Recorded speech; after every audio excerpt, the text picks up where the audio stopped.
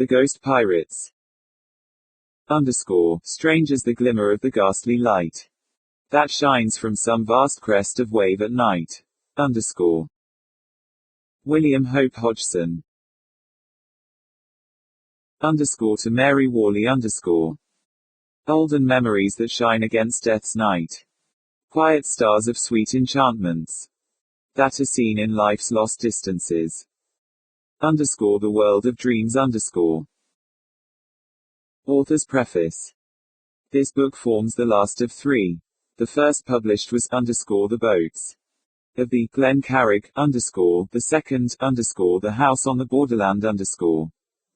This, the third, completes what, perhaps, may be termed a trilogy, for though very different in scope, each of the three books deals with certain conceptions that have an elemental kinship with this book. The author believes that he closes the door, so far as he is concerned, on a particular phase of constructive thought. The hello, oh, Chaunty man, the capstan, bullies men, ha, oh, Chaunty man, capstan bars, you tarry souls, men, ha, oh, Chaunty man, take a turn, men, ha, oh, Chaunty man, stand by to fleet, men, ha, oh, Chaunty man, stand by to surge, men, ha, oh, Chaunty man, ha, oh, men, tramp, and away we go, Chaunty man, hark to the tramp of the bearded shellbacks, men, hush, oh hear 'em tramp, Chaunty man, tramping, stamping, treading, vamping, while the cable comes in ramping, men, hark, oh hear 'em stamp, Chaunty man, surge when it rides, round handsome as it slacks, men, ha, oh, hear 'em ramp, ha, ooh, hear 'em stamp, ha, oh, ha, oh. Chorus. They're shouting now, oh, hear 'em, a bellow as they stamp, ha, oh, ha, oh, ha, oh. A shouting as they tramp. Chaunty man, oh hark to the haunting chorus of the capstan and the bars. Chaunty oh, and rattle crash, bash against the stars. Men, ha oh, tramp and go, ha oh, ha oh. Chaunty man, hear the pawls are ranting, with the bearded men are chaunting, while the brazen dome above 'em bellows back the bars. Men, hear and hark, oh hear 'em, ha oh, ha oh. Chaunty man, hurling songs towards the heavens. Men, ha oh, ha oh. Chaunty man, hush, oh hear 'em, hark, oh hear 'em, hurling oaths among the spars. Men, hark, oh hear 'em, hush, oh hear 'em. Chaunty man, tramping round between the bars. Chorus. They're shouting now, oh, hear the bellow as they stamp. Ha oh, ha oh, ha oh.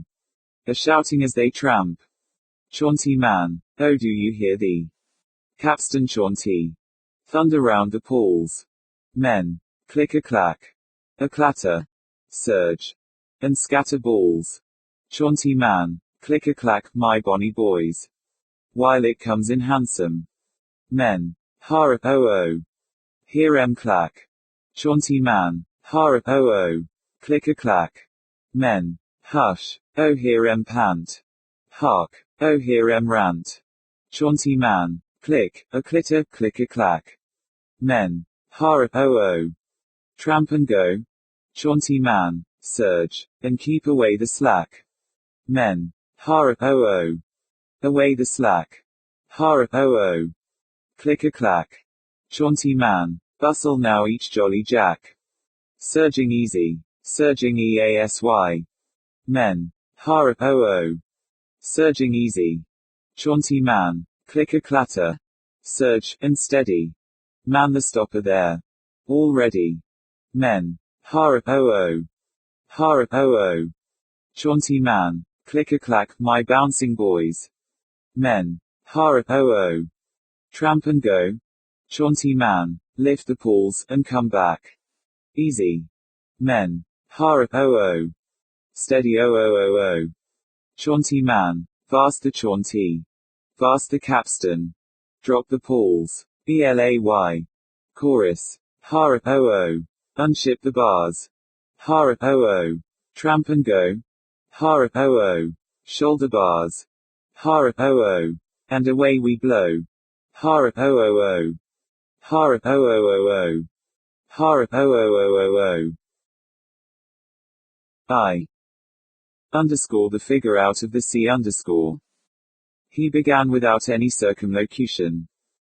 I joined the underscore mortsistus underscore in Frisco. I heard before I signed on, that there were some funny yarns floating round about her, but I was pretty nearly on the beach, and too jolly anxious to get away, to worry about trifles. Besides, by all accounts, she was right enough so far as grub and treatment went. When I asked fellows to give it a name, they generally could not. All they could tell me was that she was unlucky, and made thundering long passages, and had no more than a fair share of dirty weather. Also, that she had twice had the sticks blown out of her, and her cargo shifted. Besides all these, a heap of other things that might happen to any packet, and would not be comfortable to run into. Still, they were the ordinary things, and I was willing enough to risk them, to get home. All the same, if I had been given the chance, I should have shipped in some other vessel as a matter of preference. When I took my bag down, I found that they had signed on the rest of the crowd. You see, the home lot cleared out when they got into Frisco. That is, all except one young fellow, a Cockney, who had stuck by the ship in port. He told me afterwards, when I got to know him, that he intended to draw a payday out of her, whether anyone else did, or not. The first night I was in her, I found that it was common talk among the other fellows, that there was something queer about the ship. They spoke of her as if it were an accepted fact that she was haunted, yet they all treated the matter as a joke, all, that is, except the young Cockney Williams, who, instead of laughing at the jests on the subject, seemed to take the whole matter seriously. This made me rather curious. I began to wonder whether there was, after all, some truth underlying the vague stories I had heard, and I took the first opportunity to ask him whether he had any reasons for believing that there was anything in the yarns about the ship. At first he was inclined to be a bit offish, but presently, he came round, and told me that he did not know of any particular incident which could be called unusual in the sense in which I meant, yet that, at the same time, there were lots of little things which, if you put 'em together, made you think a bit. For instance, she always made such long passages and had so much dirty weather, nothing but that, and calms and headwinds. Then, other things happened. Sails that he knew, himself, had been properly stowed, were always blowing adrift underscore at night underscore. And then he said a thing that surprised me. There's too many bloomin' shadders about this air packet, they gets onto yer nerves like nothin' as ever I seen before in me natural. He blurted it all out in a heap, and I turned round and looked at him. Too many shadows. I said, what on earth do you mean? But he refused to explain himself or tell me anything further, just shook his head stupidly. When I questioned him, he seemed to have taken a sudden, sulky fit. I felt certain that he was acting dense purposely. I believe the truth of the matter is that he was, in a way, ashamed of having let himself go like he had, in speaking out his thoughts about shadders. That type of man may think things at times, but he doesn't often put them into words. Anyhow, I saw it was no use asking any further questions, so I let the matter drop there. Yet, for several days Afterwards, I caught myself wondering, at times, what the fellow had meant by shadows. We left Frisco next day, with a fine, fair wind, that seemed a bit like putting the stopper on the yarns I had heard about the ship's ill luck. And yet, he hesitated a moment, and then went on again. For the first couple of weeks out, nothing unusual happened, and the wind still held fair. I began to feel that I had been rather lucky. After all, in the packet into which I had been shunted, most of the other fellows gave her a good name, and there was a pretty general opinion growing among the crowd, that it was all a silly yarn about her being haunted. And then, just when I was settling down to things, something happened that opened my eyes no end. It was in the 8 to 12 watch, and I was sitting on the steps, on the starboard side, leading up to the forecastle head. The night was fine, and there was a splendid moon. Away aft, I heard the timekeeper strike 4 bells, and the lookout, an old fellow named Jasket, answered him. As he let go the bell lanyard, he caught sight of me, where I sat quietly, smoking. He leant over the rail, and looked down at me. That you, Jessup? He asked. I believe it is, I replied. We'd our grandmothers and all the rest of our petticoated relations comin' to see, if 'twere always like this, he remarked, reflectively indicating, with a sweep of his pipe and hand, the calmness of the sea and sky. I saw no reason for denying that, and he continued. If this old packet is haunted, as some on 'em seems to think, well all as I can say is, let me have the luck to tumble across another of the same sort. Good grub, an' duff there Sundays, an' a decent crowd of 'em aft, an' everything comfortable like, so as yer can feel yer knows where yer are. As there, bein' haunted, that's all hellish nonsense. I've comed cross lots of 'em before as was said to be haunted, an' so some on 'em was but twasn't with ghostesses. One packet I was in, they was that bad yer couldn't sleep a wink in yer watch below, until yer'd had every stitch out yer bunkin', ad a regular, and sometimes, at that moment, the relief one of the ordinary seamen went up the other ladder onto the forecastle head, and the old chap turned to ask him, why the he'd not relieved him a bit smarter. The ordinary made some reply.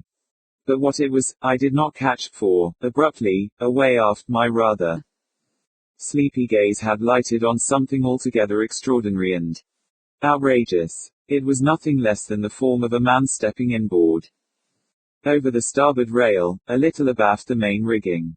I stood up and caught at the handrail, and stared.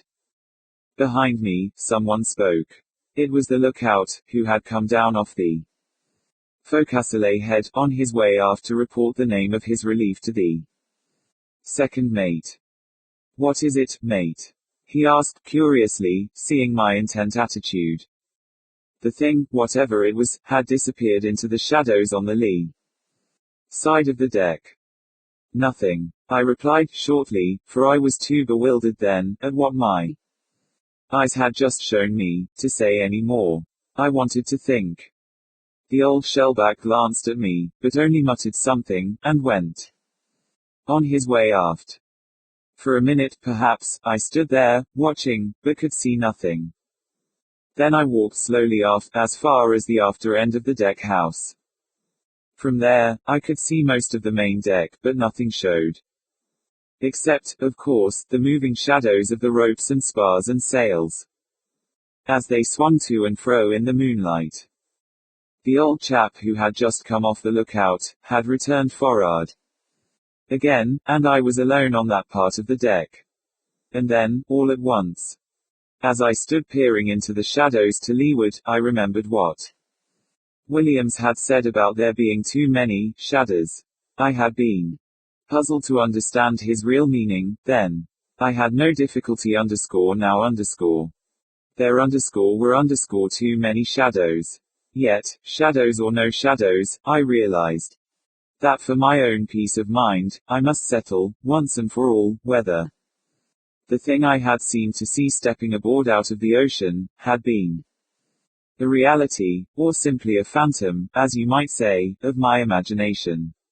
My reason said it was nothing more than imagination, a rapid dream I must have dozed, but something deeper than reason told me that this was not so. I put it to the test, and went straight in amongst the shadows.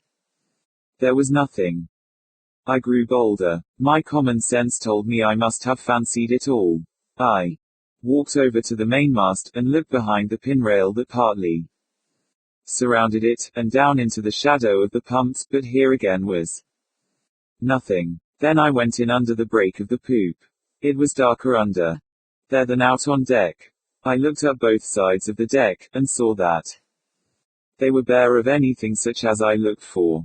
The assurance was comforting. I glanced at the poop ladders, and remembered that nothing could have gone up there, without the second mate or the timekeeper seeing it. Then I leant my back up against the bulkhead, and thought the whole matter over, rapidly, sucking at my pipe, and keeping my glance about the deck. I concluded my think, and said, no, out loud. Then something occurred to me, and I said, unless, and went over to the starboard bulwarks, and looked over and down into the sea, but there was nothing but sea, and so I turned and made my way forward.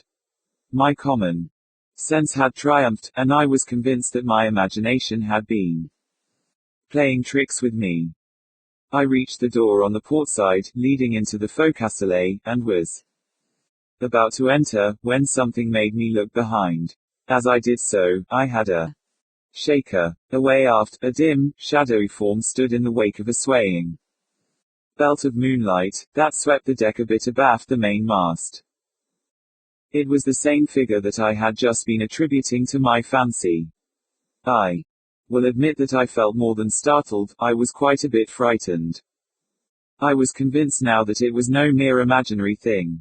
It was a human figure, and yet, with the flicker of the moonlight and the shadows chasing over it, I was unable to say more than that. Then, as I stood there, irresolute and funky, I got the thought that someone was acting the goat, though for what reason or purpose, I never stopped to consider. I was glad of any suggestion that my common sense assured me was not impossible, and, for the moment, I felt quite relieved. That side to the question had not presented itself to me before. I began to pluck up courage. I accused myself of getting fanciful, otherwise I should have tumbled to it earlier. And then, funnily enough, in spite of all my reasoning, I was still afraid of going aft to discover who that was standing on the lee side of the main deck. Yet I felt that if I shirked it, I was only fit to be dumped overboard, and so I went, though not with any great speed, as you can imagine. I had gone half the distance, and still the figure remained there, motionless and silent, the moonlight and the shadows playing over it with each roll of the ship. I think I tried to be surprised. If it were one of the fellows playing the fool, he must have heard me coming, and why didn't he scoot while he had the chance? And where could he have hidden himself before? All these things, I asked myself, in a rush, with a queer mixture of doubt and belief, and, you know, in the meantime, I was drawing nearer. I had passed the house, and was not 12 paces distant, when, abruptly, the silent figure made 3 quick strides to the port rail, and climbed over it into the sea. I rushed to the side, and stared over, but nothing met my gaze, except the shadow of the ship, sweeping over the moonlit sea. How long I stared down blankly into the water, it would be impossible to say, certainly for a good minute. I felt blank, just horribly blank. It was such a beastly confirmation of the unnaturalness of the thing I had concluded to be only a sort of brain fancy. I seemed, for that little time, deprived, you know, of the power of coherent thought. I suppose I was dazed, mentally stunned, in a way. As I have said, a minute or so must have gone, while I had been staring into the dark of the water under the ship's side. Then, I came suddenly to my ordinary self. The second mate was singing out, "Lee for brace." I went to the braces, like a chap in a dream.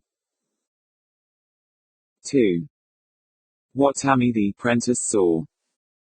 The next morning, in my watch below, I had a look at the places where that strange thing had come aboard, and left the ship, but I found nothing unusual, and no clue to help me to understand the mystery of the strange man.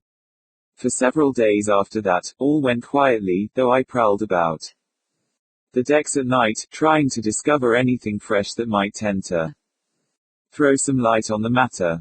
I was careful to say nothing to anyone about the thing I had seen. In any case, I felt sure I should only have been laughed at. Several nights passed away in this manner, and I was no nearer to an understanding of the affair. And then, in the middle watch, something happened. It was my wheel. Tammy, one of the first voyage apprentices, was keeping time walking up and down the lee side of the poop. The second mate was forward, leaning over the break of the poop, smoking. The weather still continued fine, and the moon, though declining, was sufficiently powerful to make every detail about the poop stand out distinctly. 3 bells had gone, and I'll admit I was feeling sleepy. Indeed, I believe I must have dozed, for the old packet steered very easily, and there was precious little to do, beyond giving her an odd spoke now and again. And then, all at once, it seemed to me that I heard someone calling my name, softly.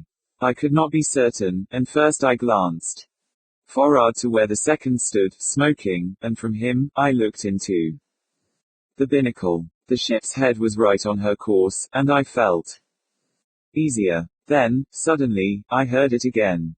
There was no doubt about it this time, and I glanced to leeward.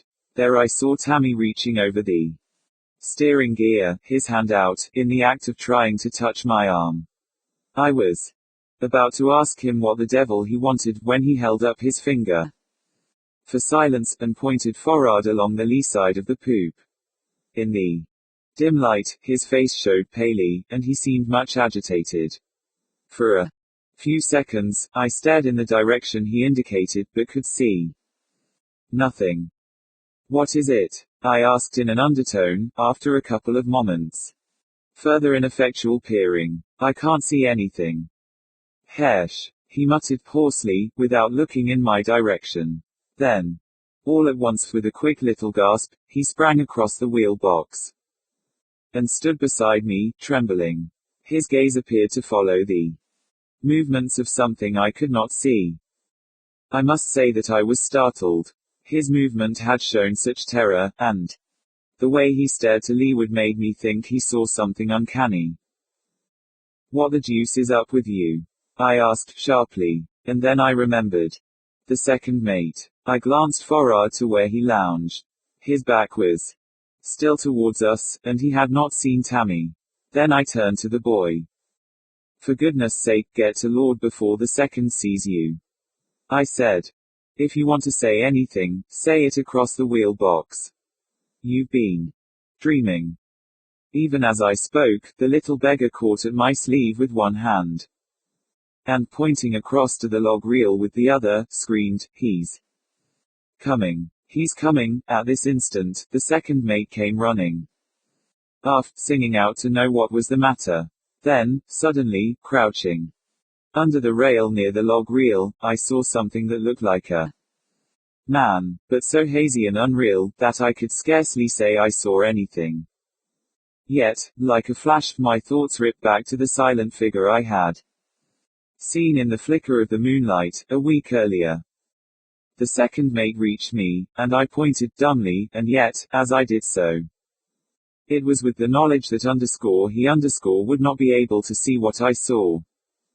Queer, wasn't it? And then, almost in a breath, I lost sight of the thing, and became aware that Tammy was hugging my knees. The second continued to stare at the log reel for a brief instant, then He turned to me, with a sneer. Been asleep, the pair of you, I suppose. Then, without waiting for my denial, he told Tammy to go to hell out of it and stop his noise, or he'd boot him off the poop. After that, he walked forward to the break of the poop, and lit his pipe, again walking forward and aft every few minutes, and eyeing me. At times, I thought, with a strange, half-doubtful, half-puzzled look. Later, as soon as I was relieved, I hurried down to the apprentice's berth. I was anxious to speak to Tammy. There were a dozen questions that worried me, and I was in doubt what I ought to do. I found him crouched on a sea chest, his knees up to his chin, and his gaze fixed on the doorway, with a frightened stare. I put my head into the berth, and he gave a gasp, then he saw who it was, and his face relaxed something of its strained expression. He said, "Come in a low voice, which he tried to steady, and I stepped over the washboard, and sat down on a chest, facing him. What was it? He asked, putting his feet down onto the deck, and leaning forward. For God's sake, tell me what it was. His voice had risen, and I put up my hand to warn him. Hesh, I said. You'll wake the other fellows. He repeated his question, but in a lower tone. I hesitated before answering him. I felt, all at once, that it might be better to deny all knowledge, to say I hadn't seen anything unusual. I thought quickly, and made answer on the turn of the moment. What was what? I said. That's just the thing I've come to ask you. A pretty pair of fools you made of the two of us up on the poop just now, with your hysterical tomfoolery. I concluded my remark in a tone of anger. I didn't, he answered, in a passionate whisper. You know I didn't. You saw it yourself. You pointed it out to the second mate. I saw you. The little beggar was nearly crying between fear and vexation at my assumed unbelief. Rot, I replied. You know jolly well you were sleeping in your timekeeping. You dreamed something and woke up suddenly. You were off your chump. I was determined to reassure him, if possible, though, goodness.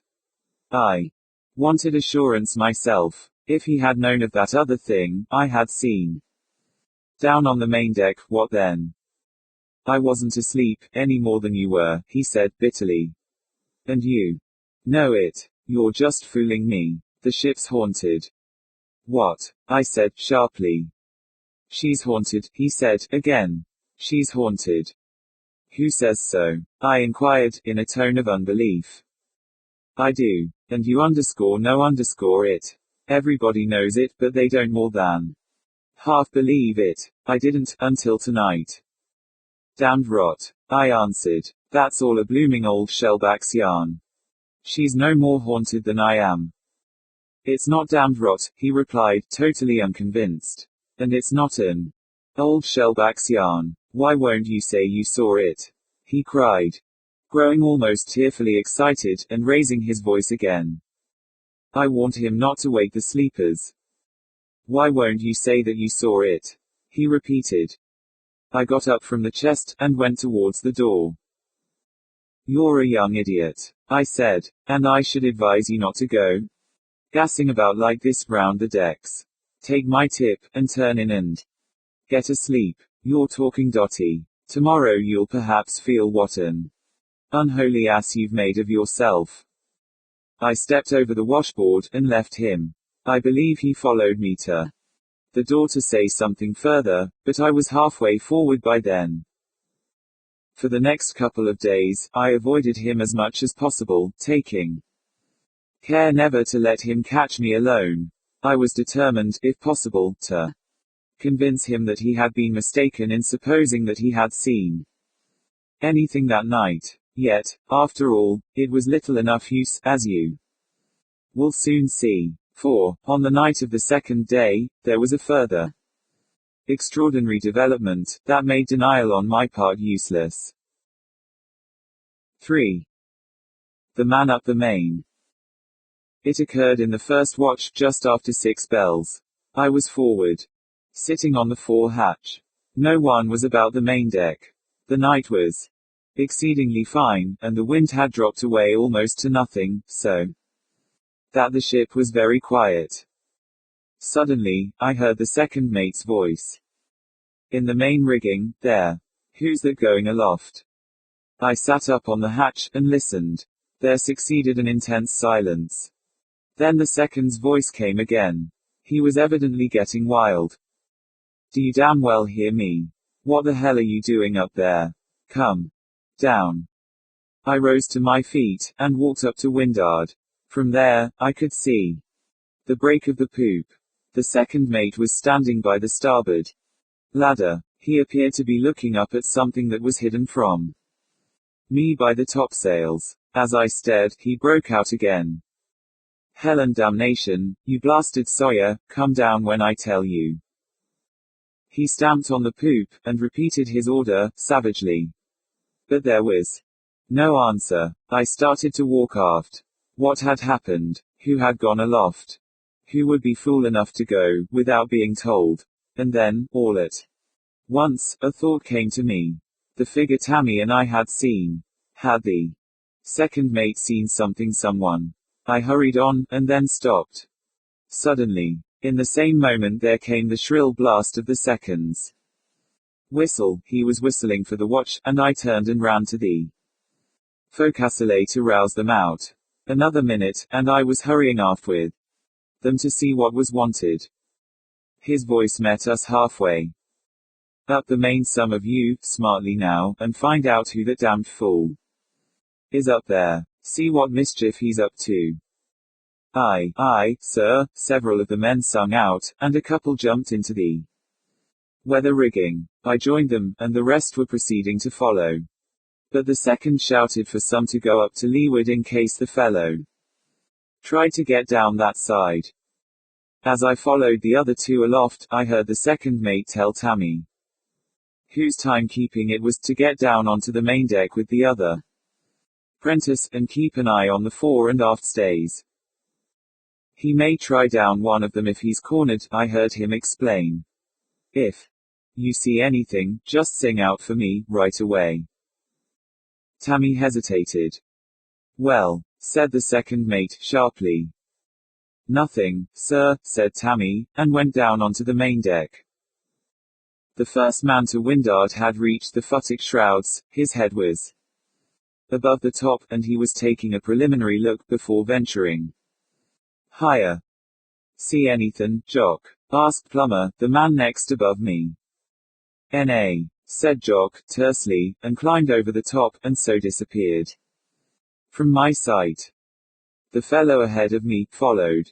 He reached the futtock rigging, and stopped to expectorate. I was close at his heels, and he looked down to me.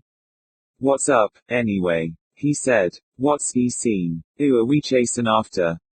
I said I didn't know, and he swung up into the topmast rigging. I followed on. The chaps on the lee side were about level with us. Under the foot of the topsail, I could see Tammy and the other prentice down on the main deck, looking upwards. The fellows were a bit excited in a sort of subdued way, though I am inclined to think there was far more curiosity and, perhaps, a certain consciousness of the strangeness of it all. I know that, looking to leeward, there was a tendency to keep well together, in which I sympathized. Must be a bloomin' stowaway, one of the men suggested. I grabbed at the idea, instantly. Perhaps, and then, in a moment, I dismissed it. I remembered how that first thing had stepped over the rail into the sea. That matter could not be explained in such a manner. With regard to this, I was curious and anxious. I had seen nothing this time. What could the second mate have seen? I wondered. Were we chasing fancies, or was there really something real among the shadows above us? My thoughts returned to that thing, Tammy, and I had seen near the log reel. I remembered how incapable the second mate had been of seeing anything then. I remembered how natural it had Seemed that he should not be able to see. I caught the word, stowaway. Again. After all, that might explain away this affair. It would. My train of thought was broken suddenly. One of the men was shouting and gesticulating. I sees him. I sees him. He was pointing upwards over our heads. Where? Said the man above me. Where? I was looking up, for all that I was worth. I was conscious of a certain sense of relief. It is real then, I said to myself. I screwed my head round, and looked along the yards above us.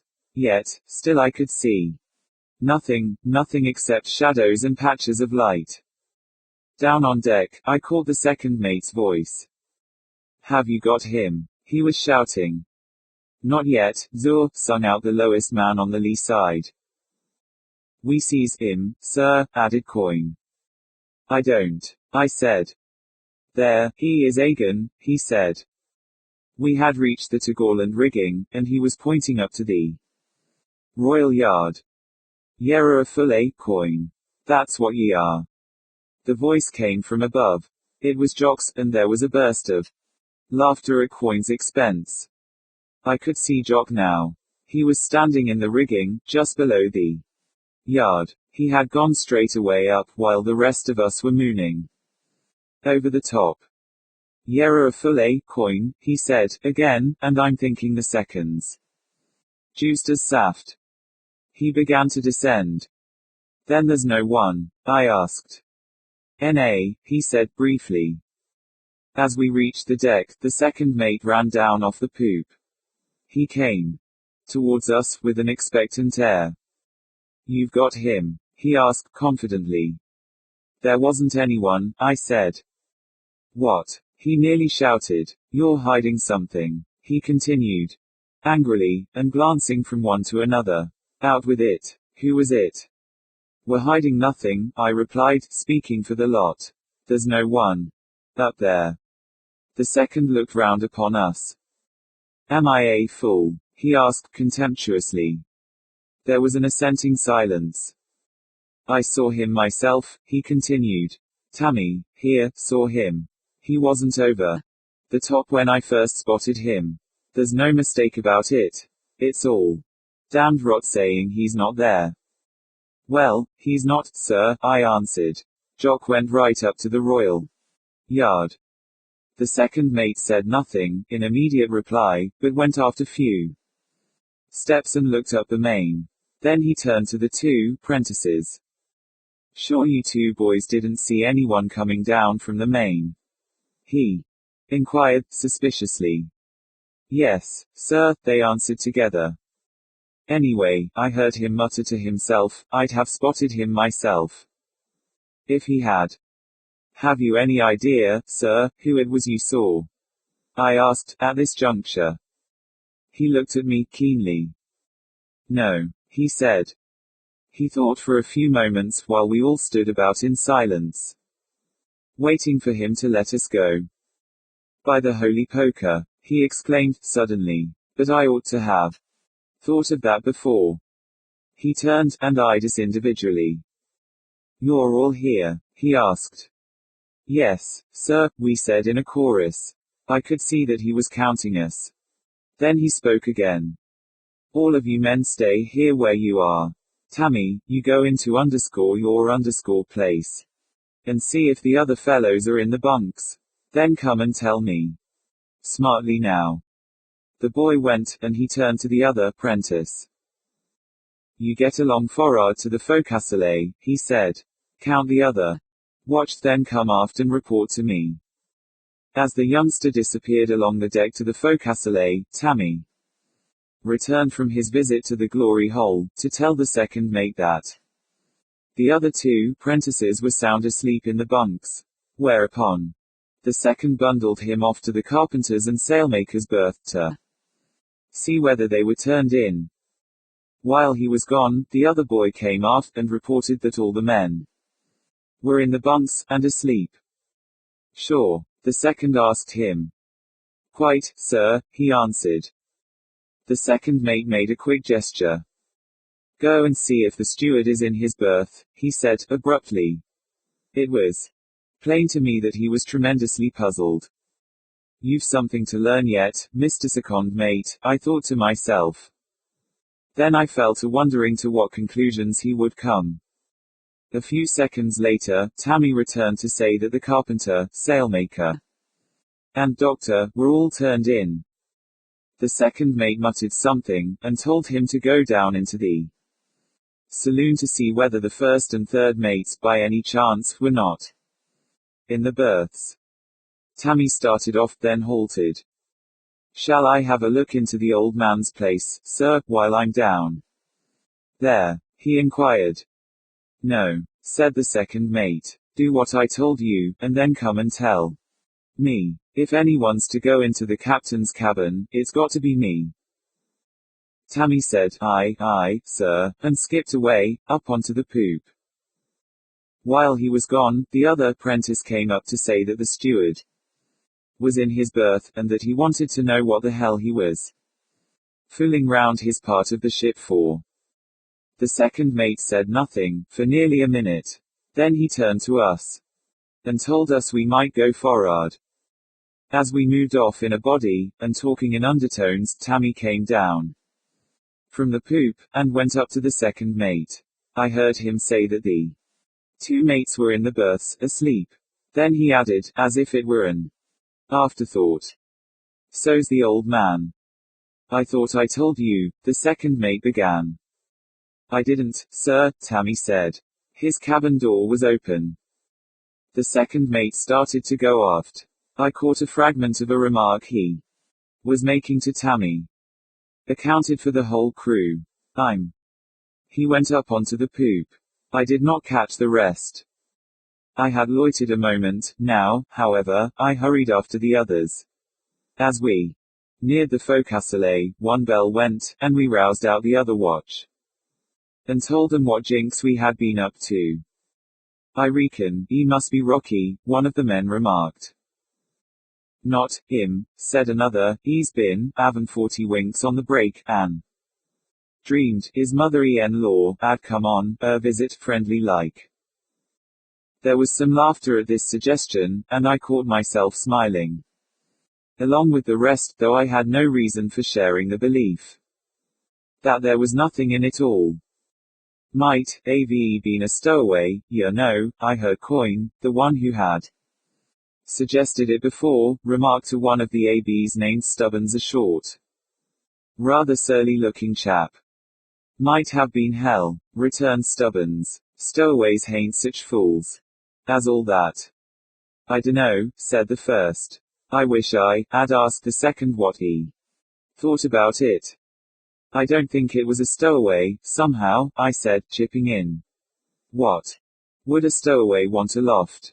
I guess he'd be trying more for the steward's pantry. You bet he would, every time, said Stubbins. He lit his pipe, and sucked at it, slowly. I don't understand it, all the same, he remarked, after a moment's silence. Neither do I said. And after that I was quiet for a while, listening to the run of conversation on the subject. Presently, my glance fell upon Williams, the man who had spoken to me about shadows. He was sitting in his bunk, smoking, and making no effort to join in the talk. I went across to him. What do you think of it, Williams? I asked. Do you think the second mate really saw anything? He looked at me, with a sort of gloomy suspicion, but said nothing. I felt a trifle annoyed by his silence, but took care not to show it.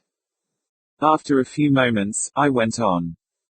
Do you know, Williams, I'm beginning to understand what you meant that night when you said there were too many shadows. What you mean? He said, pulling his pipe from out of his mouth, and fairly surprised into answering. What I say, of course, I said. There are too many shadows. He sat up, and leant forward out from his bunk, extending his hand and pipe. His eyes plainly showed his excitement. Scene, he hesitated, and looked at me, struggling inwardly to express himself. Well, I prompted. For perhaps a minute he tried to say something. Then his expression altered suddenly from doubt, and something else more indefinite, to a pretty grim look of determination. He spoke. I'm blind, he said, if I don't take a PDIY out of, shadows. Or no shadows. I looked at him, with astonishment. What's it got to do with your getting a payday out of her? I asked. He nodded his head with a sort of stolid resolution. Look, he said. I waited. The crowd cleared, he indicated with his hand and pipe towards the stern. You mean in Frisco? I said. Yes, he replied, and with it a scent of therapy. I sighed. I comprehended him suddenly. You think they saw? I hesitated, then I said, shadows. He nodded, but said nothing. And so they all bunked. He nodded again, and began tapping out his pipe on the edge of his bunk board. And the officers and the skipper? I asked. Fresh uns, he said, and got out of his bunk, for 8 bells was striking. IV. The fooling with the sail .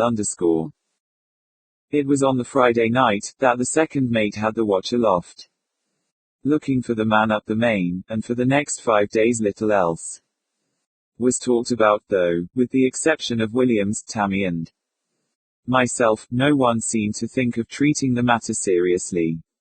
Perhaps I should not exclude Coyne, who still persisted, on every occasion, that there was a stowaway aboard. As for the second mate, I have very little doubt now, but that he was beginning to realize there was something deeper and less understandable than he had at first dreamed of. Yet, all the same, I know he had to keep his guesses and half-formed opinions pretty well to himself, for the old man and the first mate chaffed him unmercifully about his bogey. This, I got from Tammy, who had heard them both ragging him during the second dog watch the following day. There was another thing Tammy told me, that showed how the second mate bothered about his inability to understand the mysterious appearance and disappearance of the man he had seen go aloft. He had made Tammy give him every detail he could remember about the figure we had seen by the log reel. What is more, the second had not even affected to treat the matter lightly, nor as a thing to be sneered at, but had listened seriously, and asked a great many questions. It is very evident to me that he was reaching out towards the only possible conclusion, though goodness knows, it was one that was impossible and improbable enough. It was on the Wednesday night, after the 5 days of talk I have mentioned, that there came, to me and to those who knew another element of fear. And yet, I can quite understand that, at that time, those who had seen nothing, would find little to be afraid of, in all that I am going to tell you.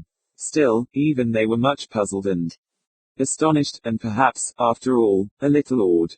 There was so much in the affair that was inexplicable, and yet again such a lot that was natural and commonplace. For, when all is said and done, it was nothing more than the blowing adrift of one of the sails, yet accompanied by what were really significant details, that is, in the light of that which Tammy and I and the second mate knew.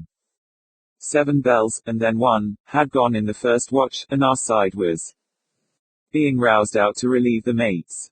Most of the men were already out of the bunks, and sitting about on the sea chests getting into the togs. Suddenly, one of the prentices in the other watch put his head in through the doorway on the port side.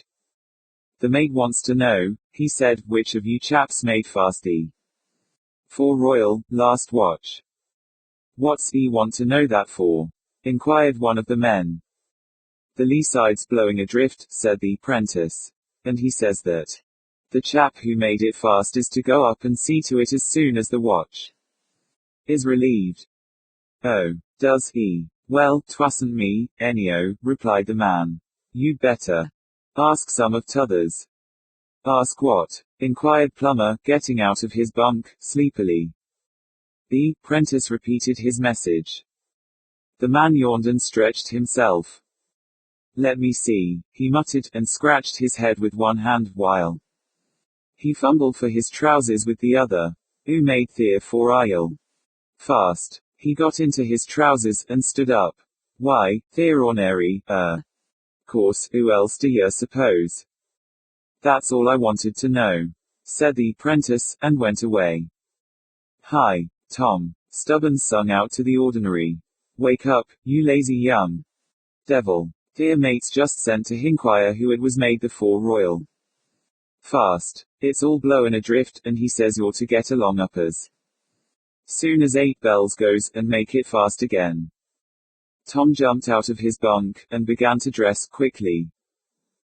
Blowin' adrift, he said. There ain't all that much wind, and I tucked the ends of the gaskets well in under the other turns. P'raps one of their gaskets is rotten, and given way, suggested Stubbins. Anyway, you'd better hurry up, it's just on 8 bells. A minute later, 8 bells went, and we trooped away aft for roll call. As soon as the names were called over, I saw the mate lean towards the second and say something. Then the second mate sung out. Tom. Sir, answered Tom. Was it you made fast that fore royal, last watch? Yes, sir. How's that it's broken adrift? Can't say, sir. Well, it has, and you'd better jump aloft and shove the gasket round it again. And mind you make a better job of it this time.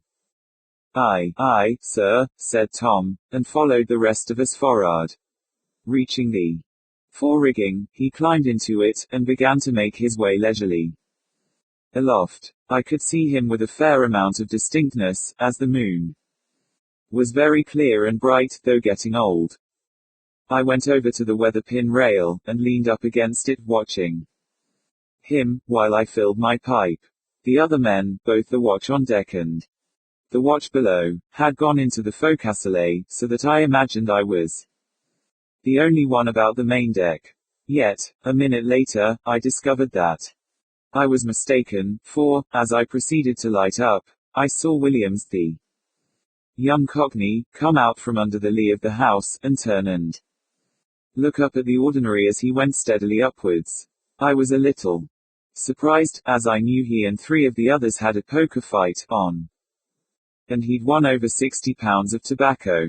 I believe I opened my mouth to sing out to him to know why he wasn't playing, and then, all at once, there came into my mind the memory of my first conversation with him.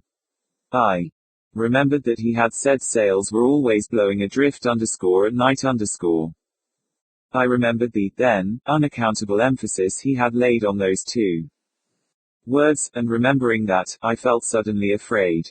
For, all at once, the absurdity had struck me of a sail, even a badly stowed one, blowing adrift in such fine and calm weather as we were then having. I wondered. I had not seen before that there was something queer and unlikely about the affair. Sails don't blow adrift in fine weather, with the sea calm and the ship as steady as a rock. I moved away from the rail and went towards Williams. He knew something, or, at least, he guessed it. Something that was very much a blankness to me at that time. Up above. The boy was climbing up, to what? That was the thing that made me feel so frightened. Ought I to tell all I knew and guessed? And then, who should I tell? I should only be laughed at. Williams turned towards me, and spoke. God, he said, it's started again. What? I said, though I knew what he meant. Them sails, he answered, and made a gesture towards the fore royal. I glanced up, briefly.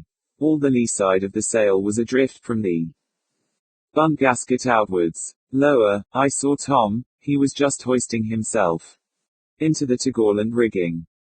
Williams spoke again. We lost 2 on 'em just same way, come an art. 2 of the men, I exclaimed. Yes, he said tersely. I can't understand, I went on. I never heard anything about it. Who'd you got to tell you about it? He asked. I made no reply to his question, indeed, I had scarcely comprehended it. For the problem of what I ought to do in the matter had risen again in my mind. I've a good mind to go aft and tell the second mate all I know, I said. He's seen something himself that he can't explain away, and anyway I can't stand this state of things. If the second mate knew all. Gone. He cut in, interrupting me. And be told you're a blasted idiot. Not you're stay where you are. I stood irresolute. What he had said was perfectly correct, and I was positively stumped what to do for the best. That there was danger aloft. I was convinced, though, if I had been asked my reasons for supposing this, they would have been hard to find. Yet of its existence, I was as certain as though my eyes already saw it. I wondered whether, being so ignorant of the form it would assume, I could stop it by joining Tom on the yard. This thought came as I stared up at the royal. Tom had reached the sail, and was standing on the foot rope, close into the bunt. He was bending over the yard, and reaching down for the slack of the sail. And then, as I looked, I saw the belly of the royal tossed up and down. Abruptly, as though a sudden heavy gust of wind had caught it. I'm blind, Williams began, with a sort of excited expectation. And then he stopped as abruptly as he had begun. For, in a moment, the sail had thrashed right over the after side of the yard, apparently knocking Tom clean from off the foot rope. My God, I shouted out loud, he's gone. For an instant there was a blur over my eyes, and Williams was singing out something that I could not catch. Then, just as quickly, it went. And I could see again, clearly. Williams was pointing, and I saw something black, swinging below the yard. Williams called out something fresh, and made a run for the fore rigging. I caught the last part. The gasket. Straightway, I knew that Tom had managed to grab the gasket as he fell. And I bolted after Williams to give him a hand in getting the youngster into safety. Down on deck, I caught the sound of running feet, and then the second mate's voice. He was asking what the devil was up, but I did not trouble to answer him then. I wanted all my breath to help me aloft. I knew very well that some of the gaskets were little better than old shakens, and unless Tom got hold of something on the topgallant yard below him, he might come down with a run any moment. I reached the top, and lifted myself over it in quick time. Williams was some distance above me. In less than half a minute, I reached the topgallant yard. Williams had gone up onto the royal. I slid out onto the topgallant foot rope until I was just below Tom, then I sung out to him to let himself down to me, and I would catch him. He made no answer, and I saw that he was hanging in a curiously limp fashion, and by one hand. Williams's voice came down to me from the royal yard. He was singing out to me to go up and give him a hand to pull Tom up onto the yard. When I reached him, he told me that the gasket had hitched itself round the lad's wrist. I bent beside the yard, and peered down. It was as Williams had said, and I realized how near a thing it had been. Strangely enough, even at that moment, the thought came to me how little wind there was. I remembered the wild way in which the sail had lashed at the buoy. All this time, I was busily working, unreeving the port buntline. I took the end, made a running bowline with it round the gasket, and let the loop slide down over the boy's head and shoulders. Then I took a strain on it and tightened it under his arms. A minute later we had him safely on the yard between us. In the uncertain moonlight, I could just make out the mark of a great lump on his forehead, where the foot of the sail must have caught him when it knocked him over. As we stood there a moment, taking our breath, I caught the sound of the second mate's voice close beneath us. Williams glanced down, then he looked up at me and gave a short, grunting laugh. "Crikey," he said. "What's up?" I asked quickly.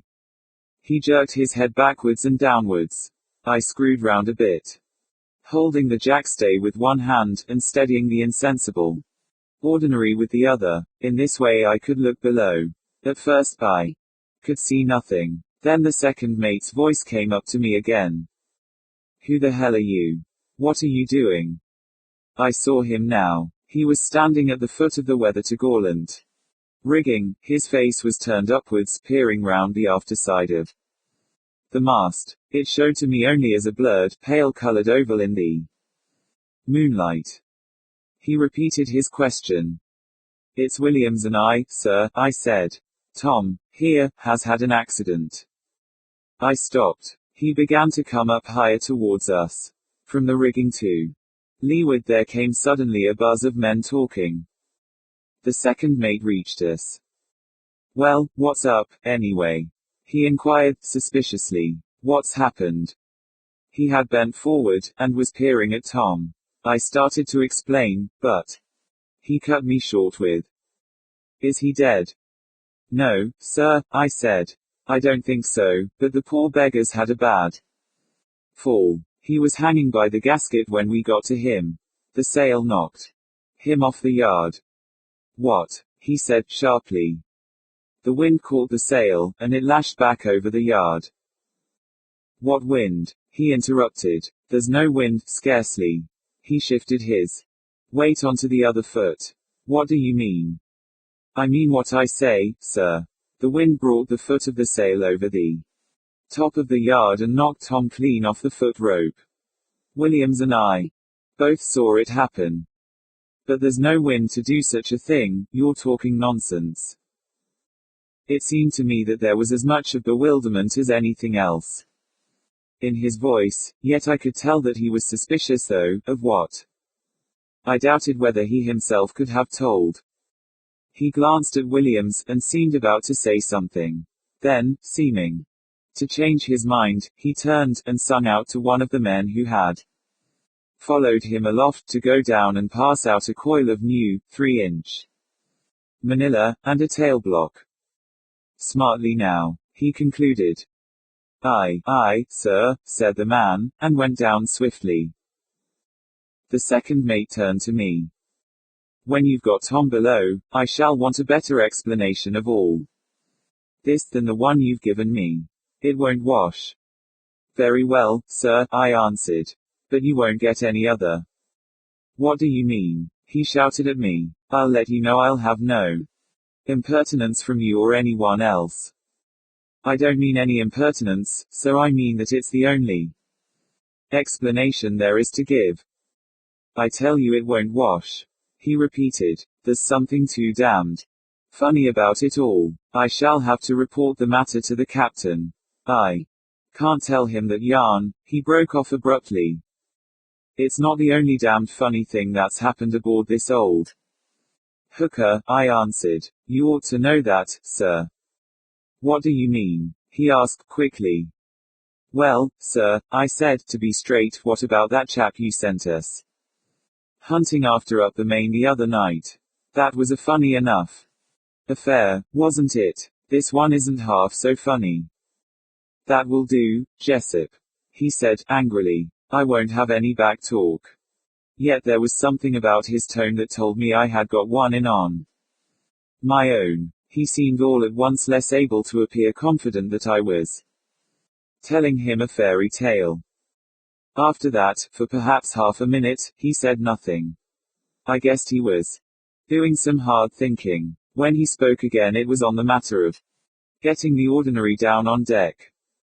"One of you'll have to go down the lee side and steady him down," he concluded. He turned and looked downwards. "Are you bringing that gantline?" he sang out. "Yes, sir," I heard one of the men answer. A moment later, I saw the man's head appear over the top. He had the tail block slung round his neck, and the end of the gantline over his shoulder. Very soon we had the gantline rigged, and Tom down on deck. Then we took him into the forecastle and put him in his bunk. The second mate had sent for some brandy, and now he started to dose him well with it. At the same time a couple of the men chafed his hands and feet. In a little, he began to show signs of coming round. Presently, after a sudden fit of coughing, he opened his eyes, with a surprised, bewildered stare. Then, he caught at the edge of his bunk board, and sat up, giddily. One of the men steadied him, while the second mate stood back, and eyed him critically. The boy rocked as he sat, and put up his hand to his head. "Here," said the second mate, "take another drink." Tom caught his breath and choked a little, then he spoke. "By gum," he said, "my head does ache." He put up his hand, again, and felt at the lump on his forehead. Then he bent forward and stared round at the men grouped about his bunk. "What's up?" he inquired, in a confused sort of way, and seeming as if he could not see us clearly. "What's up?" he asked again. "That's just what I want to know," said the second mate, speaking for the first time with some sternness. "I ain't been snoozin' while there's been a job on?" Tom inquired anxiously. He looked round at the men appealingly. "It's knocked him dotty, strikes me," said one of the men, audibly. "No," I said, answering Tom's question, "you've had." "Shut that, Jessup," said the second mate, quickly, interrupting me. "I want to hear what the boy's got to say for himself." He turned again to Tom. "You were up at the Four Royal," he prompted. "I can't say I was, sir," said Tom, doubtfully. I could see that he had not gripped the second mate's meaning. "But you were," said the second, with some impatience. "It was blowing adrift, and I sent you up to shove a gasket round it." "Blowing adrift, sir," said Tom, dully. "Yes, blowing adrift. Don't I speak plainly?" The dullness went from Tom's face, suddenly. "So it was, sir," he said, his memory returning. "The bloomin' sail got chock full of wind. It caught me bang in the face." He paused a moment. "I believe," he began, and then stopped once more. "Go on," said the second mate. "Spit it out." "I don't know, sir," Tom said. "I don't understand." He hesitated again. "That's all I can remember," he muttered, and put his hand up to the bruise on his forehead, as though trying to remember something. In the momentary silence that succeeded, I caught the voice of Stubbins. "There hain't hardly no wind," he was saying, in a puzzled tone. There was a low murmur of assent from the surrounding men. The second mate said nothing, and I glanced at him, curiously. Was he beginning to see, I wondered, how useless it was to try to find any sensible explanation of the affair? Had he begun at last to couple it with that peculiar business of the man up the main? I am inclined now to think that this was so, for, after staring a few moments at Tom, in a doubtful sort of way, he went out of the forecastle, saying that he would inquire further into the matter in the morning. Yet, when the morning came, he did no such thing. As for his reporting the affair to the skipper, I much doubt it. Even did he, it must have been in a very casual way, for we heard nothing more about it, though, of course, we talked it over pretty thoroughly among ourselves. With regard to the second mate, even now I am rather puzzled by his attitude to us aloft. Sometimes I have thought that he must have suspected us of trying to play off some trick on him, perhaps. At the time, he still half suspected one of us of being in some way connected with the other business. Or, again, he may have been trying to fight against the conviction that was being forced upon him, that there was really something impossible and beastly about the old packet. Of course, these are only suppositions. And then, close upon this, there were further developments. B. The end of Williams. As I have said, there was a lot of talk, among the crowd of us for'ard, about Tom's strange accident. None of the men knew that Williams and I had seen it happen. Stubbins gave it as his opinion that Tom had been sleepy, and missed the foot rope. Tom, of course, would not have this by any means. Yet, he had no one to appeal to, for, at that time, he was just as ignorant as the rest that we had seen the sail flap up over the yard. Stubbins insisted that it stood to reason it couldn't be the wind. There wasn't any, he said, and the rest of the men agreed with him. Well, I said, I don't know about all that. I'm a bit inclined to think Tom's yarn is the truth. How do you make that out? Stubbins asked, unbelievingly. There hain't nothin' like enough wind. What about the place on his forehead? I inquired, in turn. How are you going to explain that? I expect he knocked himself there when he slipped, he answered. Likely, nuffily, agreed old Jasket, who was sitting smoking on a chest nearby. Well, you're both a damn long way out of it. Tom chipped in, pretty warm. I wasn't asleep, and the sail did bloomin' well hit me. Don't you be impertinent, young fella, said Jasket. I joined in again. There's another thing, Stubbins, I said. The gasket Tom was hanging by was on the after side of the yard. That looks as if the sail might have flapped it over. If there were wind enough to do the one, it seems to me that it might have done the other. Do you mean that it was under their yard, or hover their top? He asked. Over the top, of course. What's more, the foot of the sail was hanging over the after part of the yard, in a bight. Stubbins was plainly surprised at that, and before he was ready with his next objection, Plummer spoke. Who saw it? He asked. I saw it, I said, a bit sharply. So did Williams, so for that matter did the second mate.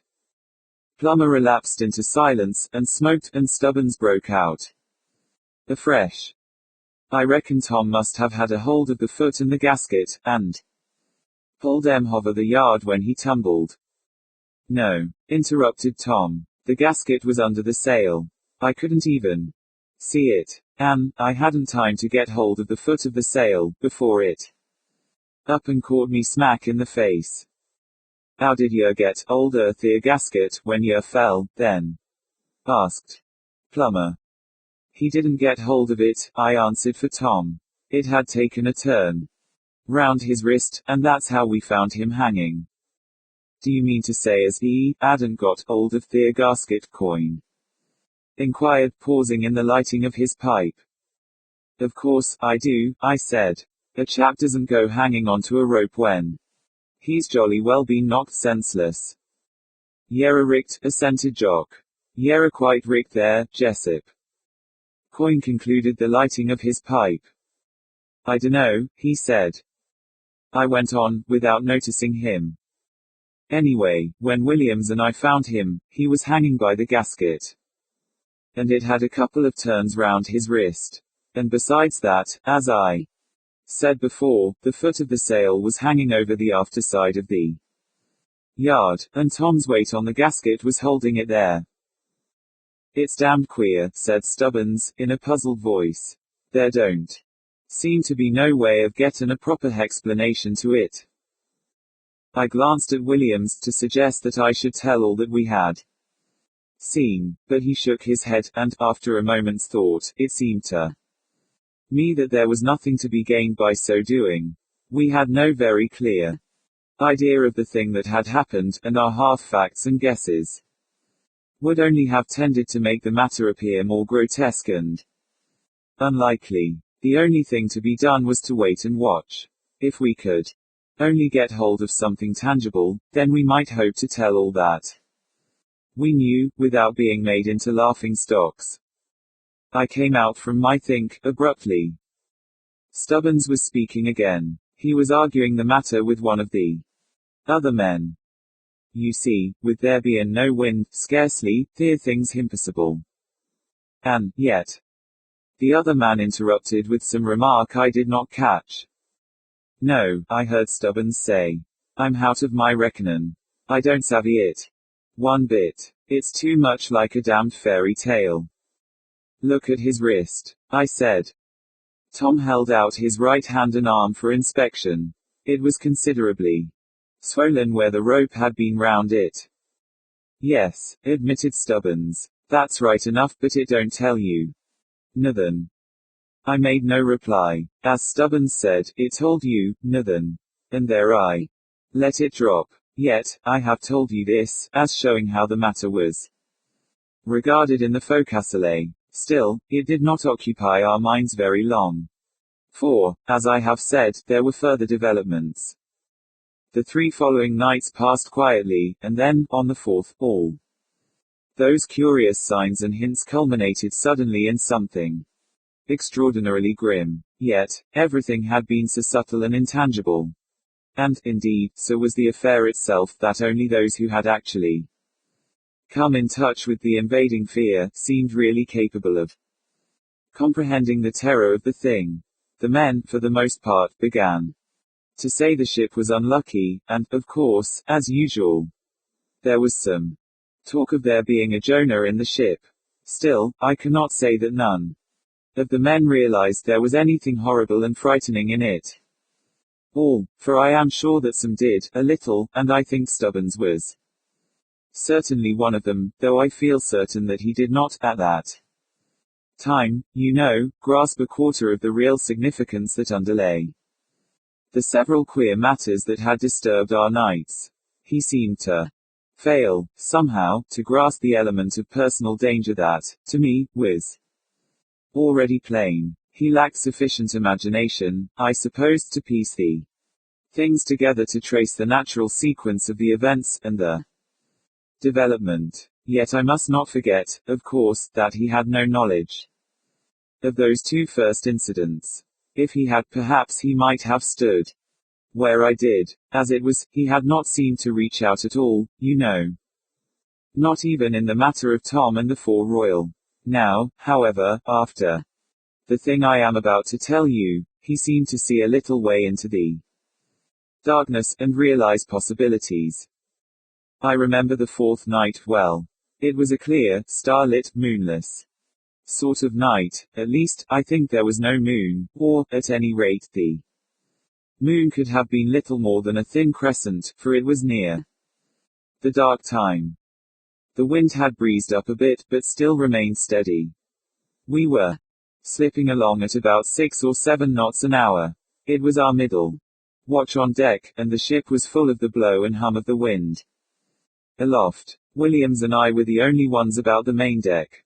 He was leaning over the weather-pin rail, smoking, while I was pacing up and down, between him and the fore-hatch.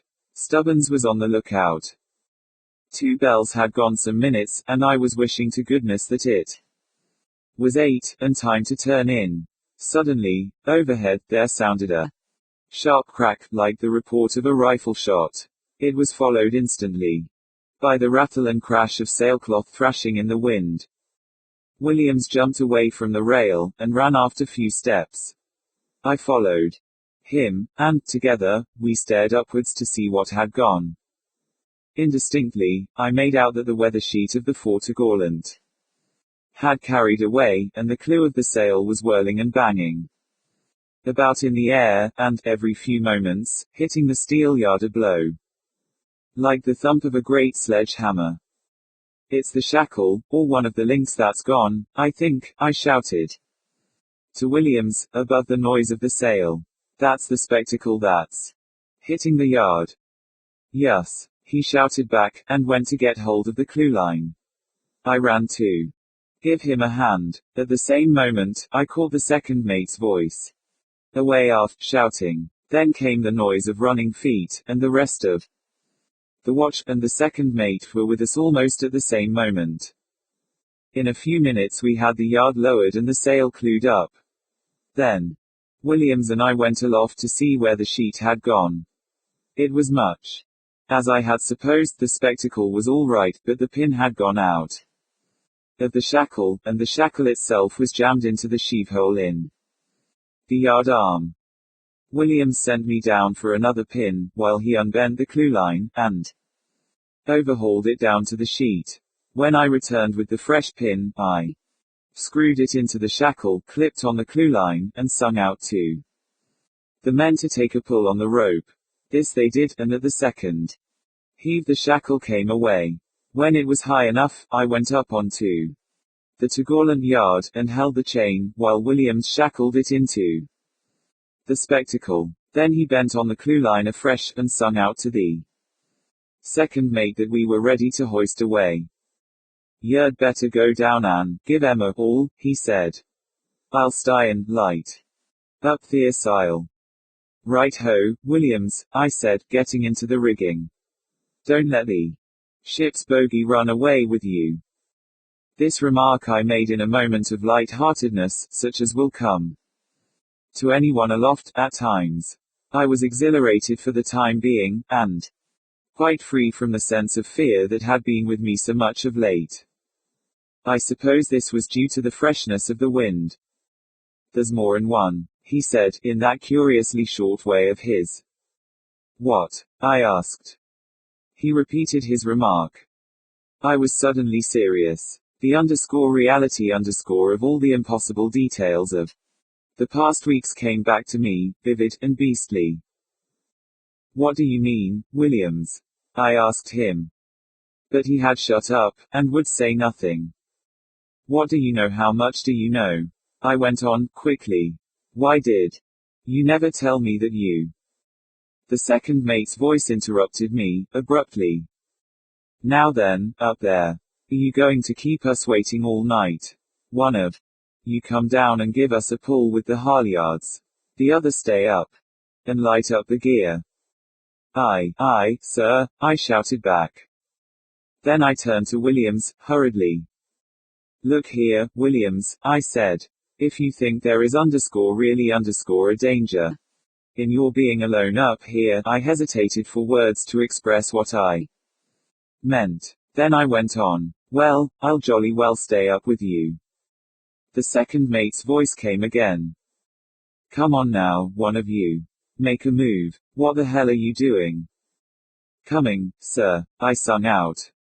"Shall I stay?" I asked definitely.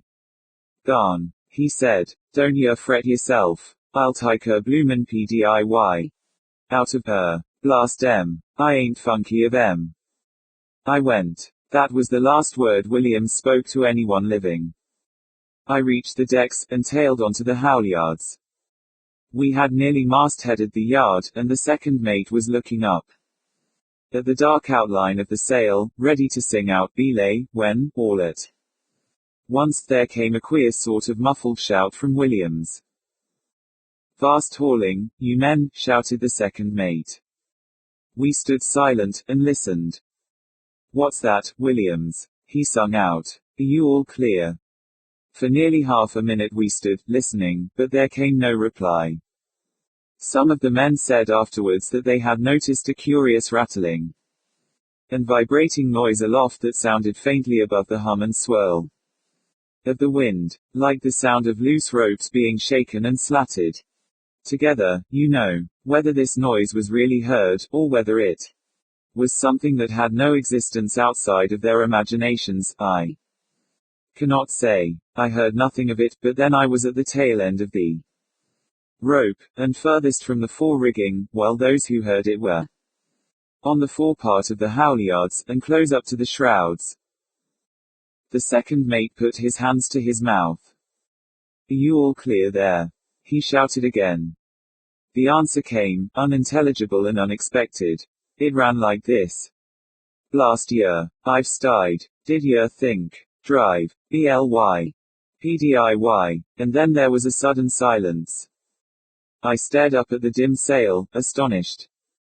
"He's dotty," said Stubbins, who had been told to come off the lookout and give us a pull. "He's as mad as a bloomin' atter," said Coyne, who was standing foreside of me. "He's been queer all along." "Silence there," shouted the second mate. Then, "Williams." No answer. "Williams." More loudly. Still no answer. Then, Damn you, you jumped up cockney crocodile. Can't you hear? Are you blooming well deaf? There was no answer, and the second mate turned to me. Jump aloft, smartly now, Jessup, and see what's wrong. Aye, sir, I said and made a run for the rigging. I felt a bit queer. Had Williams gone mad? He certainly always had been a bit funny. And the thought came with a jump, had he seen I did not finish. Suddenly, up aloft, there sounded a frightful scream. I stopped with my hand on the sheer pole. The next instant, something fell out of the darkness, a heavy body, that struck the deck near the waiting men, with a tremendous crash and a loud, ringing, wheezy sound that sickened me. Several of the men shouted out loud in their fright, and let go of the halyards, but luckily the stopper held it, and the yard did not come down. Then, for the space of several seconds, there was a dead silence among the crowd. And it seemed to me that the wind had in it a strange moaning note. The second mate was the first to speak. His voice came so abruptly that it startled me. Get a light, one of you, quick now. There was a moment's hesitation. Fetch one of the binnacle lamps, you, Tammy.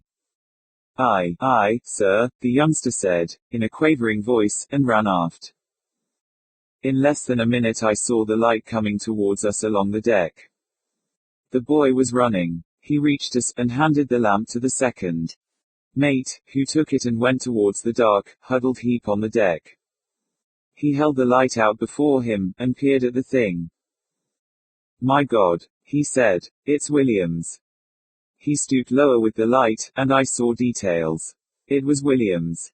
Right enough. The second mate told a couple of the men to lift him and straighten him out on the hatch.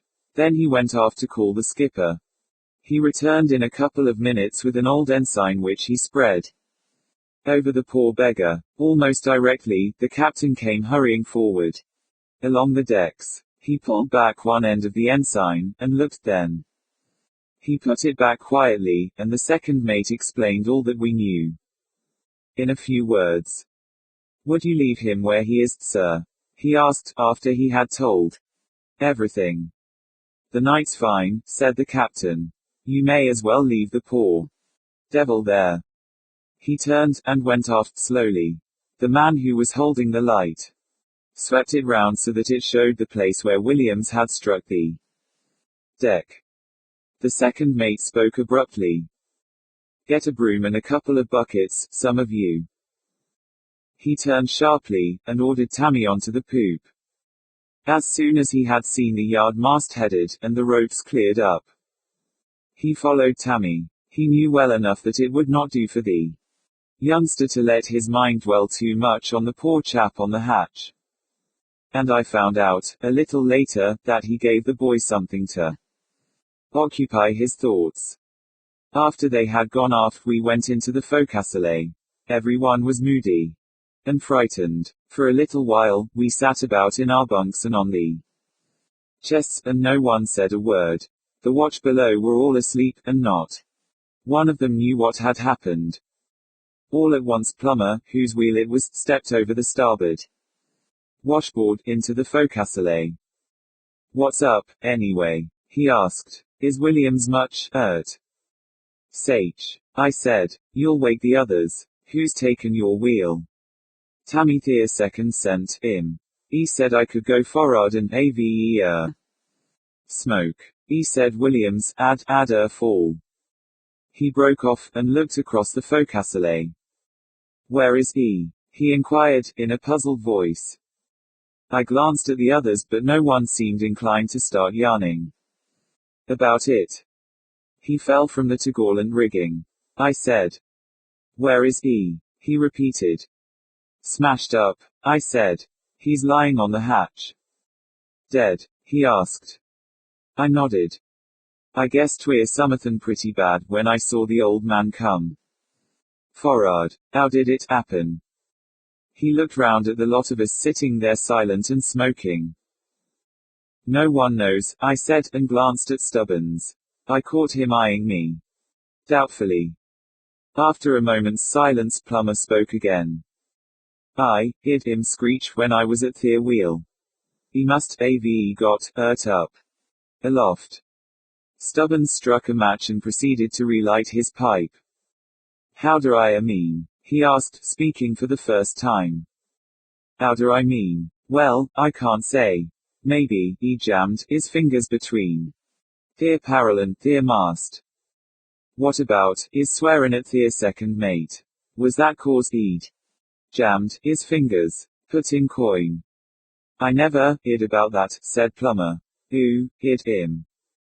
I should think everybody in the bloomin' ship heard him, Stubbins answered. All the same, I ain't sure he was swearing at the second mate. I thought at first he'd gone dotty and was cussin' him, but somehow it don't seem likely, now I come to think. It don't stand to reason he should go to cuss the man.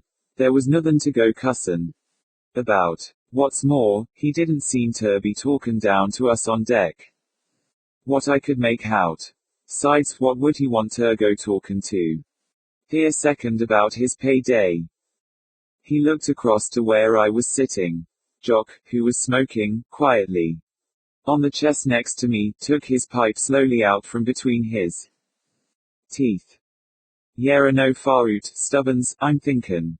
Yera no faroot, he said, nodding his head. Stubbins still continued to gaze at me. What's your ID? He said, abruptly. It may have been my fancy, but it seemed to me that there was something deeper than the mere sense the question conveyed. I glanced at him. I couldn't have said, myself, just what my idea was. I don't know, I answered, a little adrift. He didn't strike me as cursing at the second mate. That is, I should say, after the first minute. Just what I say, he replied.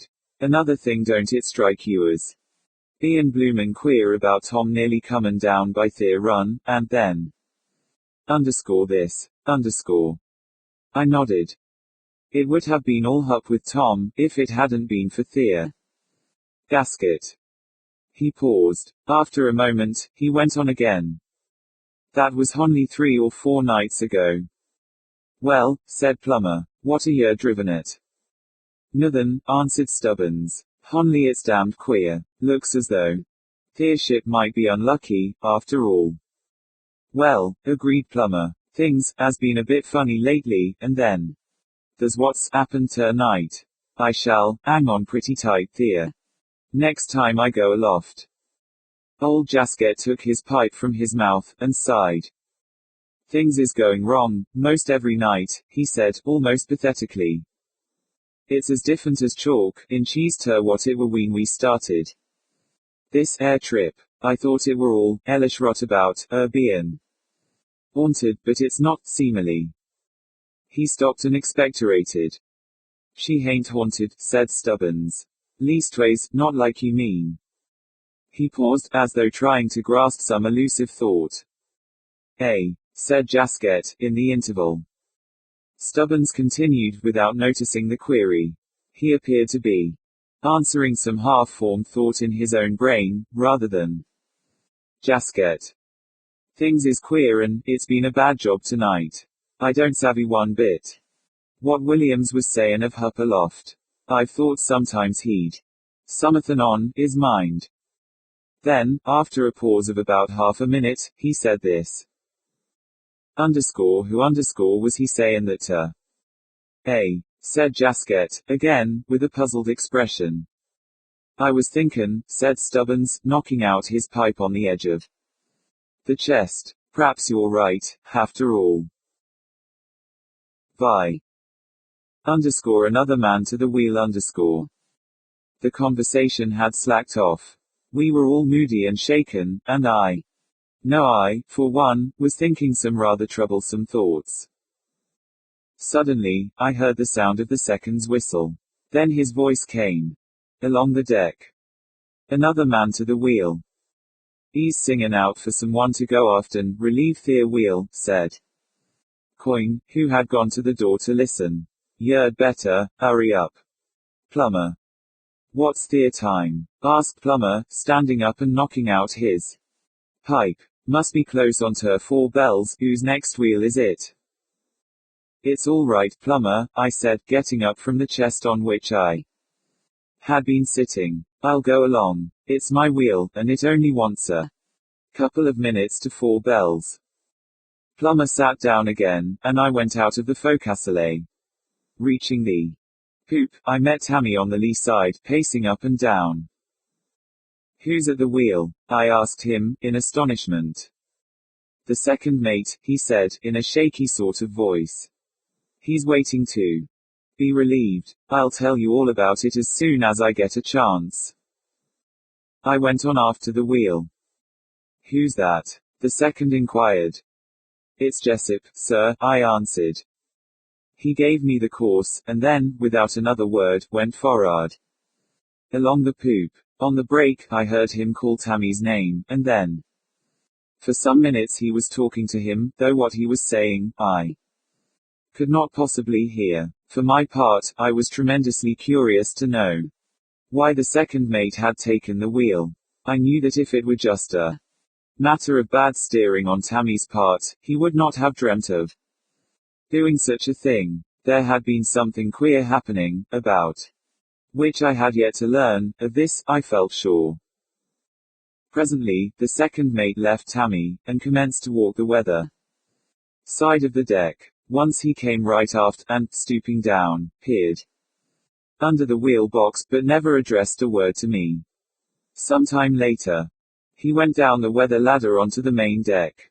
Directly afterwards, Tammy came running up to the lee side of the wheel box.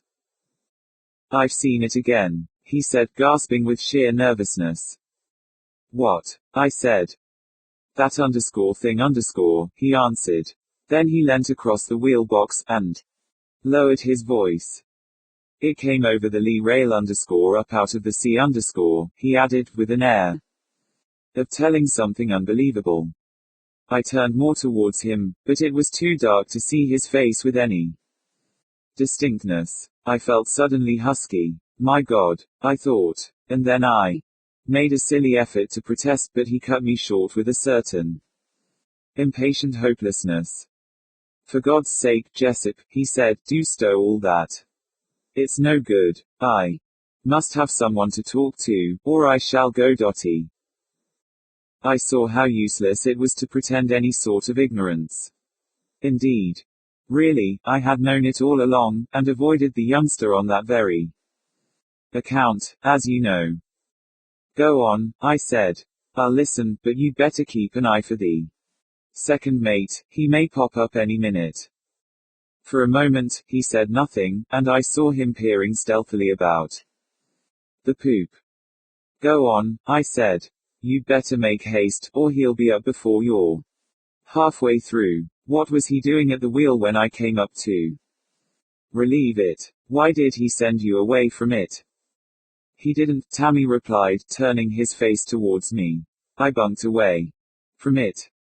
What for? I asked. Wait a minute, he answered, and I'll tell you the whole business. You know the second mate sent me to the wheel, after _that_, he nodded his head forward. Yes, I said. Well, I'd been here about 10 minutes, or a quarter of an hour, and I was feeling rotten about Williams, and trying to forget it all and keep the ship on her course, and all that when, all at once, I happened to glance to leeward, and there I saw it climbing over the rail. My God, I didn't know what to do. The second mate was standing forward on the break of the poop, and I was here all by myself. I felt as if I were frozen stiff. When it came towards me, I let go of the wheel, and yelled, and bumped forward to the second mate. He caught hold of me and shook me, but I was so jolly frightened, I couldn't say a word. I could only keep on pointing. The second kept asking me, where? And then, all at once, I found I couldn't see the thing. I don't know whether he saw it. I'm not at all certain he did. He just told me to damn well get back to the wheel, and stop making a damned fool of myself. I said out straight I wouldn't go. So he blew his whistle, and sung out for someone to come. Aft and take it. Then he ran and got hold of the wheel himself. You know the rest. You're quite sure it wasn't thinking about Williams made you imagine you saw something? I said, more to gain a moment to think than because I believed that it was the case. I thought you were going to listen to me, seriously. He said bitterly. If you won't believe me, what about the chap the second mate saw? What about Tom? What about Williams? For goodness sake, don't try to put me off like you did last time. I nearly went cracked with wanting to tell someone who would listen to me, and wouldn't laugh. I could stand anything, but this being alone. There's a good chap, don't pretend you don't understand. Tell me what it all means. What is this horrible man that I've twice seen? You know something, and I believe you're afraid to tell anyone, for fear of being laughed at. Why don't you tell me? You needn't be afraid of my laughing. He stopped suddenly. For the moment, I said nothing in reply. Don't treat me like a kid, Jessup, he exclaimed quite passionately. I won't, I said with a sudden resolve to tell him everything. I need someone to talk to, just as badly as you do. What does it all mean, then? He burst out. Are they real? I always used to think it was all a yarn about such things. I'm sure I don't know what it all means, Tammy, I answered. I'm just as much in the dark, there, as you are. And I don't know whether they're real, that is, not as we consider things real. You don't know that I saw a queer figure down on the main deck, several nights before you saw that thing up here. Didn't you see this one? He cut in, quickly. Yes, I answered. Then, why did you pretend not to have? He said, in a reproachful voice. You don't know what a state you put me into, what with my being certain that I had seen it and then you being so jolly positive that there had been nothing. At one time I thought I was going clean off my dot until the second mate saw that man go up the main. Then, I knew that there must be something in the thing I was certain I'd seen. I thought, perhaps, that if I told you I hadn't seen it, you would think you'd been mistaken, I said. I wanted you to think it was imagination, or a dream, or something of that sort. And all the time, you knew about that other thing you'd seen? He asked. Yes, I replied. It was thundering decent of you, he said. But it wasn't any good. He paused a moment. Then he went on. It's terrible about Williams. Do you think he saw something, up aloft? I don't know, Tammy, I said. It's impossible to say. It may have been only an accident. I hesitated to tell him what I really thought. What was he saying about his payday? Who was he saying it to? I don't know, I said, again. He was always cracked about taking a payday out of her. You know, he stayed in her, on purpose, when all the others left. He told me that he wasn't going to be done out of it, for anyone. What did the other lot leave for? He asked. Then, as the idea seemed to strike him, Jove. Do you think they saw something, and got scared? It's quite possible. You know, we only joined her in Frisco. She had no apprentices on the passage out. Our ship was sold, so they sent us aboard here to come home. They may have, I said. Indeed, from things I've heard Williams say, I'm pretty certain, he for one, guessed or knew a jolly sight more than we've any idea of. And now he's dead, said Tammy, solemnly. We'll never be able to find out from him now. For a few moments, he was silent. Then he went off on another track. Doesn't anything ever happen in the mate's watch? Yes, I answered. There's several things happened lately, that seem pretty queer. Some of his side have been talking about them. But he's too jolly pig-headed to see anything. He just curses his chaps, and puts it all down to them. Still, he persisted, things seem to happen more in our watch than in his, bigger things. Look at tonight. We've no proof, you know, I said. He shook his head doubtfully. I shall always funk going aloft now. Nonsense, I told him. It may only have been an accident. Don't, he said. You know you don't think so, really. I answered nothing, just then, for I knew very well that he was right. We were silent for a couple of moments. Then he spoke again. Is the ship haunted? For an instant I hesitated. No, I said, at length. I don't think she is. I mean, not in that way. What way, then? Well, I've formed a bit of a theory, that seems wise 1 minute, and cracked the next. Of course, it's as likely to be all wrong, but it's the only thing that seems to me to fit in with all the beastly things we've had lately. Go on, he said with an impatient, nervous movement. Well, I've an idea that it's nothing _in _ the ship that's likely to hurt us. I scarcely know how to put it, but, if I'm right in what I think, it's the ship herself that's the cause of everything. What do you mean? He asked, in a puzzled voice. Do you mean that the ship is haunted, after all? No, I answered. I've just told you I didn't. Wait until I've finished what I was going to say. All right, he said. About that thing you saw tonight, I went on. You say it came over the lee rail, up onto the poop. Yes, he answered. Well, the thing I saw, came up out of the sea, and went back into the sea .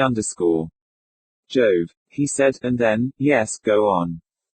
My idea is that this ship is open to be boarded by those things, I explained. What they are, of course I don't know. They look like men. In lots of ways. But well, the Lord knows what's in the sea. Though we don't want to go imagining silly things, of course. And then, again, you know, it seems fat-headed calling anything silly. That's how I keep going, in a sort of blessed circle. I don't know a bit whether they're flesh and blood, or whether they're what we should call ghosts or spirits.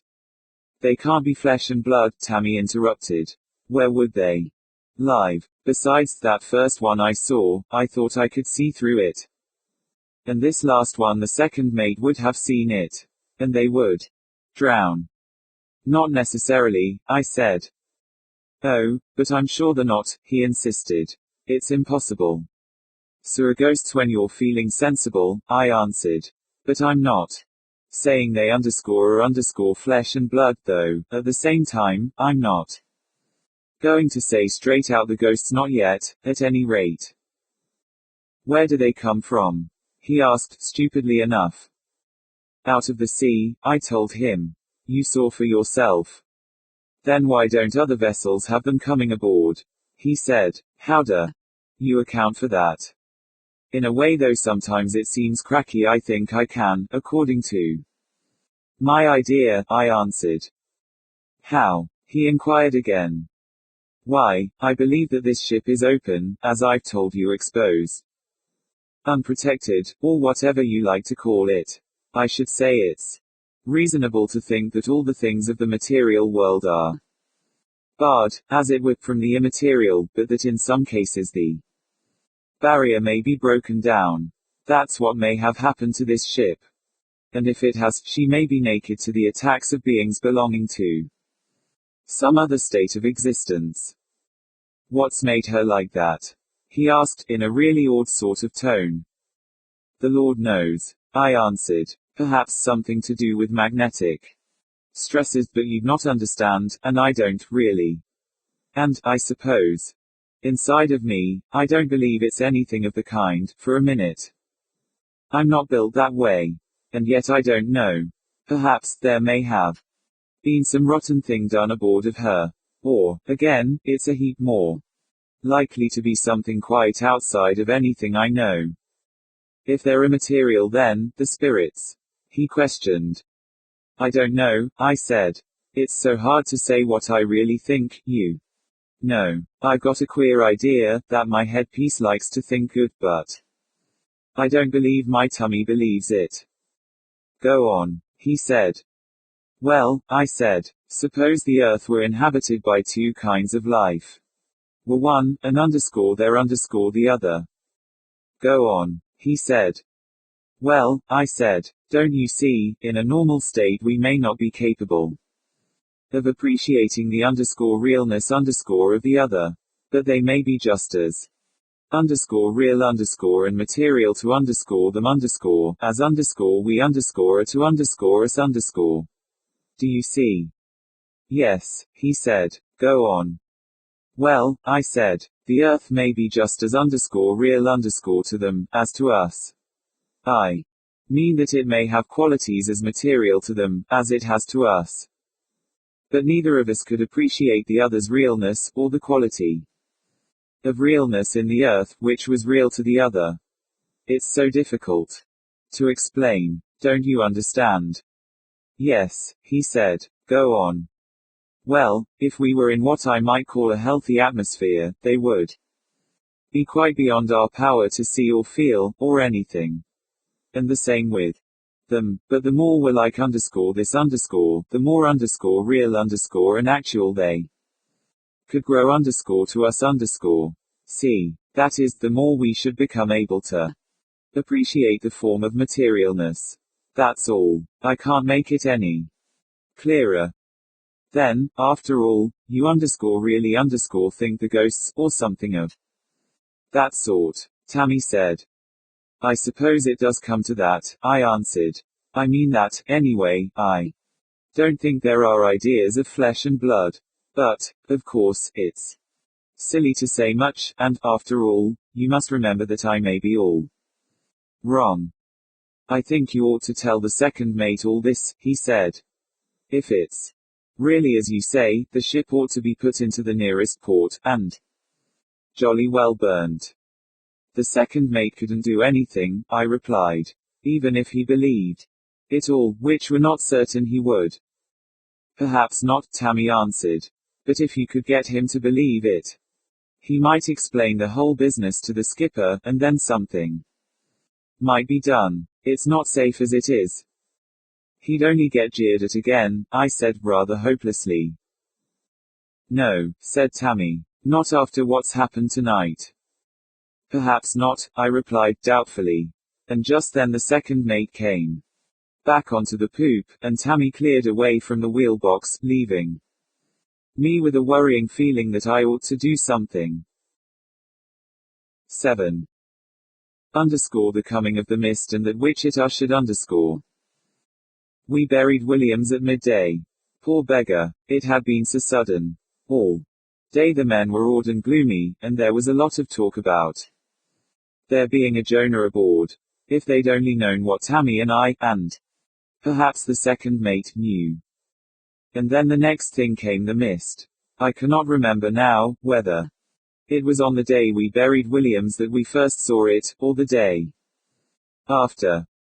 When first I noticed it, like everybody else aboard, I took it to be some form of haze, due to the heat of the sun, for it was broad daylight when the thing came.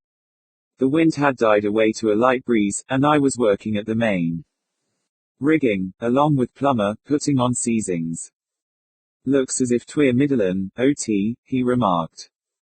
Yes, I said, and, for the time, took no further notice. Presently he spoke again. It's getting quite azzy. And his tone showed he was surprised. I glanced up, quickly. At first, I could see nothing. Then, I saw what he meant. The air had a wavy, strange, unnatural appearance, something like the heated air over the top of an engine's funnel, that you can often see when no smoke is coming out. Must be the heat, I said. Though I don't remember ever seeing anything just like it before. Nor me, Plummer agreed. It could not have been a minute later when I looked up again, and was astonished to find that the whole ship was surrounded by a thinnish haze that quite hid the horizon. By Jove, Plummer, I said, how queer. Yes, he said, looking round. I never seen anything like it before. Not in these parts. Heat wouldn't do that, I said. No, he said doubtfully. We went on with our work again, occasionally exchanging an odd word or two. Presently, after a little time of silence, I bent forward and asked him to pass me up the spike. He stooped and picked it up from the deck, where it had tumbled. As he held it out to me, I saw the stolid expression on his face change suddenly to a look of complete surprise. He opened his mouth. "By gum," he said, "it's gone." I turned quickly, and looked. And so it had the whole sea showing clear and bright, right away to the horizon. I stared at Plummer, and he stared at me. "Well, I'm blowed," he exclaimed. I do not think I made any reply, for I had a sudden, queer feeling that the thing was not right. And then, in a minute, I called myself an ass. But I could not really shake off the feeling. I had another good look at the sea. I had a vague idea that something was different. The sea looked brighter, somehow, and the air clearer, I thought, and I missed something, but not much, you know. And it was not until a couple of days later, that I knew that it was several vessels on the horizon, which had been quite in sight before the mist, and now were gone. During the rest of the watch, and indeed all day, there was no further sign of anything unusual. Only, when the evening came, in the second dog watch I saw the mist rise faintly, the setting sun shining through it, dim and unreal. I knew then, as a certainty, that it was not caused by heat. And that was the beginning of it. The next day, I kept a pretty close watch during all my time on deck. But the atmosphere remained clear. Yet, I heard from one of the chaps in the mate's watch that it had been hazy during part of the time he was at the wheel. Comin' and goin', like, he described it to me, when I questioned him about it. He thought it might be heat. But though I knew otherwise, I did not contradict him. At that time, no one, not even Plummer, seemed to think very much of the matter. And when I mentioned it to Tammy, and asked him whether he'd noticed it, he only remarked that it must have been heat, or else the sun drawing up water. I let it stay at that, for there was nothing to be gained by suggesting that the thing had more to it. Then, on the following day, something happened that set me wondering more than ever, and showed me how right I had been in feeling the mist to be something unnatural. It was in this way. 5 bells, in the 8 to 12 morning watch, had gone. I was at the wheel. The sky was perfectly clear, not a cloud to be seen, even on the horizon. It was hot standing at the wheel, for there was scarcely any wind, and I was feeling drowsy. The second mate was down on the main deck with the men, seeing about some job he wanted done, so that I was on the poop alone. Presently, with the heat, and the sun beating right down onto me, I grew thirsty, and, for want of something better, I pulled out a bit of plug I had on me, and bit off a chew, though, as a rule, it is not a habit of mine. After a little, naturally enough, I glanced round for the spittoon, but discovered that it was not there. Probably it had been taken for'ard when the decks were washed to give it a scrub. So, as there was no one on the poop, I left the wheel, and stepped after the taffrail. It was thus that I came to see something altogether unthought of: a full-rigged ship close hauled on the port tack, a few hundred yards on our starboard quarter. Her sails were scarcely filled by the light breeze, and flapped as she lifted to the swell of the sea. She appeared to have very little way through the water, certainly not more than a knot an hour. Away aft, hanging from the gaff end, was a string of flags. Evidently, she was signaling to us. All this, I saw in a flash, and I just stood and stared, astonished. I was astonished because I had not seen her earlier. In that light breeze, I knew that she must have been in sight for at least a couple of hours. Yet I could think of nothing rational to satisfy my wonder. There she was, of that much, I was certain. And yet, how had she come there without my seeing her? before. All at once, as I stood, staring, I heard the wheel behind me spin rapidly. Instinctively, I jumped to get hold of the spokes, for I did not want the steering gear jammed. Then I turned again to have another look at the other ship, but, to my utter bewilderment, there was no sign of her, nothing but the calm ocean, spreading away to the distant horizon. I blinked my eyelids a bit, and pushed the hair off my forehead. Then, I stared again, but there was no vestige of her. Nothing, and absolutely nothing unusual, except a faint, tremulous quiver in the air, and the blank surface of the sea reaching everywhere to the empty horizon. Had she foundered? I asked myself, naturally enough, and for the moment, I really wondered. I searched round the sea for wreckage, but there was nothing, not even an odd hen coop, or a piece of deck furniture, and so I threw away that idea, as impossible. Then, as I stood, I got another thought, or, perhaps, an intuition, and I asked myself seriously whether this disappearing ship might not be in some way connected with the other queer things. It occurred to me then that the vessel I had seen was nothing real, and perhaps did not exist outside of my own brain. I considered the idea, gravely. It helped to explain the thing, and I could think of nothing else that would. Had she been real, I felt sure that others aboard us would have been bound to have seen her long before I got a bit muddled there, with trying to think it out, and then, abruptly, the reality of the other ship came back to me, every rope and sail and spar, And I remembered how she had lifted to the heave of the sea, and how the sails had flapped in the light breeze, and the string of flags she had been signaling. At that last, I found it just as impossible to believe that she had not been real.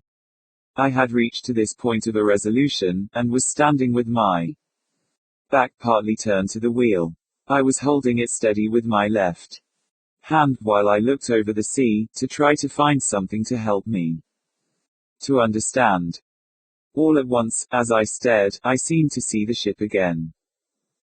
She was more on the beam now, than on the quarter, but I thought little of that, in the astonishment of seeing her once more. It was only a glimpse I caught of her, dim and wavering, as though I looked at her through the convolutions of heated air. Then she grew indistinct, and vanished again, but I was convinced now that she was real, and had been in sight all the time, if I could have seen her. That curious, dim, wavering appearance had suggested something to me. I remembered the strange wavy look of the air, a few days previously, just before the mist had surrounded the ship. And in my mind, I connected the two. It was nothing about the other packet that was strange. The strangeness was with us. It was something that was about, or invested, our ship that prevented me, or indeed, anyone else aboard, from seeing that other. It was evident that she had been able to see us, as was proved by her signaling. In an irrelevant sort of way, I wondered what the people aboard of her thought of our apparently intentional disregard of the signals. After that, I thought of the strangeness of it all. Even at that minute, they could see us plainly, and yet, so far as we were concerned, the whole ocean seemed empty. It appeared to me, at that time, to be the weirdest thing that could happen to us. And then a fresh thought came to me. How long had we been like that? I puzzled for a few moments. It was now that I recollected that we had sighted several vessels on the morning of the day when the mist appeared, and since then, we had seen nothing. This, to say the least, should have struck me as queer, for some of the other packets were homeward bound along with us, and steering the same course. Consequently, with the weather being fine, and the wind next to nothing, they should have been in sight all the time. This reasoning seemed to me to show, unmistakably, some connection between the coming of the mist and our inability to see so that it is possible we had been in that extraordinary state of blindness for nearly 3 days. In my mind, the last glimpse of that ship on the quarter came back to me. And, I remember, a curious thought got me, that I had looked at her from out of some other dimension. For a while, I really believed the mystery of the idea, and that it might be the actual truth. Took me, instead of my realizing just all that it might mean. It seemed so exactly to express all the half-defined thoughts that had come, since seeing that other packet on the quarter. Suddenly, behind me, there came a rustle and rattle of the sails, and in the same instant, I heard the skipper saying, "Where the devil have you got her to, Jessup?" I whirled round to the wheel. "I don't know, sir," I faltered. I had forgotten even that I was at the wheel. "Don't know?" he shouted. "I should damned well think you don't. Starboard your helm, you fool. You'll have us all aback." Aye, sir," I answered, and hove the wheel over. I did it almost mechanically, for I was still dazed, and had not yet had time to collect my senses. During the following half-minute, I was only conscious, in a confused sort of way, that the old man was ranting at me. This feeling of bewilderment passed off, and I found that I was peering blankly into the binnacle, at the compass card, yet, until then, entirely without being aware of the fact. Now, however, I saw that the ship was coming back on to her course. Goodness knows how much she had been off. With the realization that I had let the ship get almost aback, there came a sudden memory of the alteration in the position of the other vessel. She had appeared last on the beam, instead of on the quarter. Now, however, as my brain began to work, I saw the cause of this apparent and, until then, inexplicable change. It was due, of course, to our having come up, until we had brought the other packet onto the beam. It is curious how all this flashed through my mind, and held my attention although only momentarily in the face of the skipper's storming. I think I had hardly realized he was still singing out at me. Anyhow, the next thing I remember, he was shaking my arm. "What's the matter with you, man?" he was shouting. And I just stared into his face, like an ass without saying a word. I seemed still. Incapable, of actual, reasoning speech. "Are you damned well off your head?" he went on shouting. "Are you a lunatic? Have you had sunstroke? Speak, you gaping idiot." I tried to say something, but the words would not come clearly. I said, and stopped, stupidly. I was all right, really, but I was so bewildered with the thing I had found out, and, in a way, I seemed almost to have come back out of a distance, "You're a lunatic," he said, again. He repeated the statement several times, as if it were the only thing that sufficiently expressed his opinion of me. Then he let go of my arm, and stepped back a couple of paces. "I'm not a lunatic," I said with a sudden gasp. "I'm not a lunatic, sir, any more than you are." "Why the devil don't you answer my questions then?" he shouted, angrily. "What's the matter with you? What have you been doing with the ship? Answer me now." "I was looking at that ship away on the starboard quarter, sir," I blurted out. "She's been signaling." "What?" he cut me short with disbelief. "What ship?" He turned quickly, and looked over the quarter. Then he wheeled round to me again. "There's no ship. What do you mean by trying to spin up a cuffer like that?" "There is, sir," I answered. "It's out there," I pointed. "Hold your tongue," he said. "Don't talk rubbish to me. Do you think I'm blind?" "I saw it, sir," I persisted. "Don't you talk back to me," he snapped with a quick burst of temper. "I won't have it." Then, just as suddenly, he was silent. He came a step towards me, and stared into my face. I believe the old ass thought I was a bit mad. Anyway, without another word, he went to the break of the poop. Mr. Tulipson, he sung out. Yes, sir, I heard the second mate reply. Send another man to the wheel. Very good, sir, the second answered. A couple of minutes later, old Jasket came up to relieve me. I gave him the course, and he repeated it. What's up, mate? He asked me, as I stepped off the grating. Nothing much, I said, and went forward to where the skipper was standing on the break of the poop. I gave him the course, but the crabby old devil took no notice of me, whatever. When I got down onto the main deck, I went up to the second, and gave it to him. He answered me civilly enough, and then asked me what I had been doing to put the old man's back up. I told him there's a ship on the starboard quarter, signaling us. I said. There's no ship out there, Jessup, the second mate replied, looking at me with a queer, inscrutable expression. There is, sir, I began. That will do, Jessup, he said. Go forward and have a smoke. I shall want you then to give a hand with these foot ropes. You'd better bring a serving mallet aft with you, when you come. I hesitated a moment, partly in anger, but more, I think, in doubt. Aye, sir, I muttered at length, and went forward. 8.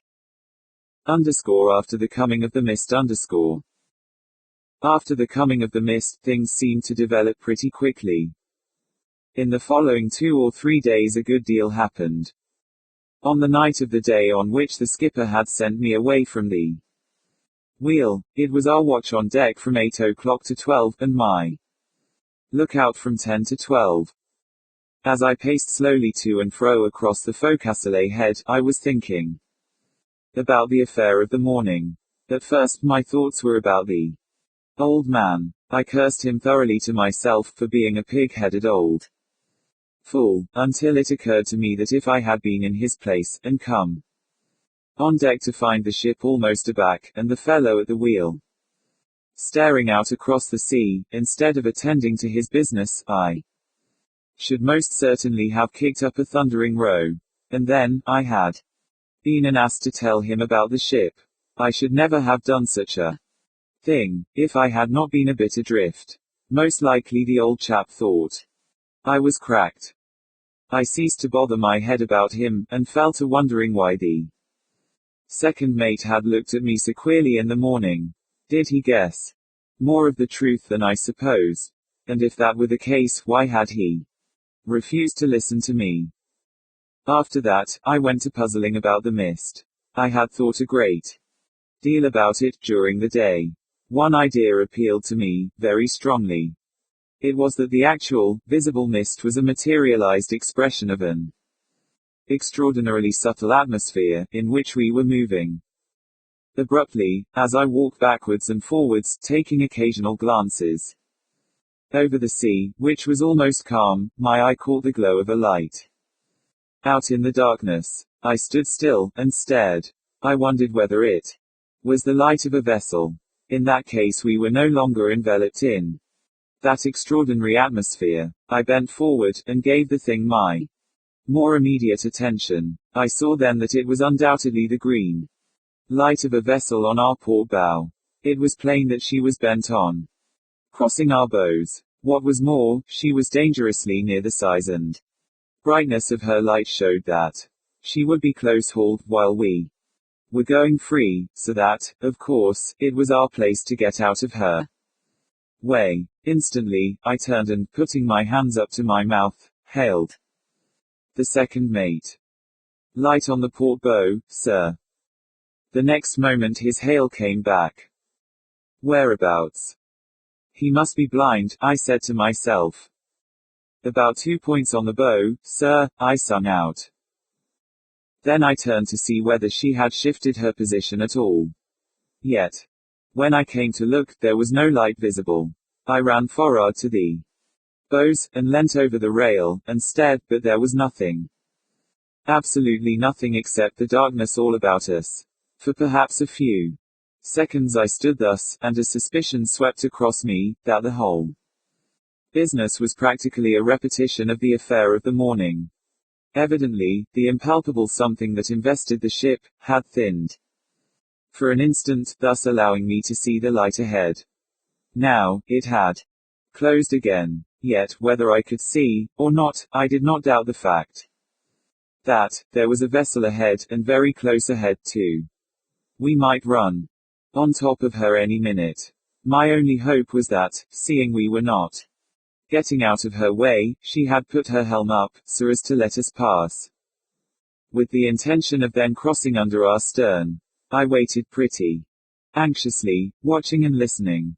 Then, all at once, I heard steps coming along the deck, for'ard, and the apprentice, whose timekeeping it was, came up onto the forecastle head. The second mate says he can't see any light, Jessup, he said, coming over to where I stood. Whereabouts is it? I don't know, I answered. I've lost sight of it myself. It was a green light, about a couple of points on the port bow. It seemed fairly close. Perhaps their lamp's gone out, he suggested, after peering out pretty hard into the night for a minute or so. Perhaps, I said. I did not tell him that the light had been so close that, even in the darkness, we should now have been able to see the ship herself. You're quite sure it was a light, and not a star? He asked doubtfully, after another long stare. Oh, no, I said. It may have been the moon, now I come to think about it. Don't rot, he replied. It's easy enough to make a mistake. What shall I say to the second mate? Tell him it's disappeared, of course. Where to? He asked. How the devil should I know? I told him. Don't ask silly questions. All right, keep your rag in, he said, and went aft to report to the second mate. 5 minutes later, it might have been, I saw the light again. It was broad on the bow, and told me plainly enough that she had up with her helm to escape being run down. I did not wait a moment, but sung out to the second mate that there was a green light about 4 points on the port bow. By Jove, it must have been a close shave. The light did not seem to be more than about 100 yards away. It was fortunate that we had not much way through the water. Now, I thought to myself, the second will see the thing. And perhaps Mr. Blooming, Prentice will be able to give the star its proper name. Even as the thought came into my head, the light faded and vanished, and I caught the second mate's voice. Wherry away, he was singing out. It's gone again, sir, I answered. A minute later, I heard him coming along the deck. He reached the foot of the starboard ladder. Where are you, Jessup? He inquired. Here, sir, I said, and went to the top of the weather ladder. He came up slowly onto the forecastle head. What's this you've been singing out about a light? He asked. Just point out exactly where it was you last saw it. This I did, and he went over to the port rail, and stared away into the night, but without seeing anything. It's gone, sir, I ventured to remind him. Though I've seen it twice. Now once, about a couple of points on the bow, and this last time broad away on the bow, but it disappeared both times, almost at once. I don't understand it at all, Jessup, he said, in a puzzled voice. Are you sure it was a ship's light?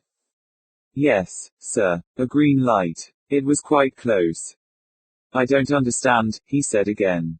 Run aft and ask the apprentice to pass you down my night glasses. Be as smart as you can. Aye, sir, I replied, and ran aft. In less than a minute, I was back with his binoculars, and with them. He stared for some time at the sea to leeward. All at once he dropped them to his side, and faced round on me with a sudden question. Where's she gone to? If she's shifted her bearing as quickly as all that, she must be precious close. We should be able to see her spars and sails, or her cabin light, or her binnacle light, or something. It's queer, sir, I assented. Damned queer, he said. So damned queer that I'm inclined to think you've made a mistake. No, sir, I'm certain it was a light. Where's the ship then? He asked. I can't say, sir. That's just what's been puzzling me. The second said nothing in reply, but took a couple of quick turns across the forecastle head, stopping at the port rail, and taking another look to leeward through his night glasses. Perhaps a minute he stood there. Then, without a word, he went down the lee ladder, and away aft, along the main deck to the poop. He's jolly well puzzled, I thought to myself. Or else he thinks I've been imagining things. Either way, I guessed he'd think that.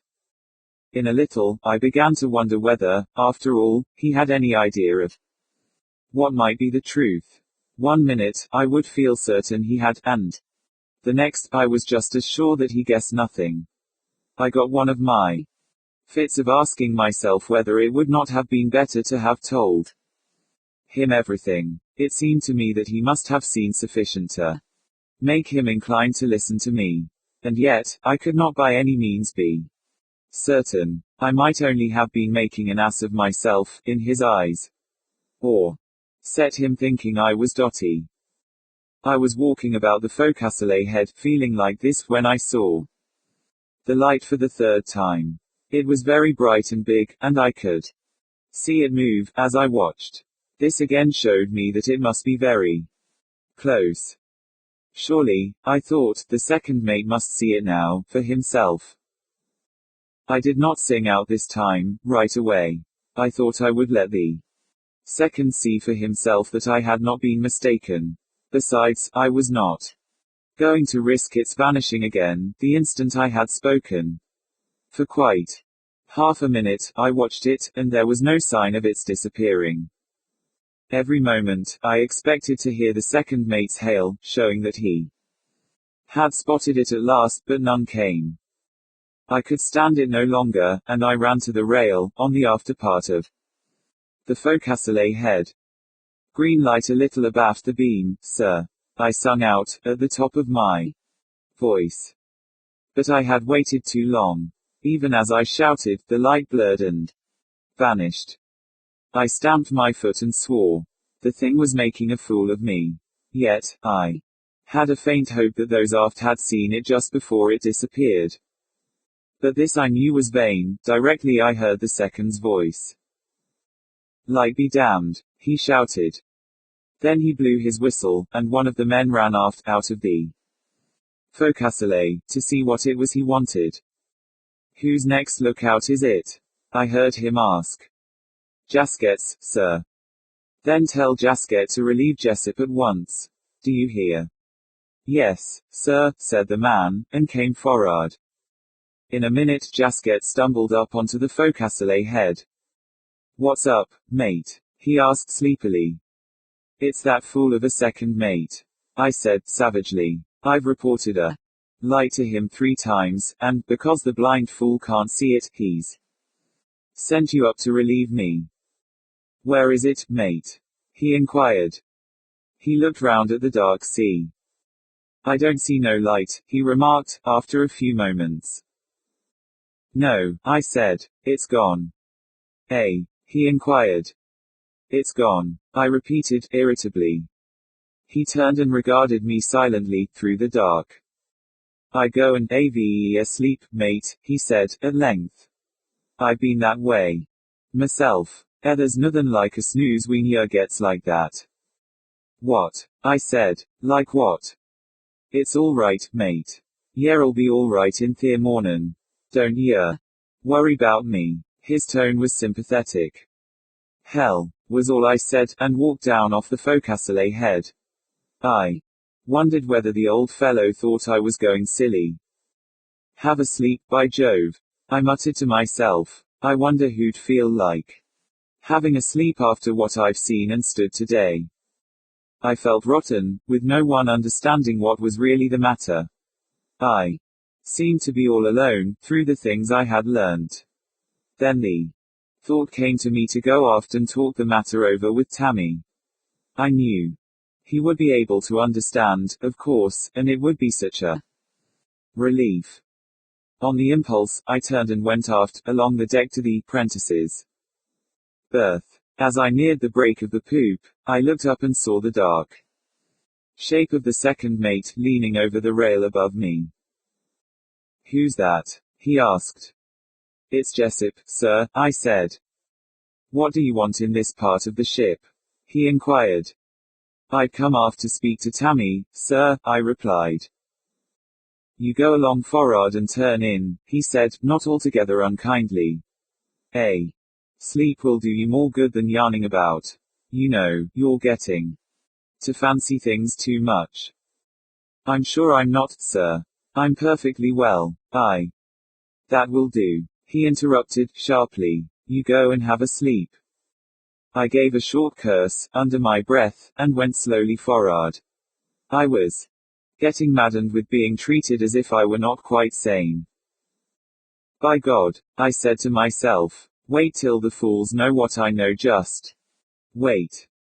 I entered the forecastle, through the port doorway, and went across to my chest, and sat down. I felt angry and tired, and miserable. Coin and Plummer were sitting close by, playing cards, and smoking. Stubbins lay in his bunk, watching them, and also smoking. As I sat down, he put his head forward over the bunk board, and regarded me in a curious, meditative way. "What's up with Thea second half a tilde not care?"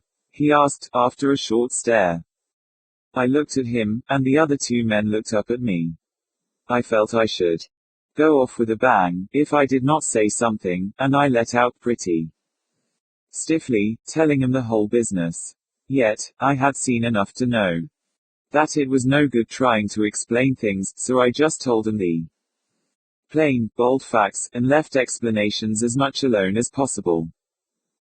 "3 times, you say?" said Stubbins when I had finished. "Yes," I assented. "And, their old man sent yer from their wheel this mornin', 'cause yer happened to see a ship he couldn't," Plummer added in a reflective tone. "Yes," I said, again. I thought I saw him look at Coin, significantly, but Stubbins, I noticed, looked only at me. "I reckon Thea second thinks you're a bit off color," he remarked. After a short pause. "The second mate's a fool," I said, with some bitterness. "A confounded fool." "I hain't so sure about that," he replied.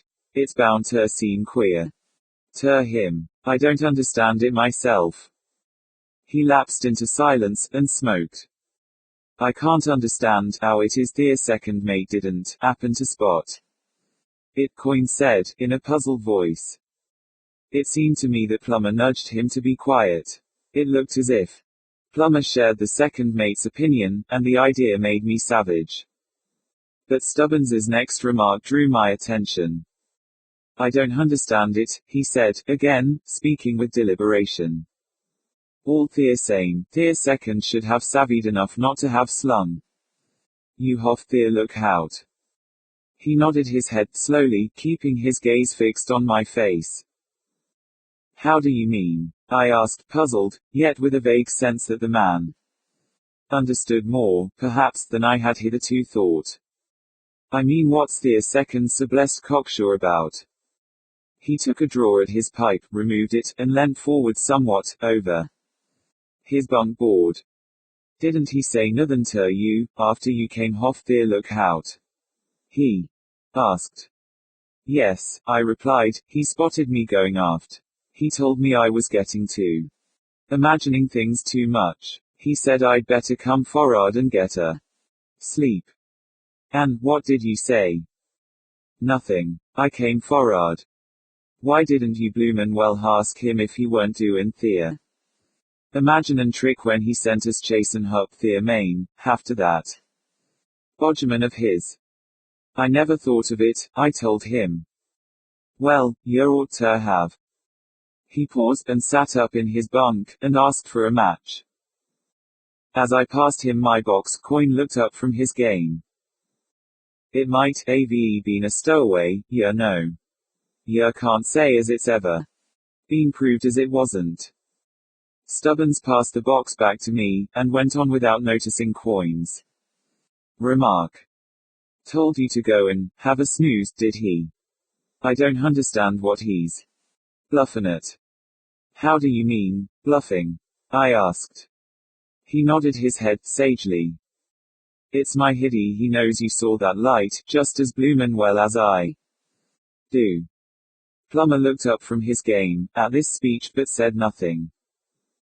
Then you don't doubt that I really saw it? I asked with a certain surprise. Not me, he remarked with assurance. You hain't likely to make that kind of mistake 3 times runnin'. No, I said. I saw the light, right enough, but I hesitated a moment. It's blessed queer. It is blessed queer. He agreed. It's damned queer. And there's a lot of other damn queer things happenin' aboard this packet lately. He was silent for a few seconds. Then he spoke suddenly. It's not natural, I'm damn sure of that much. He took a couple of draws at his pipe, and in the momentary silence, I caught Jasket's voice, above us. He was hailing the poop. Red light on the starboard quarter, sir, I heard him sing out. There you are, I said with a jerk of my head. That's about where that packet I spotted ought to be by now. She couldn't cross our bows, so she up helm, and let us pass, and now she's hauled up again and gone under our stern. I got up from the chest, and went to the door, the other 3 following. As we stepped out on deck, I heard the second mate shouting out, away aft, to know the whereabouts of the light. By Jove, Stubbins, I said, I believe the blessed thing's gone again. We ran to the starboard side, in a body, and looked over, but there was no sign of a light in the darkness astern. I can't say as I see any light, said Coyne. Plummer said nothing. I looked up at the forecastle head. There, I could faintly distinguish the outlines of Jasket. He was standing by the starboard rail, with his hands up, shading his eyes, evidently staring towards the place where he had last seen the light. Where's she got to, Jasket? I called out. I can't say, mate, he answered. It's the most hellishly funny thing I've ever comed across. She were there as plain as me, at 1 minute. And, here next she were gone clean gone. I turned to Plummer. What do you think about it, now? I asked him.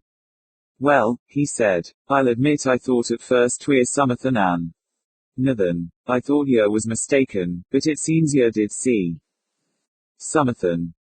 Away aft we heard the sound of steps, along the deck. 'Ere seconds comin' for'ard for a hexplanation, Jasket, Stubbins sung out. You'd better go down and change yer breeks. The second mate passed us, and went up the starboard ladder. What's up now, Jasket? He said quickly. Where is this light? Neither the prentice nor I can see it. Here damn thing's clean gone, sir, Jasket replied. Gone. The second mate said. Gone. What do you mean? She were there 1 minute, sir, as plain as me, and, here next. She'd gone. That's a damn silly yarn to tell me. The second replied. You don't expect me to believe it, do you? It's gospel truth anyhow, sir, Jasket answered. And Jessup seen it. Just the same. He seemed to have added that last part as an afterthought. Evidently. The old beggar had changed his opinion as to my need for sleep. You're an old fool, Jasket, the second said, sharply. And that idiot Jessup has been putting things into your silly old head. He paused an instant. Then he continued. What the devil's the matter with you all, that you've taken to this sort of game? You know very well that you saw no light. I sent Jessup off the lookout, and then you must go and start the same game. We haven't, Jasket started to say, but the second silenced him. Stow it, he said, and turned and went down the ladder, passing us. quickly, without a word. Doesn't look to me stubborns, I said, as though the second did. Believe we've seen the light. I hain't so sure, he answered. He's a puzzler. The rest of the watch passed away quietly, and at 8 bells I made haste to turn in, for I was tremendously tired.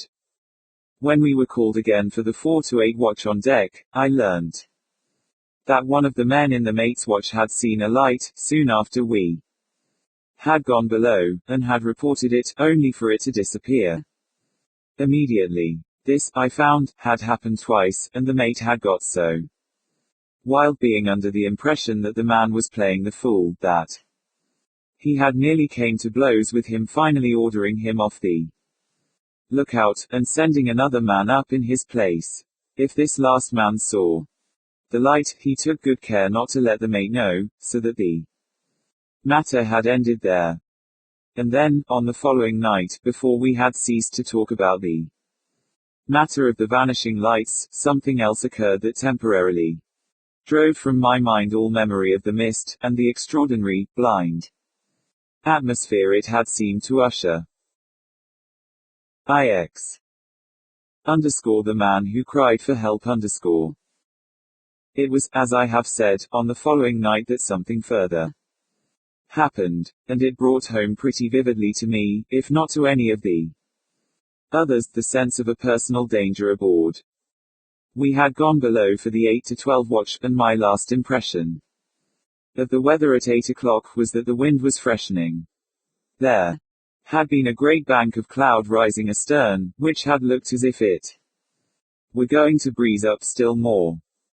At 11:45, when we were called for our 12 to 4 watch on deck, I could tell at once by the sound that there was a fresh breeze blowing. At the same time, I heard the voices of the men on the other watch singing out as they hauled on the ropes.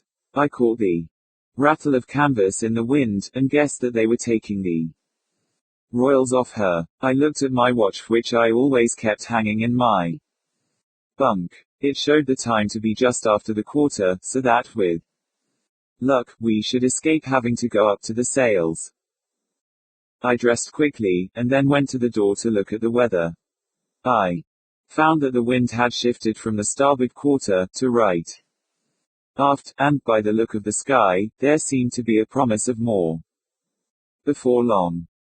Up aloft, I could make out faintly the fore and mizzen royals flapping in the wind. The main had been left for a while longer. In the fore riggings, Jacobs, the ordinary seaman in the mate's watch, was following another of the men aloft to the sail. The mate's 2 prentices were already up at the mizzen. Down on deck, the rest of the men were busy clearing up the ropes. I went back to my bunk, and looked at my watch. The time was only a few minutes off 8 bells, so I got my oilskins ready, for it looked like rain outside. As I was doing this, Jock went to the door for a look. "What's it doin', Jock?" Tom asked, getting out of his bunk, hurriedly. "I'm thinkin' maybe it's goin' to blow a wee, and ye'll be needin' yer oilskins," Jock answered.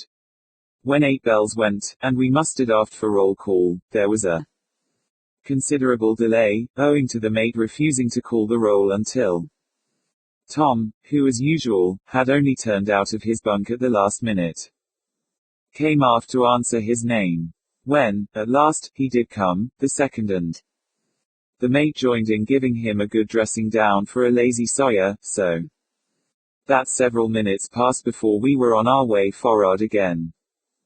This was a small enough matter in itself, and yet really terrible in its consequence to one of our number, for, just as we reached the fore rigging, there was a shout aloft, loud above the noise of the wind, and the next moment, something crashed down into our midst with a great slogging thud, something bulky and weighty, that struck full upon Jock, so that he went down with a loud, horrible, ringing, ugh, and never said a word. From the whole crowd of us there went up a yell of fear. And then, with one accord, there was a run for the lighted forecastle. I am not ashamed to say that I ran with the rest. A blind, unreasoning Fright had seized me, and I did not stop to think. Once in the forecastle and the light, there was a reaction. We all stood and looked blankly at one another for a few moments. Then someone asked a question, and there was a general murmur of denial. We all felt ashamed, and someone reached up and unhooked the lantern on the port side. I did the same with the starboard one, and there was a quick movement towards the doors. As we streamed out on deck, I caught the sound of the mates' voices. They had evidently come down from off the poop to find out what had happened, but it was too dark to see their whereabouts. "Where the hell have you all got to?" I heard the mate shout. The next instant, they must have seen the light from our lanterns, for I heard the footsteps coming along the deck at a run. They came the starboard side, and just abaft the fore rigging, one of them stumbled and fell over something. It was the first mate who had tripped. I knew this by the cursing that came directly afterwards. He picked himself up, and, apparently without stopping to see what manner of thing it was that he had fallen over, made a rush to the pin rail. The second mate ran into the circle of light thrown by our lanterns, and stopped dead, eyeing us doubtfully. I am not surprised at this, nor at the behavior of the mate, the following instant, but at that time, I must say I could not conceive what had come to them, particularly the first mate. He came out at us from the darkness with a rush and a roar like a bull, and brandishing a belaying pin. I had failed to take into account the scene which his eyes must have shown him, the whole crowd of men in the forecastle, both watchers pouring out onto the deck in utter confusion, and greatly excited, with a couple of fellows at their head, carrying lanterns. And before this, there had been the cry aloft and the crash down on deck, followed by the shouts of the frightened crew, and the sounds of many feet running. He may well have taken the cry for a signal, and our actions for something not far short of mutiny. Indeed, his words told us that this was his very thought. "I'll knock the face off the first man that comes a step further aft," he shouted, shaking the pin in my face. "I'll show yer who's master here. What the hell do yer mean by this? Get for'ard into yer kennel." There was a low growl from the men at the last remark, and the old bully stepped back a couple of paces. "Hold on, you fellows," I sung out. "Shut up a minute.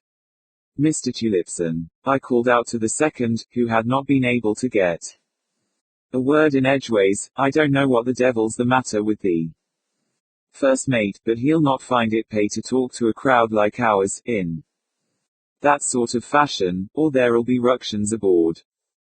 Come, Jessup, this won't do. I can't have you talking like that about the mate," he said, sharply. "Let me know what's to do, and then go for'ard again, the lot of you." "We'd have told you at first, sir," I said, "only the mate wouldn't give any of us a chance to speak. There's been an awful accident, sir. Something's fallen from aloft right onto Jock." I stopped suddenly, for there was a loud crying aloft. "Help! Help! Help!" Someone was shouting, and then it rose from a shout into a scream. "My God, sir," I shouted, "that's one of the men up at the fore royal." "Listen," ordered the second mate. "Listen." Even as he spoke, it came again, broken and, as it were, in gasps. "Help! Oh, God! Oh, help! Help!" Abruptly, Stubbins' voice struck in. "Hup with us, lads. By God, hup with us!" And he made a spring into the fore rigging. I shoved the handle of the lantern between my teeth, and followed. Plummer was coming, but the second mate pulled him back. "That's sufficient," he said. "I'm going," and he came up after me. We went over the foretop, racing like fiends. The light from the lantern prevented me from seeing to any distance in the darkness, but, at the crosstrees, Stubbins, who was some ratlines ahead, shouted out all at once, and in gasps, "The fightin' like hell." "What?" called the second mate, breathlessly. Apparently, Stubbins did not hear him, for he made no reply.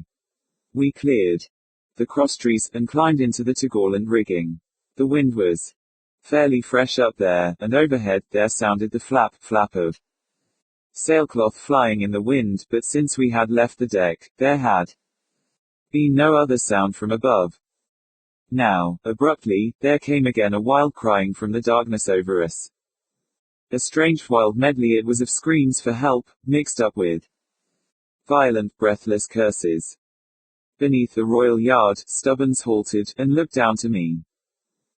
"Hurry up! With Thea, Lantern, Jessup," he shouted, catching his breath between the words. "There'll be murder done in a minute." I reached him, and held the light up for him to catch.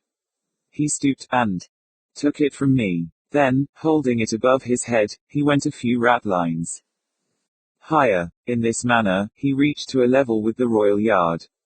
From my position, a little below him, the lantern seemed but to throw a few straggling, flickering rays along the spar, yet they showed me something. My first glance had been to windward, and I had seen at once that there was nothing on the weather yard arm. From there my gaze went to leeward. Indistinctly, I saw something upon the yard, that clung. Struggling. Stubbins bent towards it with the light, thus I saw it more clearly. It was Jacobs, the ordinary seaman. He had his right arm tightly round the yard, with the other, he appeared to be fending himself from something on the other side of him, and further out upon the yard. At times, moans and gasps came from him, and sometimes curses. Once, as he appeared to be dragged partly from his hold, he screamed like a woman. His whole attitude suggested stubborn despair. I can scarcely tell you how this extraordinary sight affected me. I seemed to stare at it without realizing that the affair was a real happening. During the few seconds which I had spent staring and breathless, Stubbins had climbed round the after side of the mast, and now I began again to follow him. From his position below me, the second had not been able to see the thing that was occurring on the yard, and he sung out to me to know what was happening. "It's Jacobs, sir," I called back. "He seems to be fighting with someone. To Lord of him. I can't see very plainly yet." Stubbins had got round onto the lee foot rope, and now he held the lantern up, peering, and I made my way quickly alongside of him. The second mate followed, but instead of getting down onto the foot rope, he got on the yard, and stood there holding onto the tie. He sung out for one of us to pass him up the lantern, which I did, Stubbins handing it to me. The second held it out at arm's length, so that it lit up the lee part of the yard. The light showed through the darkness, as far as to where Jacobs struggled so weirdly. Beyond him, nothing was distinct. There had been a moment's delay while we were passing the lantern up to the second mate. Now, however, Stubbins and I moved out slowly along the foot rope. We went slowly, but we did well to go at all, with any show of boldness, for the whole business was so abominably uncanny. It seems impossible to convey truly to you the strange scene on the royal yard. You may be able to picture it yourselves. The second mate standing upon the spar, holding the lantern, his body swaying with each roll of the ship, and his head craned forward as he peered along the yard. On our left, Jacobs, mad, fighting, cursing, praying, gasping, and outside of him, shadows and the night. The second mate spoke, abruptly. "Hold on a moment," he said. Then, "Jacobs," he shouted. "Jacobs, do you hear me?" There was no reply, only the continual gasping and cursing. "Go on," the second mate said to us. "But be careful. Keep a tight hold." He held the lantern higher and we went out cautiously. Stubbins reached the ordinary, and put his hand on his shoulder, with a soothing gesture. "Steady hon now, Jacobs," he said. "Steady hon." At his touch, as though by magic, the young fellow calmed down, and Stubbins reaching round him grasped the jackstay on the other side. "Get a hold of him your side, Jessup," he sung out.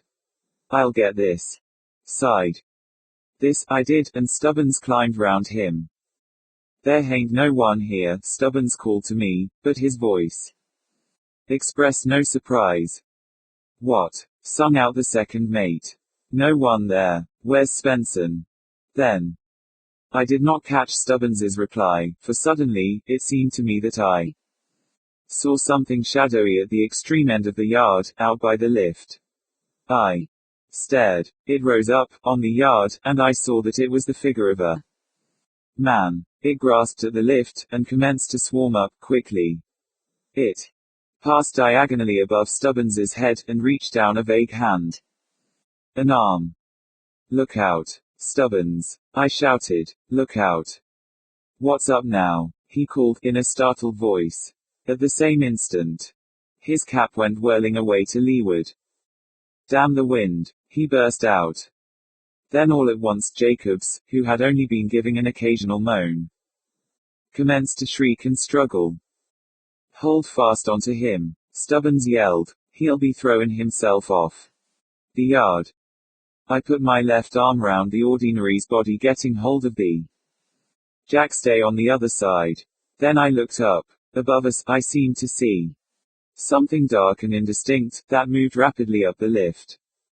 "Keep tight hold of him, while I get a gasket," I heard the second mate sing out. A moment later there was a crash, and the light disappeared. "Damn, and set fire to the sail!" shouted the second mate. I twisted round, somewhat, and looked in his direction. I could dimly make him out on the yard. He had evidently been in the act of getting down onto the foot rope, when the lantern was smashed. From him, my gaze jumped to the lee rigging. It seemed that I made out some shadowy thing stealing down through the darkness, but I could not be sure, and then, in a breath, it had gone. "Anything wrong, sir?" I called out. "Yes," he answered. "I've dropped the lantern. The blessed sail knocked it out of my hand." "We'll be all right, sir," I replied. "I think we can manage without it. Jacobs seems to be quieter now."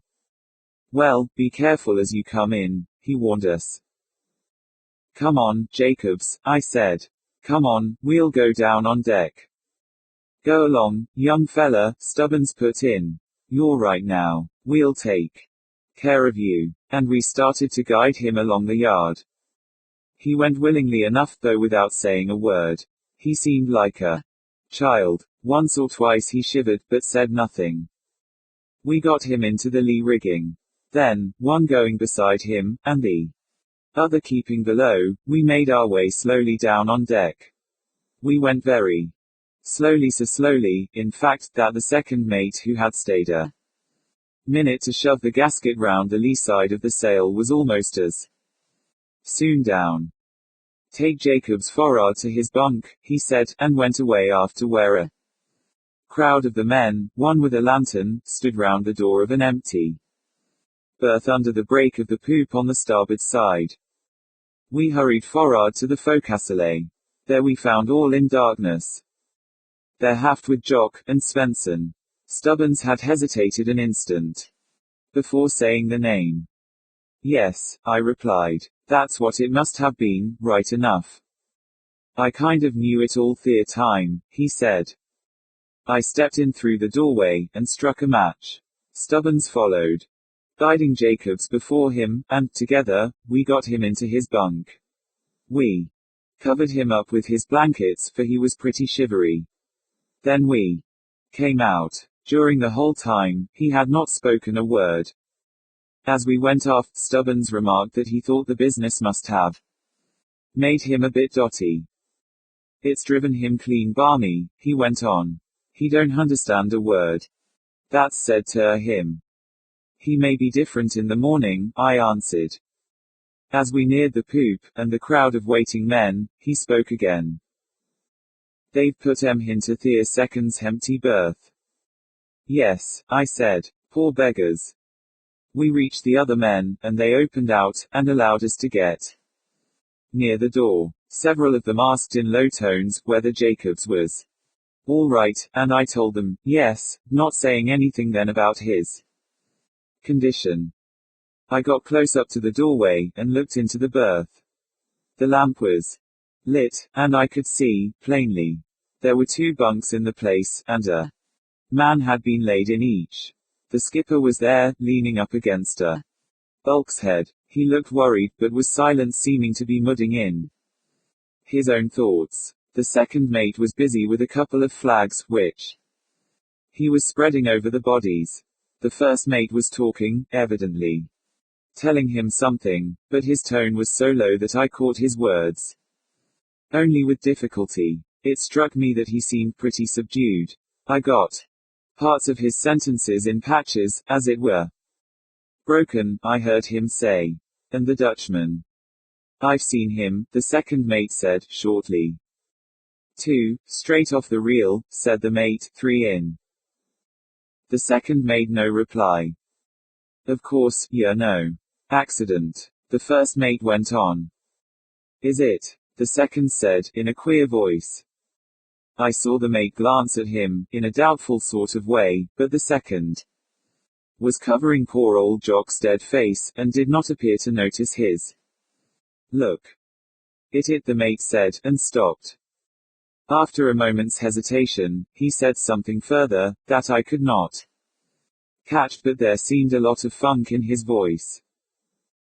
The second mate appeared not to have heard him. At any rate, he made no reply, but bent, and straightened out a corner of the flag over the rigid figure in the lower bunk. There was a certain niceness in his action which made me warm towards him. He's white, I thought to myself. Out loud, I said. We've put Jacobs into his bunk, sir. The mate jumped, then whizzed round, and stared at me as though I had been a ghost. The second mate turned also, but before he could speak, the skipper took a step towards me. Is he all right? He asked.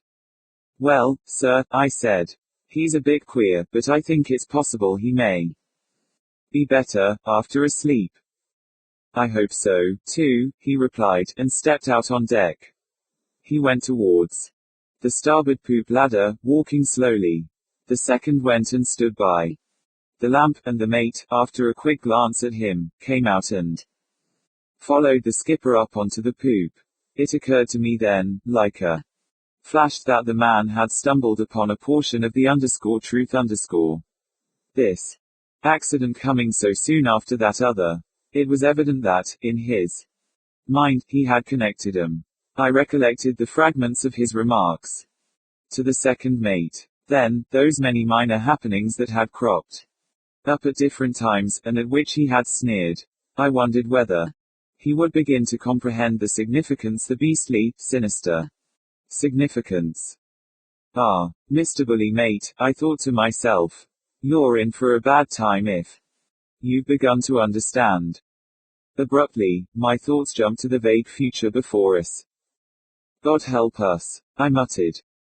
The second mate, after a look round, turned down the wick of the lamp and came out, closing the door after him. Now, you men, he said to the mates watched get forward, we can't do anything more. You'd better go and get some sleep. Aye, sir, they said, in a chorus. Then, as we all turned to go forward, he asked if anyone had relieved the lookout. No, sir, answered Coyne. Is it yours? The second asked. Yes, sir, he replied. Hurry up and relieve him then, the second said. Aye, sir, the man answered, and went forward with the rest of us. As we went, I asked Plummer who was at the wheel. Tom, he said. As he spoke, several spots of rain fell, and I glanced up at the sky. It had become thickly clouded. Looks as if it were going to breeze up, I said. Yes, he replied. We'll be shortening down, for long. Maybe an all-hands job, I remarked. Yes, he answered again. To be no use the turn and in, if it is. The man who was carrying the lantern went into the forecastle, and we followed. Where's the one, belongin' to our side? Plumber asked. Got smashed upstairs, answered Stubbins. How with that? Plumber inquired. Stubbins hesitated. The second mate dropped it, I replied. The sail hit it, or something. The men in the other watch seemed to have no immediate intention of turning in, but sat in the bunks, and around on the chests. There was a general lighting of pipes, in the midst of which there came a sudden moan from one of the bunks in the forepart of the forecastle, a part that was always a bit gloomy, and was more so now, on account of our having only one lamp. What's that? Asked one of the men belonging to the other side. "SH," said Stubbins. It's him. Who? Inquired Plumber. Jacobs. Yes, I replied. Poor devil. What were happen and when you got up _Thea_? Asked the man on the other side, indicating with a jerk of his head, the Fore Royal. Before I could reply, Stubbins jumped up from his sea chest. Here second mate's whistlin', he said. Come on, and he ran out on deck. Plumber, Jasket and I followed quickly. Outside, it had started to rain pretty heavily. As we went, the second mate's voice came to us through the darkness. Stand by the main royal clewlines and buntlines, I heard him shout. And the next instant came the hollow thutter of the sail as he started to lower away. In a few minutes we had it hauled up. Up and furl it, a couple of you, he sung out. I went towards the starboard rigging, then I hesitated.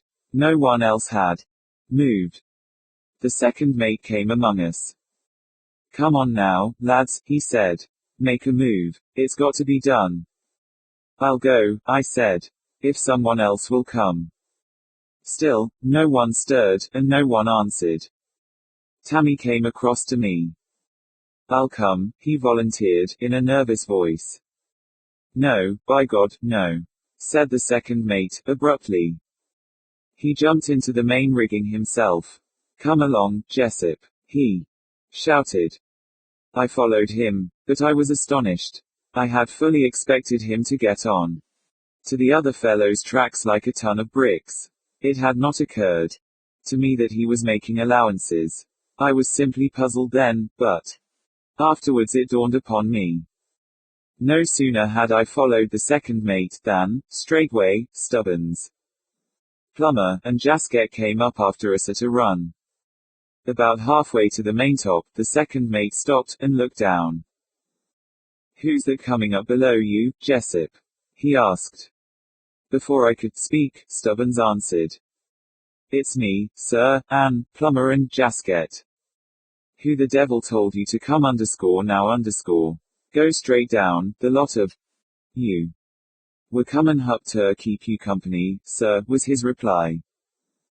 At that, I was confident of a burst of temper from the second, and yet, for the second time within a couple of minutes I was wrong. Instead of cursing Stubbins, he, after a moment's pause, went on up the rigging. Without another word, and the rest of us followed. We reached the Royal, and made short work of it. Indeed, there was sufficient of us to have eaten it. When we had finished, I noticed that the second mate remained on the yard until we were all in the rigging.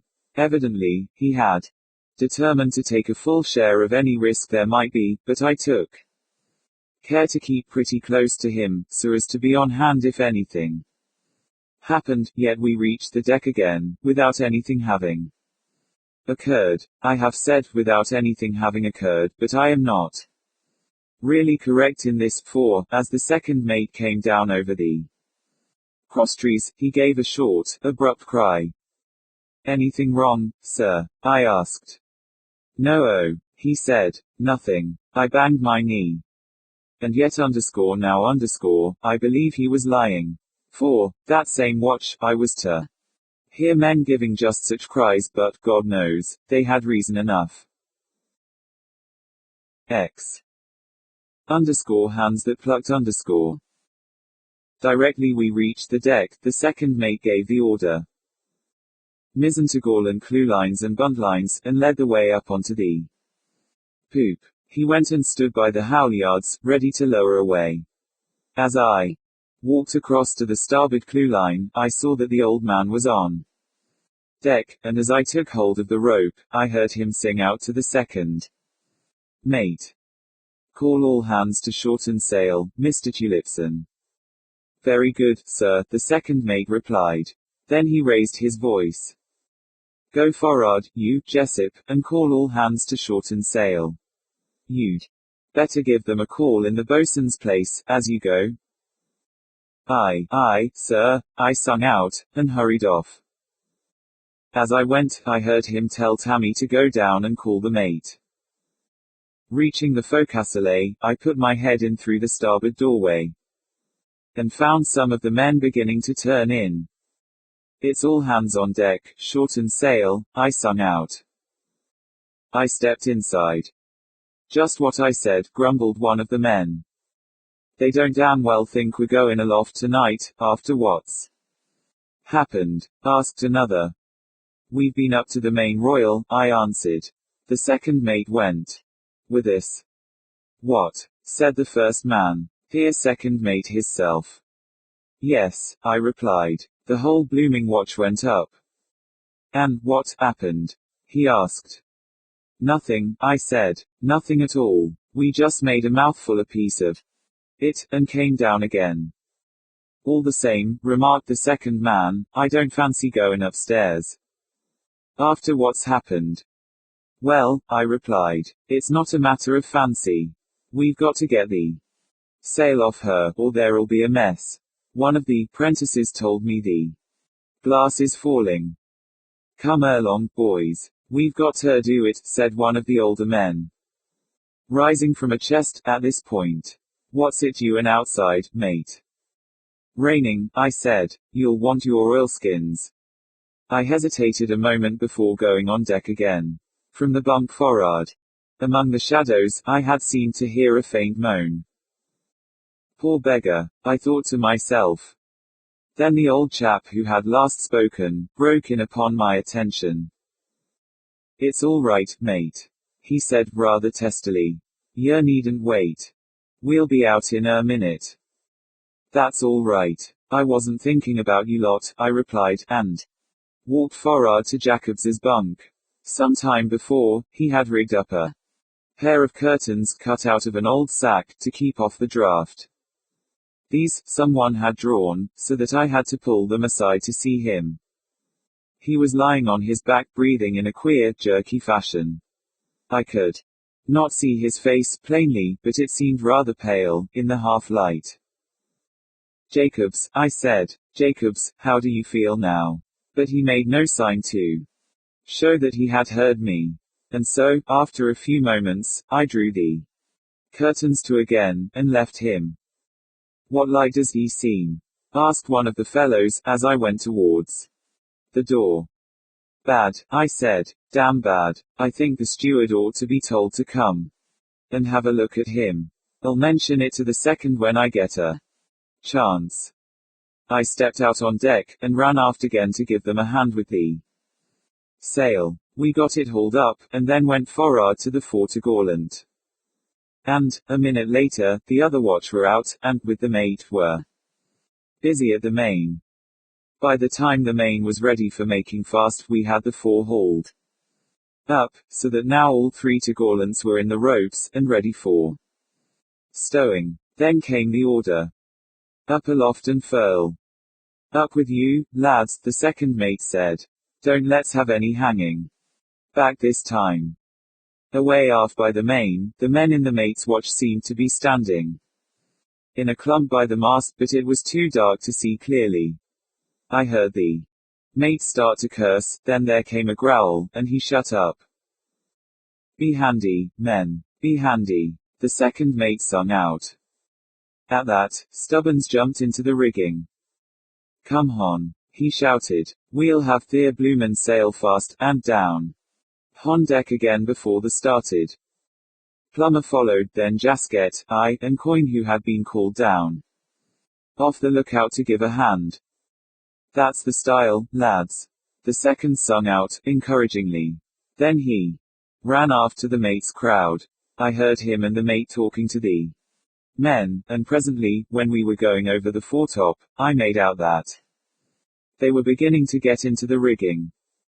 I found out, afterwards, that as soon as the second mate had seen him off the deck, he went up to the mizzen-topgallant, along with the 4 prentices.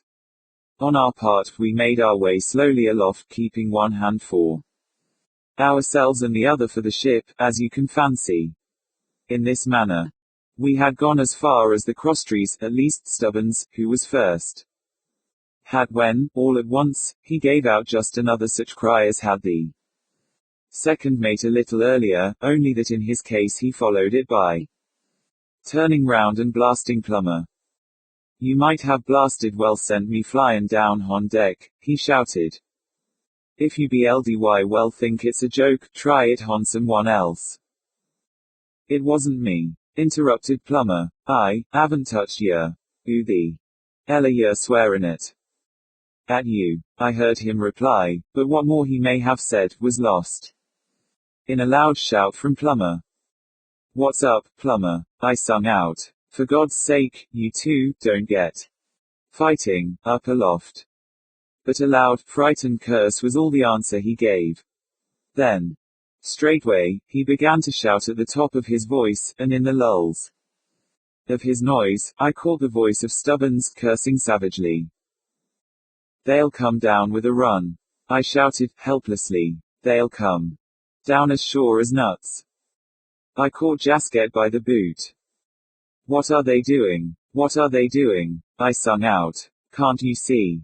I shook his leg as I spoke. But at my touch, the old idiot, as I thought him at the moment, began to shout in a frightened voice. Oh, help, hell. Shut up, I bellowed. Shut up, you old fool. If you won't do anything, let me get past you.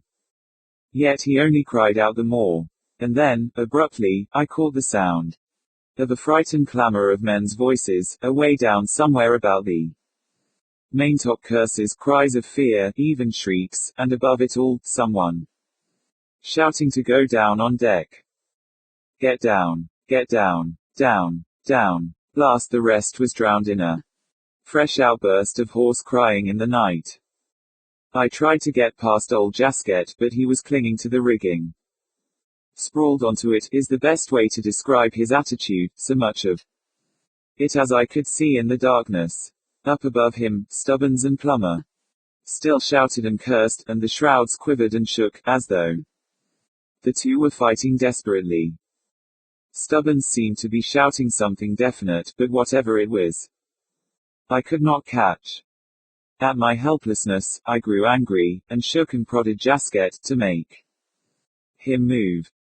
Damn you, Jasket, I roared. Damn you for a funky old fool. Let me get past. Let me get past, will you?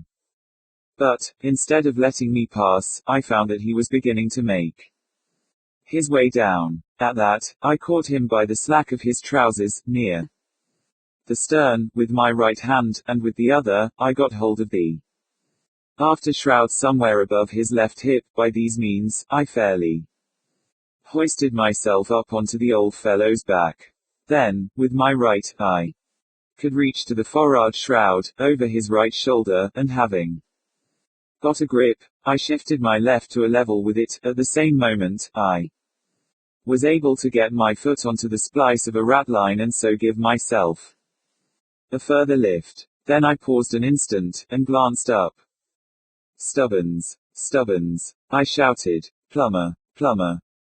And even as I called, Plummer's foot reaching down through the gloom alighted full on my upturned face. I let go from the rigging with my right hand, and struck furiously at his leg, cursing him for his clumsiness. He lifted his foot, and in the same instant a sentence from Stubbins floated down to me, with a strange distinctness. For God's sake tell 'em to get down on deck. He was shouting. Even as the words came to me, something in the darkness gripped my waist. I made a desperate clutch at the rigging with my disengaged right hand, and it was well for me that I secured the hold so quickly, for the same instant, I was wrenched at with a brutal ferocity that appalled me. I said nothing, but lashed out into the night with my left foot. It is queer, but I cannot say with certainty that I struck anything. I was too downright desperate with funk, to be sure, and yet it seemed to me that my foot encountered something soft that gave under the blow. It may have been nothing more than an imagined sensation, yet I am inclined to think otherwise, for, instantly, the hold about my waist was released, and I commenced to scramble down, clutching the shrouds pretty desperately. I have only a very uncertain remembrance of that which followed. Whether I slid over Jasket, or whether he gave way to me, I cannot tell. I know only that I reached the deck, in a blind whirl of fear and excitement. And the next thing I remember, I was among a crowd of shouting, half-mad sailor men. 11. The search for Stubbins. In a confused way, I was conscious that the skipper and the mates were down among us, trying to get us into some state of calmness. Eventually, they succeeded, and we were told to go aft to the saloon door, which we did in a body. Here, the skipper himself served out a large tot of rum to each of us. Then, at his orders, the second mate called the roll. He called over the mate's watch first, and everyone answered. Then he came to ours, and he must have been much agitated, for the first name he sung out was Jock's. Among us there came a moment of dead silence, and I noticed the wail and moan of the wind aloft, and the flap of the three unfurled topsails. The second mate called the next name, hurriedly. Jasket, he sung out. Sir, Jasket answered. Coin. Yes, sir. Jessup. Sir, I replied. Stubbins. There was no answer. Stubbins, again called the second mate. Again there was no reply. Is Stubbins here, anyone? The second's voice sounded sharp and anxious. There was a moment's pause. Then one of the men spoke. He's not here, sir. Who saw him last? The second asked. Plummer stepped forward into the light that streamed through the saloon doorway. He had on neither coat nor cap, and his shirt seemed to be hanging about him in tatters. It were me, sir, he said. The old man, who was standing next to the second mate, took a pace towards him, and stopped and stared, but it was the second who spoke. Where? He asked. "'E were just above me, in the crosstrees, when, the man broke off short. Yes, the second mate replied. Then he turned to the skipper. Someone will have to go up, sir, and see. He hesitated. But, said the old man, and stopped. The second mate cut in. I shall go up, for one, sir, he said, quietly. Then he turned back to the crowd of us. Tammy, he sung out. Get a couple of lamps out of the lamp locker. Aye, sir, Tammy replied, and ran off. Now, said the second mate, addressing us. I want a couple of men to jump aloft along with me and take a look for Stubbins. Not a man replied. I would have liked to step out and offer, but the memory of that horrible clutch was with me, and for the life of me, I could not summon up the courage. Come, men, he said, we can't leave him up there. We shall take lanterns. Who'll come now? I walked out to the front. I was in a horrible funk, but, for very shame, I could not stand back any longer. I'll come with you, sir, I said, not very loud, and feeling fairly twisted up with nervousness. That's more the tune, Jessup, he replied, in a tone that made me glad I had stood out. At this point, Tammy came up with the lights. He brought them to the Second, who took one, and told him to give the other to me. The second mate held his light above his head, and looked round at the hesitating men. Now, men, he sung out, you're not going to let Jessup and me go up alone. Come along, another one or two of you. Don't act like a damned lot of cowards. Coin stood out, and spoke for the crowd. I dunno as we're actin' like cowards, sir, but just look at _im_. And he pointed at Plumber, who still stood full in the light from the saloon doorway. What sort of a thing is it, as done that, sir? He went on. And then, yer asks us to go up again. It aren't likely as we're in a hurry. The second mate looked at Plumber, and surely, as I have before mentioned, the poor beggar was in a state, his ripped-up shirt was fairly flapping in the breeze that came through the doorway. The second looked, yet he said nothing. It was as though the realization of Plummer's condition had left him without a word more to say. It was Plummer himself who finally broke the silence. I'll come with yer, sir, he said. Only yer ought to have more light than 2 lanterns. 'Twon't be no use, unless we has plenty light. The man had grit, and I was astonished at his offering to go, after what he must have gone through. Yet, I was to have even a greater astonishment, for, abruptly, the skipper, who all this time had scarcely spoken, stepped forward a pace, and put his hand on the second mate's shoulder. I'll come with you, Mr. Tulipson, he said. The second mate twisted his head round, and stared at him a moment, in astonishment. Then he opened his mouth. No, sir, I don't think, he began. That's sufficient, Mr. Tulipson, the old man interrupted. I've made up my mind. He turned to the first mate, who had stood by without a word. Mr. Grange, he said, take a couple of the apprentices down with you, and pass out a box of blue lights and some flare-ups. The mate answered something, and hurried away into the saloon, with the 2 apprentices in his watch. Then the old man spoke to the men. Now, men, he began, this is no time for dilly-dallying. The second mate and I will go aloft, and I want about half a dozen of you to come along with us, and carry lights. Plummer and Jessup here have volunteered. I want 4 or 5 more of you. Step out now, some of you. There was no hesitation whatever, now, and the first man to come forward was Coin. After him followed 3 of the mate's crowd, and then old Jasket. That will do, said the old man.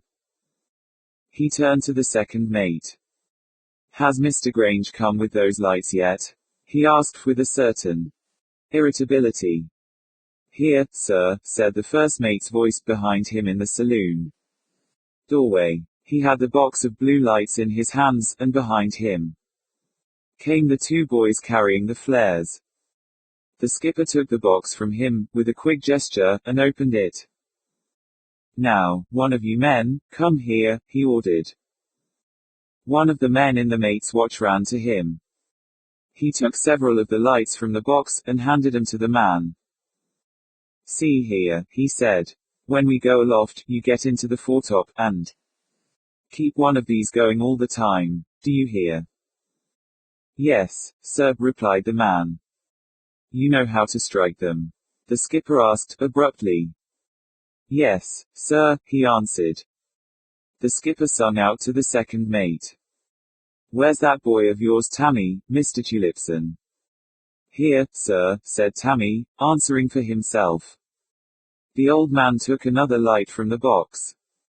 Listen to me, boy, he said. Take this, and stand by on the forward deck house. When we go aloft, you must give us a light until the man gets his going in the top. You understand? Yes, sir, answered Tammy, and took the light. 1 minute, said the old man, and stooped and took a second light from the box. Your first light may go out before we're ready. You'd better have another, in case it does. Tammy took the second light, and moved away. "Those flares all ready for lighting there, Mr. Grange?" the captain asked. "All ready, sir," replied the mate. The old man pushed one of the blue lights into his coat pocket, and stood upright. "Very well," he said. "Give each of the men one apiece. And just see that they all have matches." He spoke to the men particularly. "As soon as we are ready, the other two men in the mate's watch will get up into the crane lines, and keep the flares going there. Take your paraffin tins with you. When we reach the upper topsail, Coin and Jasket will get out on the yard arms, and show their flares there. Be careful to keep your lights away from the sails. Plummer and Jessup will come up with the second mate and myself. Does every man clearly understand?" "Yes, sir," said the men in a chorus. A sudden idea seemed to occur to the skipper, and he turned, and went through the doorway into the saloon. In about a minute, he came back, and handed something to the second mate, that shone in the light from the lanterns. I saw that it was a revolver, and he held another in his other hand, and this I saw him put into his side pocket. The second mate held the pistol a moment, looking a bit doubtful. "I don't think, sir," he began. But the skipper cut him short. "You don't know," he said. "Put it in your pocket." Then he turned to the first mate. "You will take charge of the deck, Mr. Grange, while we're aloft," he said. Aye, sir," the mate answered, and sung out to one of his prentices to take the blue light box back into the cabin. The old man turned and led the way forward.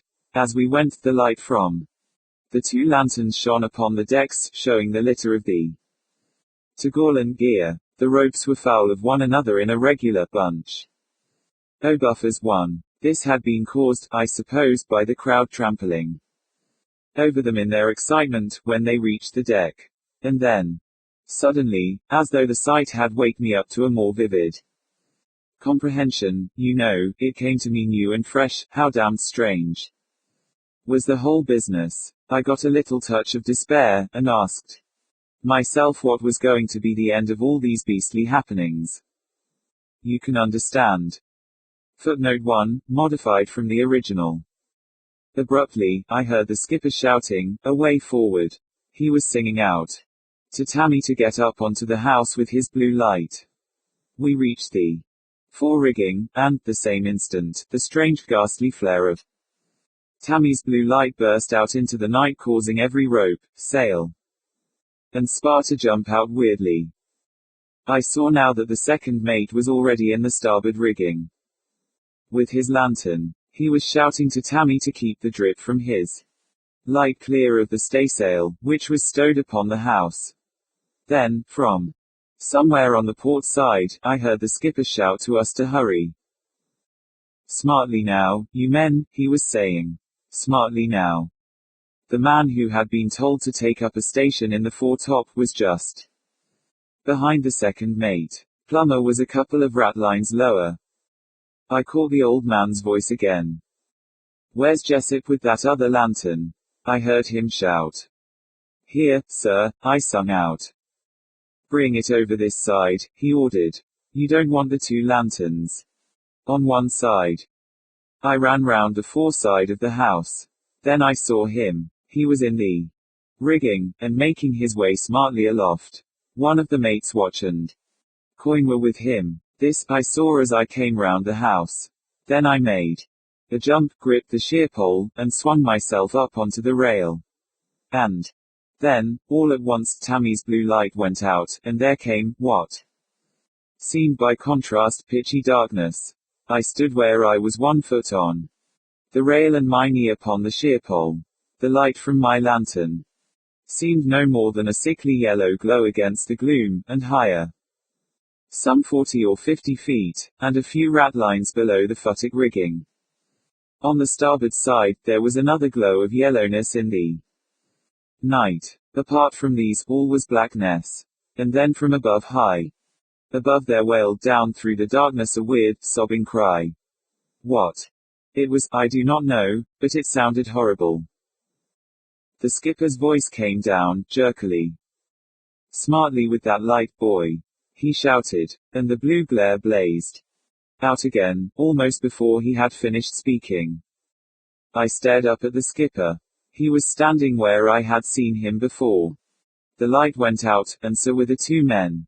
As I looked, he commenced to climb again. I glanced across to starboard. Jasket, and the other man in the mate's watch for about midway between the deck of the house and the foretop. The faces showed extraordinary pale in the dead glare of the blue light. Higher, I saw the second mate in the futtock rigging, holding his light up over the edge of the top.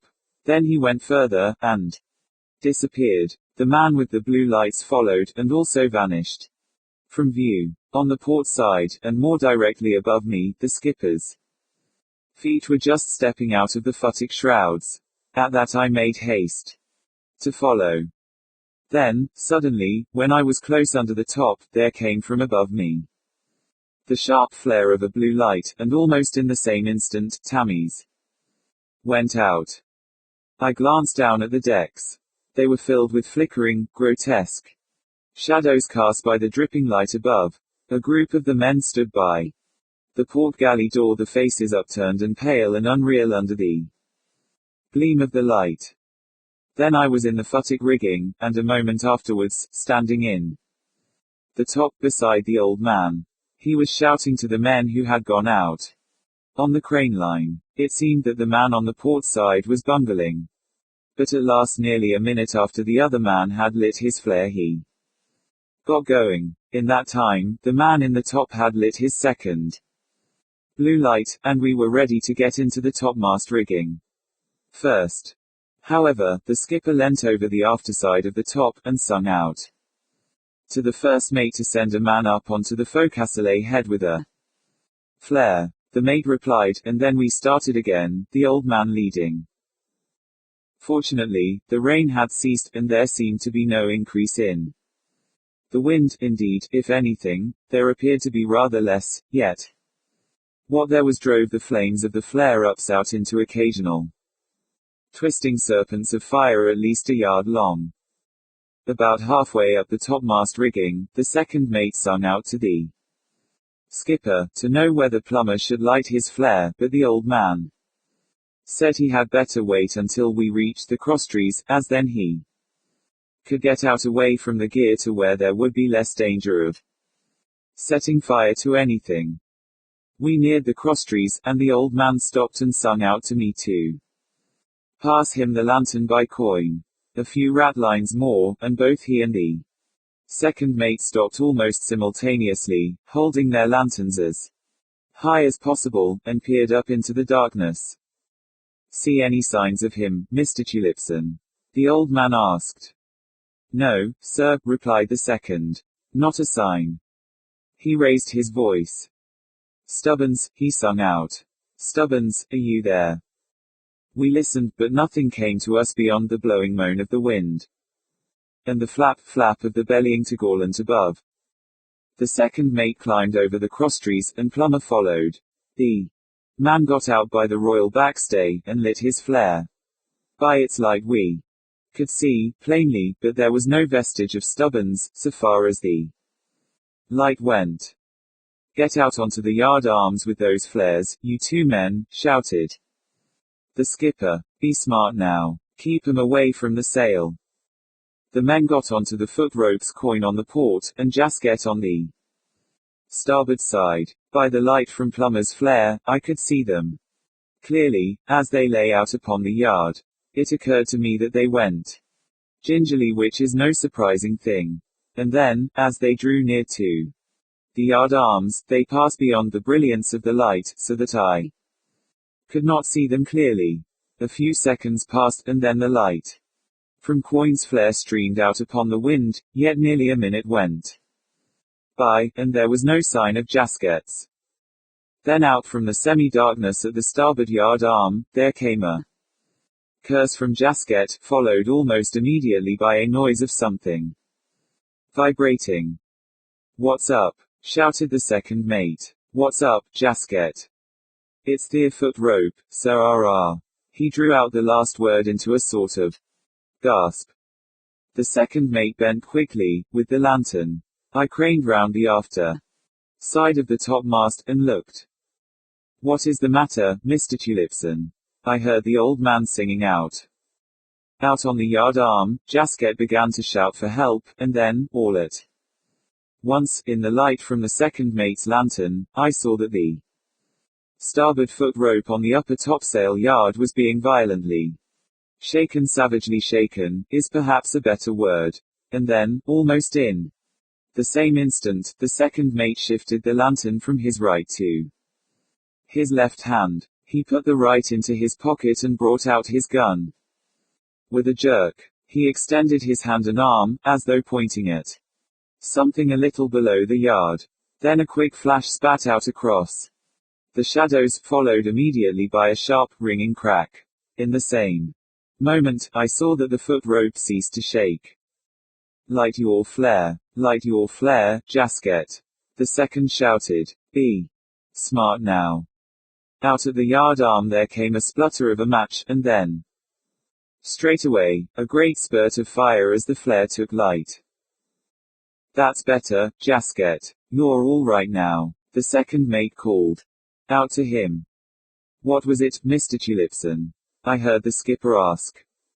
I looked up, and saw that he had sprung across to where the second mate was standing. The second mate explained to him, but he did not speak loud enough for me to catch what he said. I had been struck by Jasket's attitude when the light of his flare had first revealed him. He had been crouched with his right knee cocked over the yard, and his left leg down between it and the foot rope, while his elbows had been crooked over the yard for support, as he was lighting the flare. Now, however, he had slid both feet back onto the foot rope, and was lying on his belly, over the yard, with the flare held a little below the head of the sail. It was thus, with the light being on the foreside of the sail, that I saw a small hole a little below the foot rope, through which a ray of the light shone. It was undoubtedly the hole which the bullet from the second mate's revolver had made in the sail.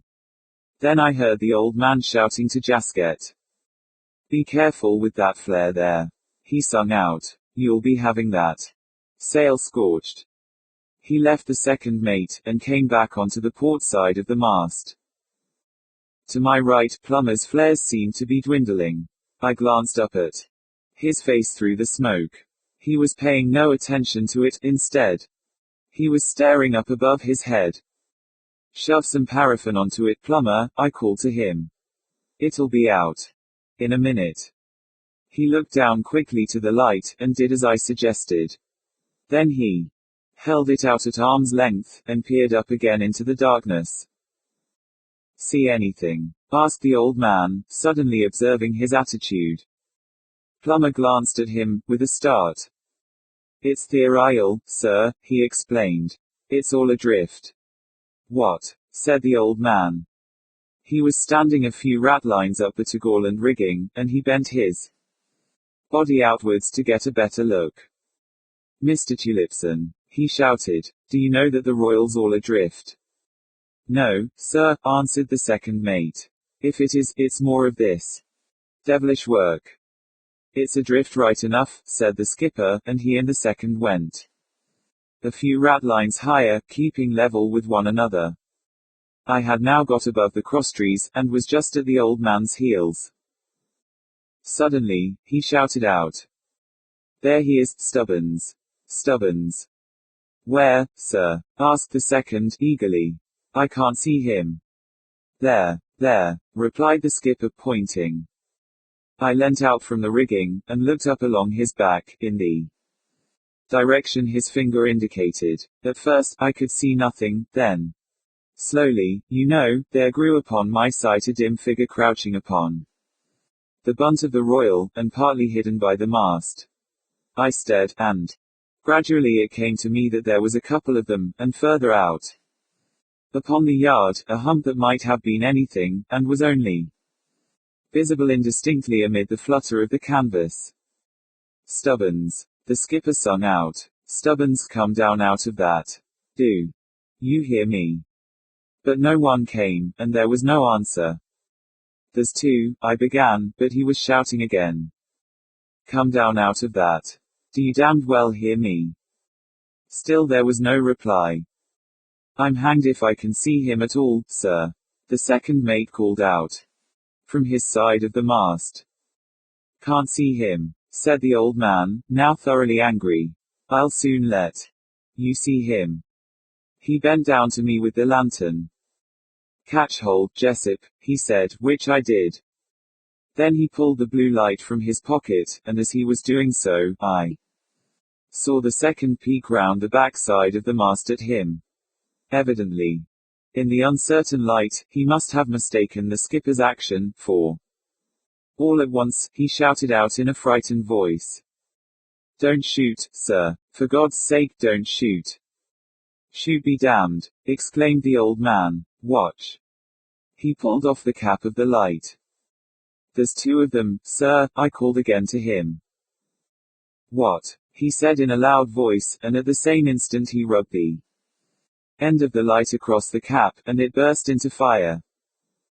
He held it up so that it lit the royal yard like day, and straightway, a couple of shapes dropped silently from the royal onto the topgallant yard. At the same moment, the humped something, midway out upon the yard, rose up. It ran into the mast, and I lost sight of it. God! I heard the skipper gasp, and he fumbled in his side pocket. I saw the two figures which had dropped onto the topgallant run swiftly along the yard, one to the starboard and the other to the port yard arms. On the other side of the mast, the second mate's pistol cracked out twice, sharply. Then, from over my head the skipper fired twice, and then again, but with what effect, I could not tell. Abruptly, as he fired his last shot, I was aware of an indistinct something, gliding down the starboard royal backstay.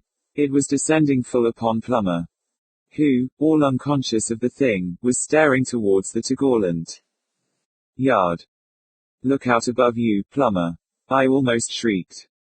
What? Where? He called, and grabbed at the stay, and waved his flare excitedly.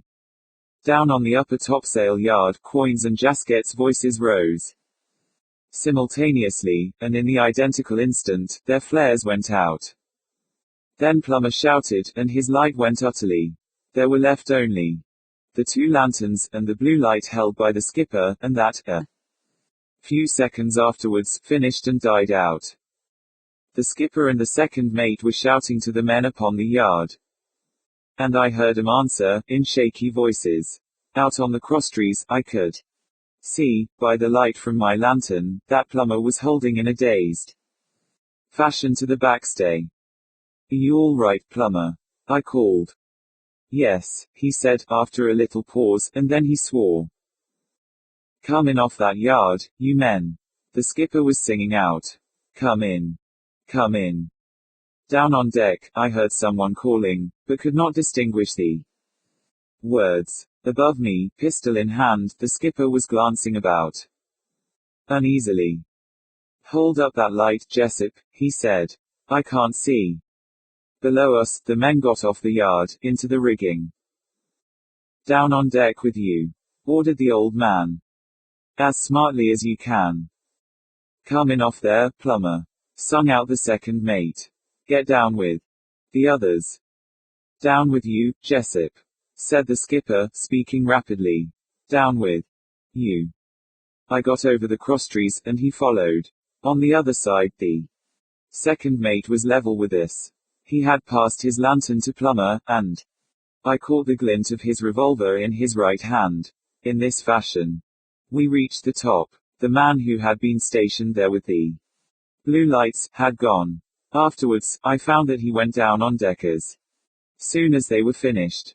There was no sign of the man with the flare on the starboard crane line. He also, I learned later, had slid down one of the backstays onto the deck, only a very short while before we reached the top. He swore that a great black shadow of a man had come suddenly upon him from aloft.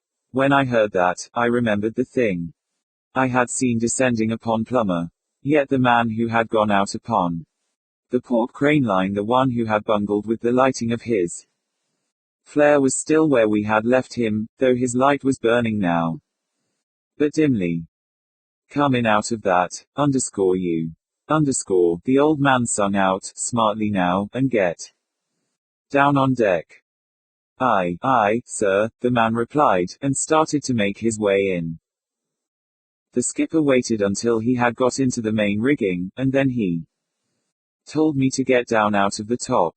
He was in the act of following, when, all at once, there rose a loud outcry on deck, and then came the sound of a man screaming. Get out of my way, Jessup! The skipper roared, and swung himself down alongside of me. I heard the second mate shout something from the starboard rigging. Then we were all racing down as hard as we could go. I had caught a momentary glimpse of a man running from the doorway on the port side of the forecastle. In less than half a minute we were upon the deck, and among a crowd of the men who were grouped round something. Yet, strangely enough, they were not looking at the thing among them, but away aft at something in the darkness. It's on the rail, cried several voices. Overboard, called somebody, in an excited voice. It's jumped over the side. Here, went nothing, said a man in the crowd. Silence, shouted the old man. Where's the mate? What's happened? Here, sir, called the first mate, shakily, from near the center of the group. It's Jacobs, sir. He. What? Said the skipper. What? He's dead, I think, said the first mate, in jerks. Let me see, said the old man, in a quieter tone. The men had stood to one side to give him room, and he knelt beside the man upon the deck. Pass the lantern here, Jessup, he said. I stood by him, and held the light. The man was lying face downwards on the deck. Under the light from the lantern, the skipper turned him over and looked at him. Yes, he said, after a short examination. He's dead. He stood up and regarded the body a moment, in silence. Then he turned to the second mate, who had been standing by during the last couple of minutes. 3, he said, in a grim undertone. The second mate nodded, and cleared his voice. He seemed on the point of saying something, then he turned and looked at Jacobs, and said nothing. 3, repeated the old man. Since 8 bells. He stooped and looked again at Jacobs. Poor devil, he muttered. The second mate grunted some of the huskiness out of his throat, and spoke. Where must we take him? He asked quietly. The 2 bunks are full. You'll have to put him down on the deck by the lower bunk, replied the skipper. As they carried him away, I heard the old man make a sound that was almost a groan. The rest of the men had gone forward, and I do not think he realized that I was standing by him. My God, oh, my God, he muttered, and began to walk slowly aft. He had cause enough for groaning. There were 3 dead, and Stubbins had gone utterly and completely. We never saw him again. 12. The council. A few minutes later, the second mate came forward again. I was still standing near the rigging, holding the lantern, in an aimless sort of way. That you, Plumber? He asked. No, sir, I said. It's Jessup. Where's Plumber, then? He inquired.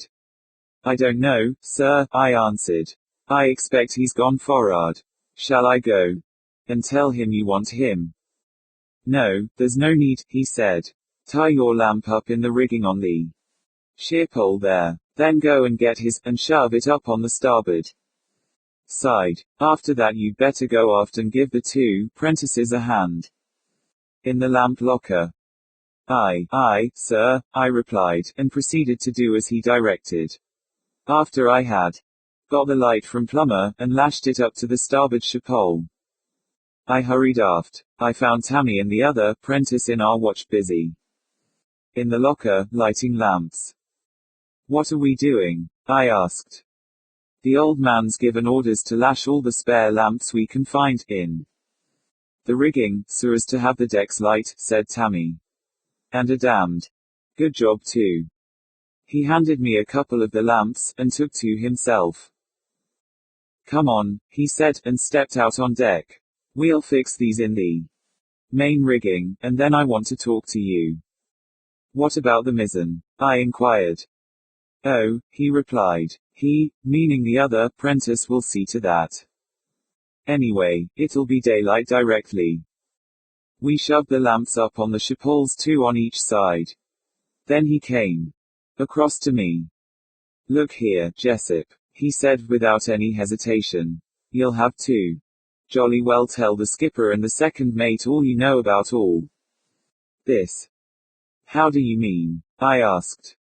Why, that it's something about the ship herself that's the cause of what's happened, he replied. If you'd only explained to the second mate when I told you to, this might never have been. But I don't no, I said. I may be all wrong. It's only an idea of mine. I've no proofs. Proofs, he cut in with. Proofs? What about tonight? We've had all the proofs ever I want. I hesitated before answering him. So have I, for that matter, I said, at length. What I mean is, I've nothing that the skipper and the second mate would consider as proofs. They'd never listen seriously to me. They'd listen fast enough, he replied. After what's happened this watch, they'd listen to anything. Anyway, it's jolly well your duty to tell them. What could they do, anyway? I said despondently. As things are going, we'll all be dead before another week is over, at this rate. You tell them, he answered. That's what you've got to do. If you can only get 'em to realize that you're right, they'll be glad to put into the nearest port, and send us all ashore. I shook my head. Well, anyway, they'll have to do something, he replied, in answer to my gesture. We can't go round the horn, with the number of men we've lost. We haven't enough to handle her, if it comes on to blow. You've forgotten, Tammy, I said. Even if I could get the old man to believe I'd got at the truth of the matter, he couldn't do anything. Don't you see, if I'm right, we couldn't even see the land, if we made it. We're like blind men. What on earth do you mean? He interrupted. How do you make out we're like blind men? Of course we could see the land. Wait a minute, I said. You don't understand. Didn't I tell you? Tell what? He asked. About the ship I spotted, I said. I thought you knew. No, he said. When? Why, I replied. You know, when the old man sent me away from the wheel. Yes, he answered. You mean in the morning watch day before yesterday? Yes, I said. Well, don't you know what was the matter? No, he replied. That is, I heard you were snoozing at the wheel, and the old man came up and caught you. That's all a darn silly yarn, I said, and then I told him the whole truth of the affair. After I had done that, I explained my idea about it to him. Now you see what I mean? I asked. You mean that this strange atmosphere, or whatever it is we're in, would not allow us to see another ship? He asked, a bit awestruck. Yes, I said, but the point I wanted you to see, is that if we can't see another vessel, even when she's quite close, then, in the same way, we shouldn't be able to see land. To all intents and purposes we're blind. Just you think of it. We're out in the middle of the briny, doing a sort of eternal blind man's hop. The old man couldn't put into port. Even if he wanted to. He'd run us bang on shore, without our ever seeing it. What are we going to do, then? He asked, in a despairing sort of way. Do you mean to say we can't do anything? Surely something can be done. It's terrible. For perhaps a minute we walked up and down, in the light from the different lanterns. Then he spoke again.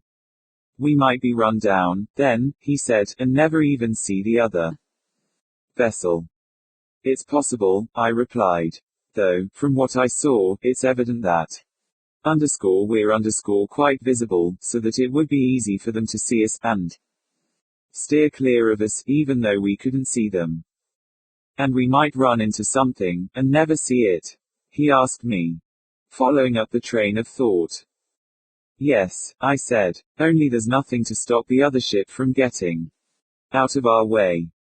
But if it wasn't a vessel, he persisted, it might be an iceberg, or a rock, or even a derelict. In that case, I said, putting it a bit flippantly, naturally, we'd probably damage it. He made no answer to this, and for a few moments we were quiet. Then he spoke abruptly, as though the idea had come suddenly to him. Those lights the other night, he said, were they a ship's lights? Yes, I replied. Why? Why, he answered, don't you see, if they were really lights, we could see them. Well, I should think I ought to know that, I replied. You seem to forget that the second mate slung me off the lookout for daring to do that very thing. I don't mean that, he said. Don't you see that if we could see them at all, it showed that the atmosphere thing wasn't round us then? Not necessarily, I answered. It may have been nothing more than a rift in it, though, of course, I may be all wrong. But, anyway, the fact that the lights disappeared almost as soon as they were seen, shows that it was very much round the ship. That made him feel a bit the way I did, and when next he spoke, his tone had lost its hopefulness. Then you think it'll be no use telling the second mate and the skipper anything? He asked. I don't know, I replied. I've been thinking about it, and it can't do any harm. I've a very good mind to. I should, he said. You needn't be afraid of anybody laughing at you. Now, it might do some good. You've seen more than anyone else. He stopped in his walk, and looked round. Wait a minute, he said, and ran after few steps. I saw him look up at the break of the poop, then he came back. Come along now, he said. The old man's up on the poop, talking to the second mate. You'll never get a better chance. Still I hesitated, but he caught me by the sleeve, and almost dragged me to the lee ladder. All right, I said when I got there. All right, I'll come. Only I'm hanged if I know what to say when I get there. Just tell them you want to speak to them, he said. They'll ask what you want, and then you spit out all you know. They'll find it interesting enough.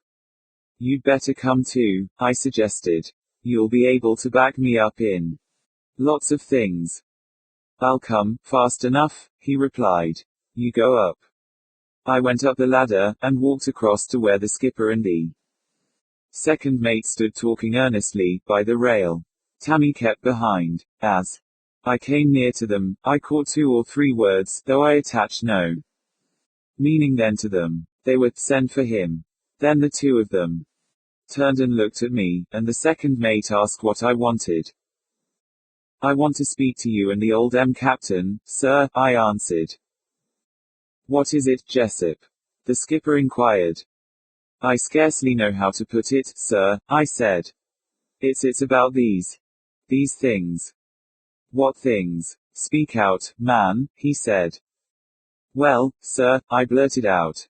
There's some dreadful thing or things come aboard this ship, since we left port. I saw him give one quick glance at the second mate, and the second looked back. Then the skipper replied. How do you mean, come aboard? He asked. Out of the sea, sir, I said. I've seen 'em. So's Tammy, here. Ah, he exclaimed, and it seemed to me, from his face, that he was understanding something better. Out of the sea. Again he looked at the second mate, but the second was staring at me. Yes, sir, I said. It's the ship. She's not safe. I've watched. I think I understand a bit, but there's a lot I don't. I stopped. The skipper had turned to the second mate. The second nodded gravely. Then I heard him mutter, in a low voice, and the old man replied, after which he turned to me again. Look here, Jessup, he said. I'm going to talk straight to you.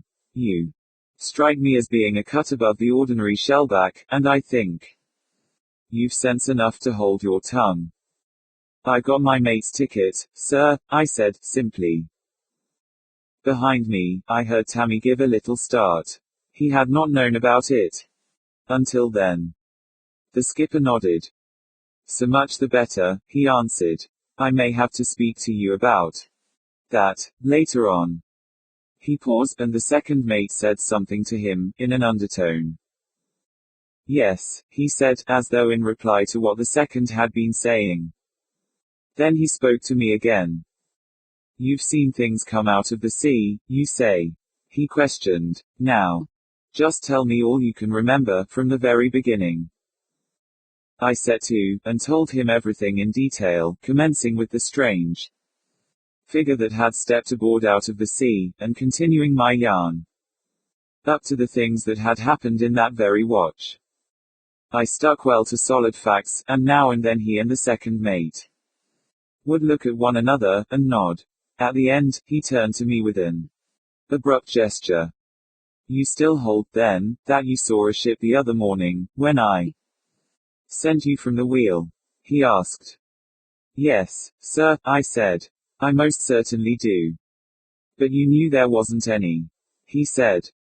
Yes, sir, I replied, in an apologetic tone. There was, and, if you will let me, I believe that I can explain it a bit. Well, he said, go on. Now that I knew he was willing to listen to me in a serious manner, all my funk of telling him had gone, and I went ahead and told him my ideas about the mist, and the thing it seemed to have ushered, you know. I finished up by telling him how Tammy had worried me to come and tell what I knew. He thought then, sir, I went on, that you might wish to put into the nearest port, but I told him that I didn't think you could, even if you wanted to. How's that? He asked, profoundly interested. Well, sir, I replied. If we're unable to see other vessels, we shouldn't be able to see the land. You'd be piling the ship up, without ever seeing where you were putting her. This view of the matter affected the old man in an extraordinary manner, as it did, I believe, the second mate. And neither spoke for a moment. Then the skipper burst out. By gad, Jessup, he said, if you're right, the Lord have mercy on us. He thought for a couple of seconds. Then he spoke again, and I could see that he was pretty well twisted up. My God, if you're right. The second mate spoke. The men mustn't know, sir, he warned him. It'd be a mess if they did. Yes, said the old man. He spoke to me. Remember that, Jessup, he said. Whatever you do, don't go yarning about this forrard. No, sir, I replied. And you too, boy, said the skipper. Keep your tongue between your teeth. We're in a bad enough mess without your making it worse. Do you hear? Yes, sir, answered Tammy. The old man turned to me again. These things, or creatures that you say come out of the sea, he said. You've never seen 'em, except after nightfall? He asked. No, sir, I replied. Never. He turned to the second mate. So far as I can make out, Mr. Tulipson, he remarked, the danger seems to be only at night. It's always been at night, sir, the second answered. The old man nodded. Have you anything to propose, Mr. Tulipson? He asked. Well, sir, replied the second mate. I think you ought to have her snugged down every night, before dark. He spoke with considerable emphasis. Then he glanced aloft, and jerked his head in the direction of the unfurled topgallants. It's a damned good thing, sir, he said, that it didn't come on to blow any harder. The old man nodded again. Yes, he remarked. We shall have to do it, but God knows when we'll get home. Better late than not at all, I heard the second mutter, under his breath. Out loud, he said. And the lights, sir? Yes, said the old man. I will have lamps in the rigging every night. After dark. Very good, sir, assented the second. Then he turned to us. It's getting daylight, Jessup, he remarked with a glance at the sky. You'd better take Tammy with you, and shove those lamps back again into the locker. Aye, sir, I said, and went down off the poop with Tammy. 13. The shadow in the sea. When 8 bells went, at 4 o'clock, and the other watch came on deck to relieve us, it had been broad daylight for some time before we went below. The second mate had the 3 topgallants set, and now that it was light, we were pretty curious to have a look aloft, especially up the fore, and Tom, who had been up to overhaul the gear, was questioned a lot when he came down, as to whether there were any signs of anything queer up there, but he told us there was nothing unusual to be seen. At 8 o'clock, when we came on deck for the 8 to 12 watch, I saw the sailmaker coming for'ard along the deck, from the second mate's old berth. He had his rule in his hand, and I knew he had been measuring the poor beggars in there, for the burial outfit. From breakfast time until near noon, he worked, shaping out 3 canvas wrappers from some old sailcloth. Then, with the aid of the second mate and one of the hands, he brought out the 3 dead chaps onto the after hatch, and there sewed them up, with a few lumps of holy stone at the feet. He was just finishing when 8 bells went, and I heard the old man tell the second mate to call all hands aft for the burial. This was done, and one of the gangways unshipped. We had no decent grating big enough, so they had to get off one of the hatches, and use it instead. The wind had died away during the morning, and the sea was almost a calm, the ship lifting ever so slightly to an occasional glassy heave. The only sounds that struck on the ear were the soft, slow rustle and occasional shiver of the sails, and the continuous and monotonous creak of the spars and gear at the gentle movements of the vessel. And it was in this solemn half-quietness that the skipper read the burial service. They had put the Dutchman first upon the hatch, I could tell him by his stumpiness, and when at last the old man gave the signal, the second mate tilted his end, and he slid off, and down into the dark. Poor old Dutchy, I heard one of the men say, and I fancy we all felt a bit like that. Then they lifted Jacobs onto the hatch, and when he had gone, Jock. When Jock was lifted, a sort of sudden shiver ran through the crowd. He had been a favorite in a quiet way, and I know I felt, all at once, just a bit queer. I was standing by the rail, upon the after bollard, and Tammy was next to me, while Plummer stood a little behind. As the second mate tilted the hatch for the last time, a little, hoarse chorus broke from the men. Slong, Jock. So long, Jock. And then, at the sudden plunge, they rushed to the side to see the last of him as he went downwards. Even the second mate was not able to resist this universal feeling, and he, too, peered over. From where I had been standing, I had been able to see the body take the water, and now, for a brief couple of seconds, I saw the white of the canvas blurred by the blue of the water, dwindle and dwindle in the extreme depth. Abruptly. As I stared, it disappeared too abruptly, it seemed to me.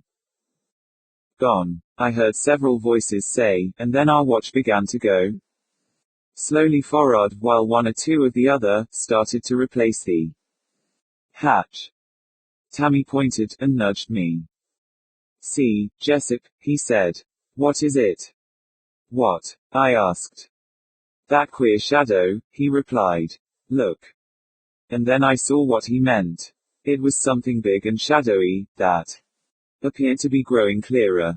It occupied the exact place Sir it seemed to me in which Jock had disappeared. Look at it, said Tammy, again. It's getting bigger. He was pretty excited, and so was I. I was peering down. The thing seemed to be rising out of the depths. It was taking shape. As I realized what the shape was, a queer, cold funk took me. See, said Tammy. It's just like the shadow of a ship. And it was the shadow of a ship rising out of the unexplored immensity beneath our keel. Plumber, who had not yet gone forward, caught Tammy's last remark, and glanced over. What's he mean? He asked. That, replied Tammy, and pointed. I jabbed my elbow into his ribs, but it was too late. Plumber had seen. Curiously enough though, he seemed to think nothing of it. That ain't nothin', 'cept theer shadder theer ship, he said. Tammy, after my hint, let it go at that. But when Plumber had gone forward with the others, I told him not to go telling everything round the decks, like that. We've got to be thundering careful, I remarked. You know what the old man said, last watch. Yes, said Tammy. I wasn't thinking, I'll be careful next time.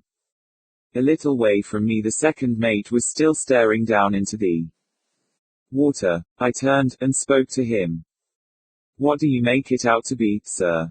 I asked. God knows, he said, with a quick glance round to see whether any of the men were about. He got down from the rail, and turned to go up onto the poop. At the top of the ladder, he leant over the break. You may as well ship that gangway, you two, he told us. And mind, Jessup, keep your mouth shut about this. Aye, sir, I answered. And you too, youngster, he added, and went aft along the poop. Tammy and I were busy with the gangway when the second came back. He had brought the skipper. Right under the gangway, sir, I heard the second say, and he pointed down into the water. For a little while, the old man stared. Then I heard him speak. I don't see anything, he said. At that, the second mate bent more forward and peered down. So did I. But the thing, whatever it was, had gone completely. It's gone, sir, said the second. It was there right enough when I came for you. About a minute later, having finished shipping the gangway, I was going forward when the second's voice called me back. Tell the captain what it was you saw just now, he said, in a low voice. I can't say exactly, sir, I replied. But it seemed to me like the shadow of a ship, rising up through the water. There, sir, remarked the second mate to the old man. Just what I told you. The skipper stared at me. You're quite sure? He asked. Yes, sir, I answered. Tammy saw it, too. I waited a minute. Then they turned to go aft. The second was saying something. Can I go, sir? I asked. Yes, that will do, Jessup, he said, over his shoulder. But the old man came back to the break, and spoke to me. Remember, not a word of this forward, he said. No sir, I replied, and he went back to the second mate, while I walked forward to the forecastle to get something to eat. Your facts in the kettle, Jessup, said Tom, as I stepped in over the washboard. And, I got your lime juice in a pannikin. Thanks, I said, and sat down. As I stowed away my grub, I took no notice of the chatter of the others. I was too stuffed with my own thoughts. That shadow of a vessel rising, you know, out of the profound deeps, had impressed me tremendously. It had not been imagination. 3 of us had seen it really for. Plummer distinctly saw it, though he failed to recognize it as anything extraordinary. As you can understand, I thought a lot about this shadow of a vessel. But, I am sure, for a time, my ideas must just have gone in an Everlasting, blind circle. And then I got another thought, for I got thinking of the figures I had seen aloft in the early morning, and I began to imagine fresh things. You see, that first thing that had come up over the side, had come out of the sea and it had gone back. And now there was this shadow vessel thing, ghost ship I called it. It was a damned good name, too. And the dark, noiseless men. I thought a lot on these lines. Unconsciously, I put a question to myself, aloud. Were they the crew? Said Jasket, who was on the next chest. I took hold of myself, as it were, and glanced at him, in an apparently careless manner. Did I speak? I asked. Yes, mate, he replied, eyeing me, curiously. You said something about a crew. I must have been dreaming, I said, and rose up to put away my plate. 14. The ghost ships . At 4 o'clock, when again we went on deck, the second mate told me to go on with a paunch mat I was making, while Tammy, he sent to get out his sinnet. I had the mat slung on the foreside of the mainmast between it and the after end of the house, and, in a few minutes, Tammy brought his sinnet and yarns to the mast, and made fast to one of the pins. What do you think it was, Jessup? He asked, abruptly, after a short silence. I looked at him. What do you think? I replied. I don't know what to think, he said. But I've a feeling that it's something to do with all the rest, and he indicated aloft with his head. I've been thinking, too, I remarked. That it is? He inquired. Yes, I answered, and told him how the idea had come to me at my dinner, that the strange men shadows which came aboard, might come from that indistinct vessel we had seen down in the sea. Good Lord! He exclaimed, as he got my meaning. And then for a little he stood and thought. That's where they live, you mean? He said, at last, and paused again. Well, I replied, it can't be the sort of existence we should call life. He nodded doubtfully. No, he said, and was silent again. Presently, he put out an idea that had come to him. You think then, that vessel has been with us for some time, if we'd only known? He asked. All along, I replied. I mean ever since these things started. Supposing there are others, he said, suddenly. I looked at him. If there are, I said, you can pray to God that they won't stumble across us. It strikes me that whether the ghosts, or not ghosts, the blood-gutted pirates. It seems horrible, he said solemnly, to be talking seriously like this, about such things. I've tried to stop thinking that way, I told him. I felt I should go cracked, if I didn't. There's damned queer things happen at sea, I know, but this isn't one of them. It seems so strange and unreal, one moment, doesn't it? He said. And the next, it's really true, and you can't understand why you didn't always know. And yet they'd never believe, if you told them. Are sure about it? They'd believe, if they'd been in this packet in the middle watch this morning, I said. Besides, I went on. They don't understand. We didn't. I shall always feel different now, when I read that some packet hasn't been heard of. Tammy stared at me. I've heard some of the old shellbacks talking about things, he said. But I never took them really seriously. Well, I said, I guess we'll have to take this seriously. I wish to God we were home. My God, so do I, he said. For a good while after that, we both worked on in silence, but presently, he went off on another tack. Do you think we'll really shorten her down every night before it gets dark? He asked. Certainly, I replied. They'll never get the men to go aloft at night. After what's happened. But supposing they ordered us aloft, he began. Would you go? I interrupted.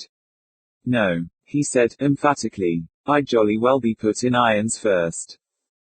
That settles it then, I replied. You wouldn't go, nor would anyone else. At this moment the second mate came along. Shove that mat and that sinnet away, you two, he said. Then get your brooms and clear up. Aye, sir, we said, and he went on forward. Jump on the house, Tammy, I said. And let go the other end of this rope, will you? Right, he said, and did as I had asked him. When he came back, I got him to give me a hand to roll up the mat, which was a very large one. I'll finish stopping it, I said. You go and put your sinnet away. Wait a minute, he replied, and gathered up a double handful of shakens from the deck, under where I had been working. Then he ran to the side. Here, I said, don't go dumping those. They'll only float, and the second mate or the skipper will be sure to spot 'em. Come here, Jessup, he interrupted, in a low voice, and taking no notice of what I had been saying. I got up off the hatch where I was kneeling. He was staring over the side. What's up? I asked. For God's sake, hurry, he said, and I ran, and jumped onto the spar alongside of him. Look, he said, and pointed with a handful of shakens, right down directly beneath us. Some of the shakens dropped from his hand, and blurred the water momentarily, so that I could not see. Then, as the ripples cleared away, I saw what he meant. 2 of them, he said, in a voice that was scarcely above a whisper. And there's another out there, and he pointed again with the handful of shakens. There's another a little further aft, I muttered. Where, he asked. There, I said, and pointed. That's 4, he whispered. 4 of them. I said nothing, but continued to stare. They appeared to me to be a great way down in the sea, and quite motionless. Yet, though their outlines were somewhat blurred and indistinct, there was no mistaking that they were very like exact, though shadowy, representations of vessels. For some minutes we watched them, without speaking. At last, Tammy spoke. The real, right enough, he said, in a low voice. I don't know, I answered. I mean we weren't mistaken this morning, he said. No, I replied. I never thought we were. Away forward, I heard the second mate, returning aft. He came nearer. And saw us. What's up now, you two? He called, sharply. This isn't clearing up. I put out my hand to warn him not to shout, and draw the attention of the rest of the men. He took several steps towards me.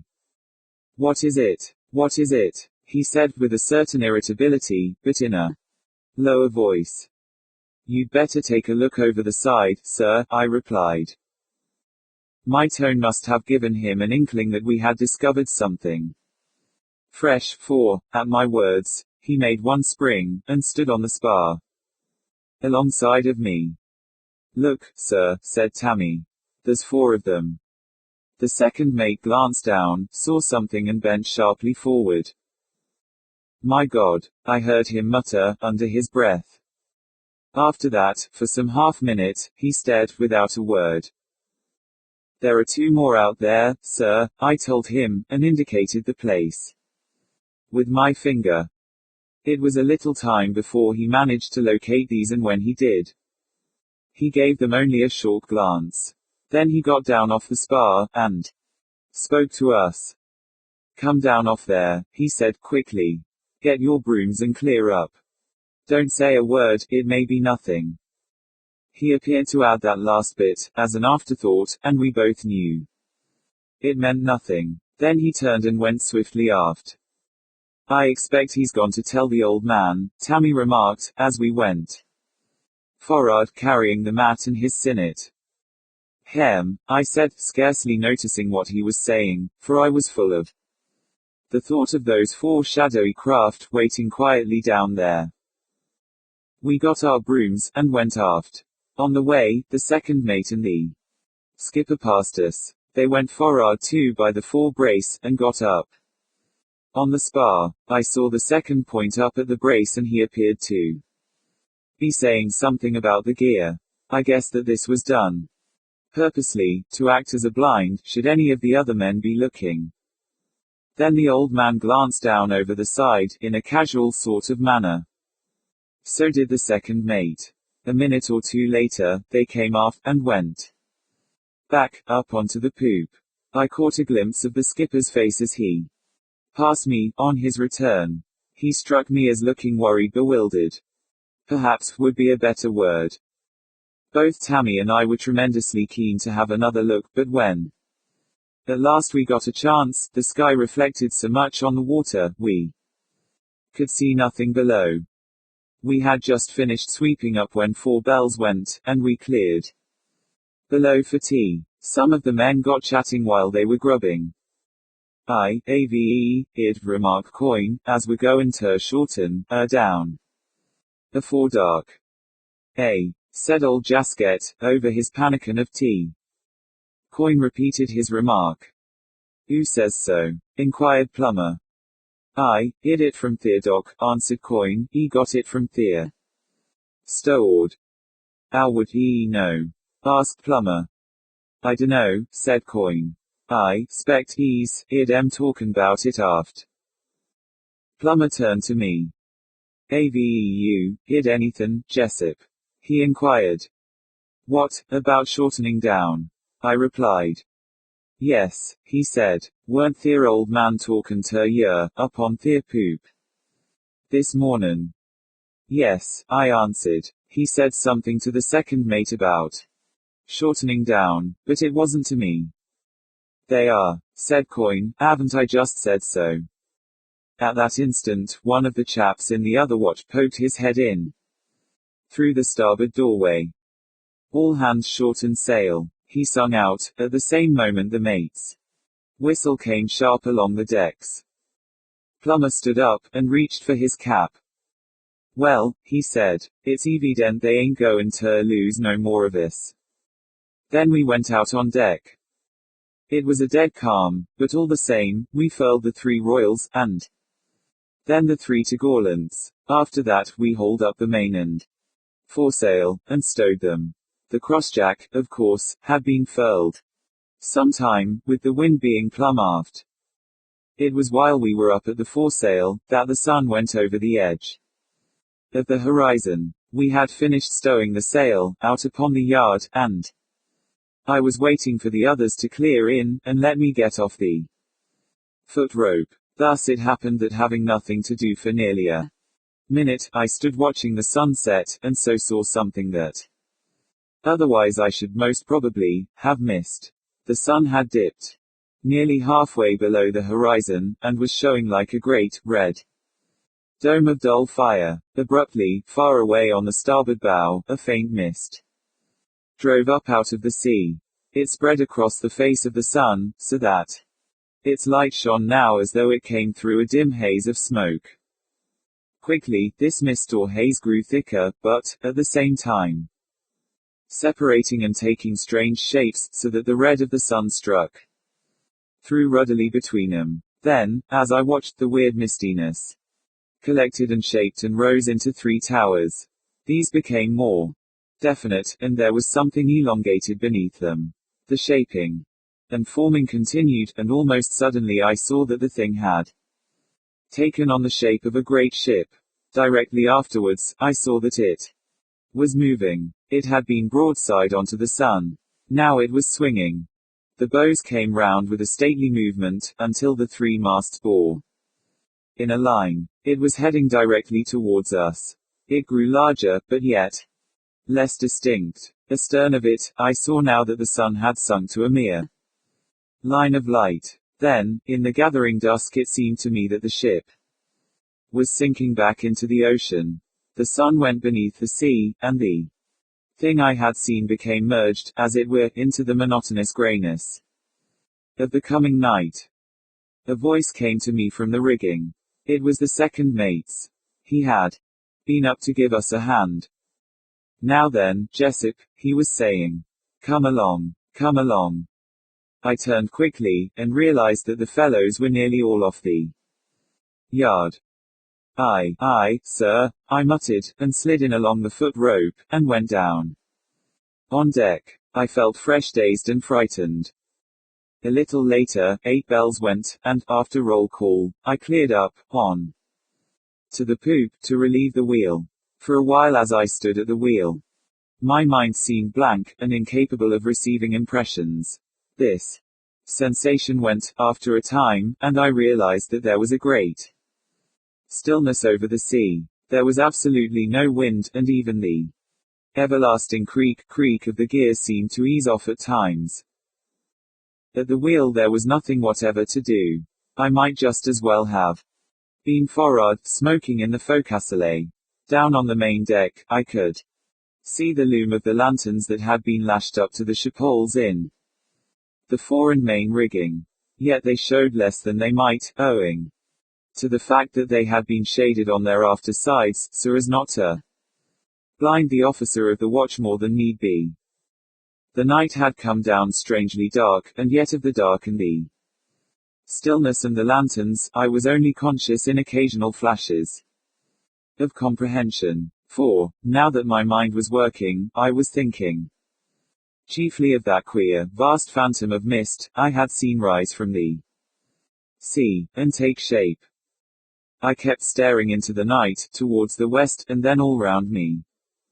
For, naturally, the memory predominated that she had been coming towards us when the darkness came, and it was a pretty disquieting sort of thing to think about. I had such a horrible feeling that something beastly was going to happen any minute.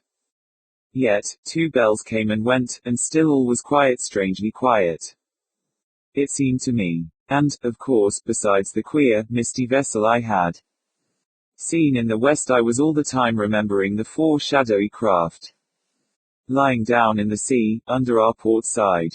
Every time I remembered them, I felt thankful for the lanterns round the main deck, and I wondered why none had been put in the mizzen rigging. I wished to goodness that they had, and made up my mind I would speak to the second mate about it, next time he came aft. At the time, he was leaning over the rail across the break of the poop. He was not smoking, as I could tell, for had he been, I should have seen the glow of his pipe, now and then. It was plain to me that he was uneasy. 3 times already he had been down onto the main deck prowling about. I guessed that he had been to look down into the sea, for any signs of those 4 grim craft. I wondered whether they would be visible at night. Suddenly, the timekeeper struck 3 bells, and the deeper notes of the bell for'ard answered them. I gave a start. It seemed to me that they had been struck close to my elbow. There was something unaccountably strange in the air that night. Then, even as the second mate answered the lookouts, "All's well," there came the sharp whir and rattle of running gear, on the port side of the mainmast. Simultaneously, there was the shrieking of a parrel, up the main, and I knew that someone, or something, had let go the main topsail haul yards. From aloft there came the sound of something parting, then the crash of the yard as it ceased falling. The second mate shouted out something unintelligible, and jumped for the ladder. From the main deck there came the sound of running feet, and the voices of the watch, shouting. Then I caught the skipper's voice. He must have run out on deck, through the saloon doorway. "Get some more lamps. Get some more lamps," he was singing out. Then he swore. He sung out something further. I caught the last 2 words. "Carried away," they sounded like. "No, sir," shouted the second mate. "I don't think so." A minute of some confusion followed, and then came the click of pawls. I could tell that they had taken the halyards to the after capstan. Odd words floated up to me. "All this water," I heard in the old man's voice. He appeared to be asking a question.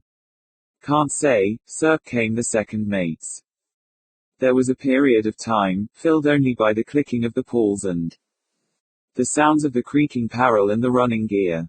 Then the second mate's voice came again. "Seems all right, sir," I heard him say. I never heard the old man's reply, for in the same moment, there came to me a chill of cold breath at my back. I turned sharply, and saw something peering over the taffrail. It had eyes that reflected the binnacle light, weirdly, with a frightful, tigerish gleam, but beyond that, I could see nothing with any distinctness.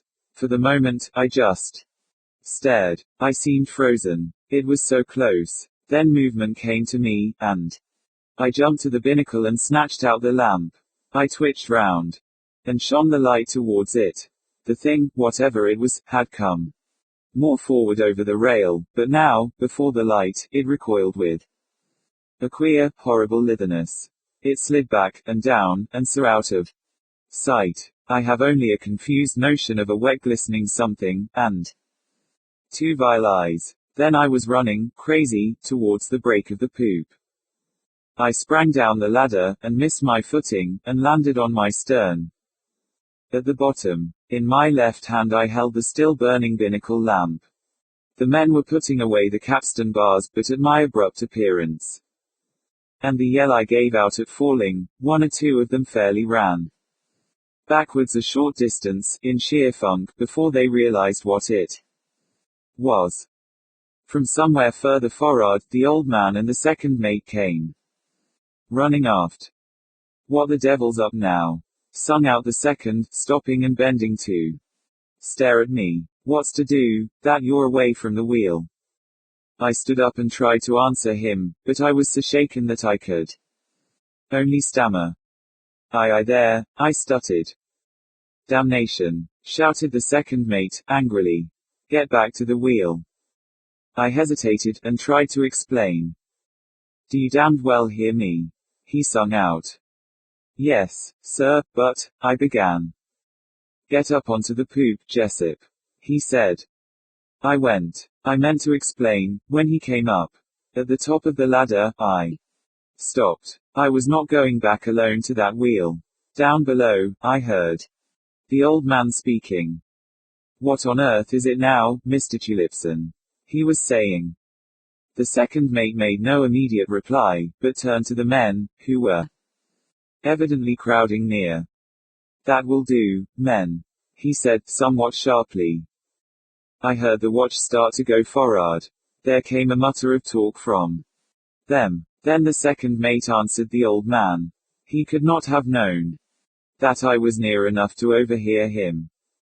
"It's Jessup, sir. He must have seen something, but we mustn't frighten the crowd more than need be."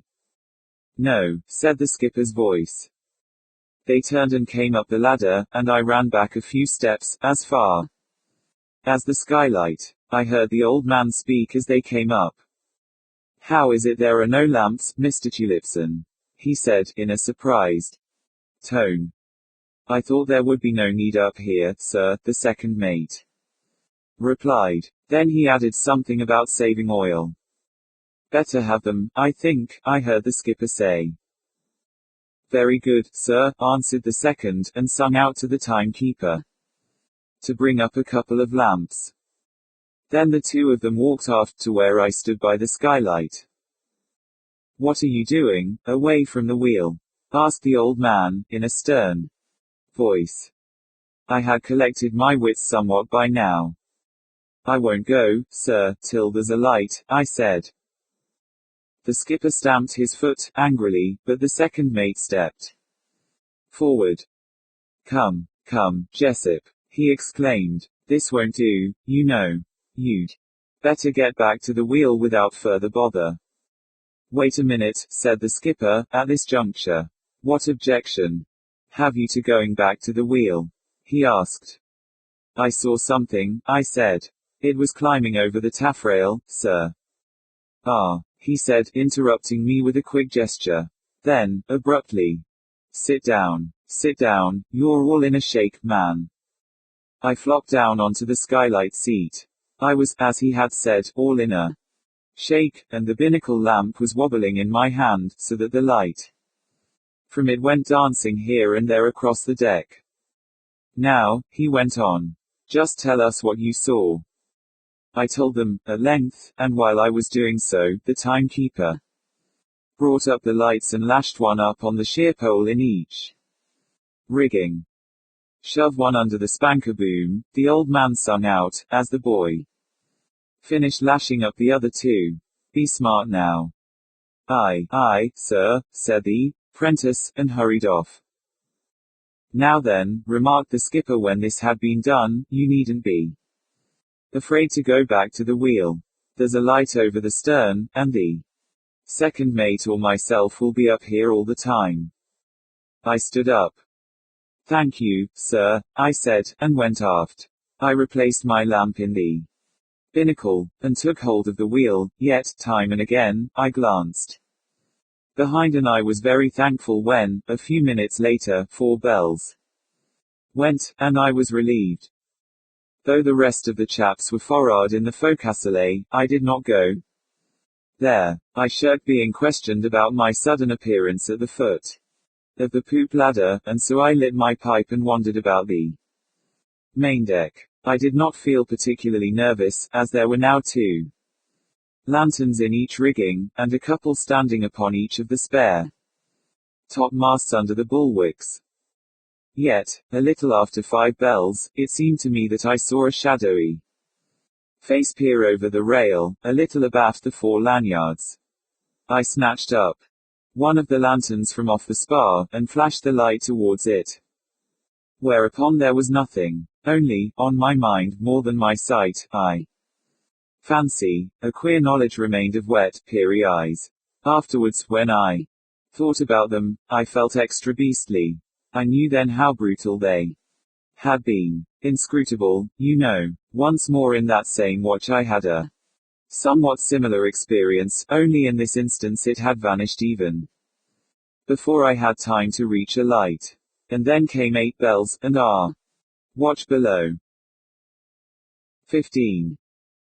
The Great Ghost Ship When we were called again, at 3:15, the man who roused us out had some queer information. Toppin's gone clean vanished. He told us, as we began to turn out. I never was in such a damned hair-raisin hooker as this here. It ain't safe to go about the bloomin' decks. Who's gone? Asked Plummer, sitting up suddenly and throwing his legs over his bunk board. Toppin, one of the apprentices, replied the man. We've been huntin' all over the bloomin' show. We're still at it, but we'll never find him, he ended, with a sort of gloomy assurance. Oh, I dunno, said Coin. P'raps he's snoozin' somewheres bout. Not him, replied the man.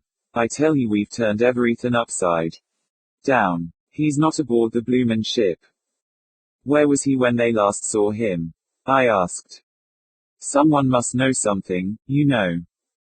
Keepin' time up on the poop, he replied. The old man's nearly shook the life out of the mate and the chap at the wheel.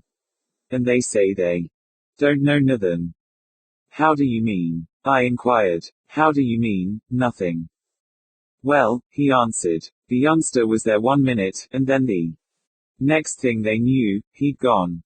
They'd both sworn black and blue that there wasn't a whisper. He's just disappeared off of the face of the bloomin' earth. I got down onto my chest, and reached for my boots. Before I could speak again, the man was saying something fresh. See here, mates, he went on. If things is goin' on like this, I'd like to know where you and me'll be before long. We'll be in, said Plummer. I dunno as I like to think 'bout it, said Coin.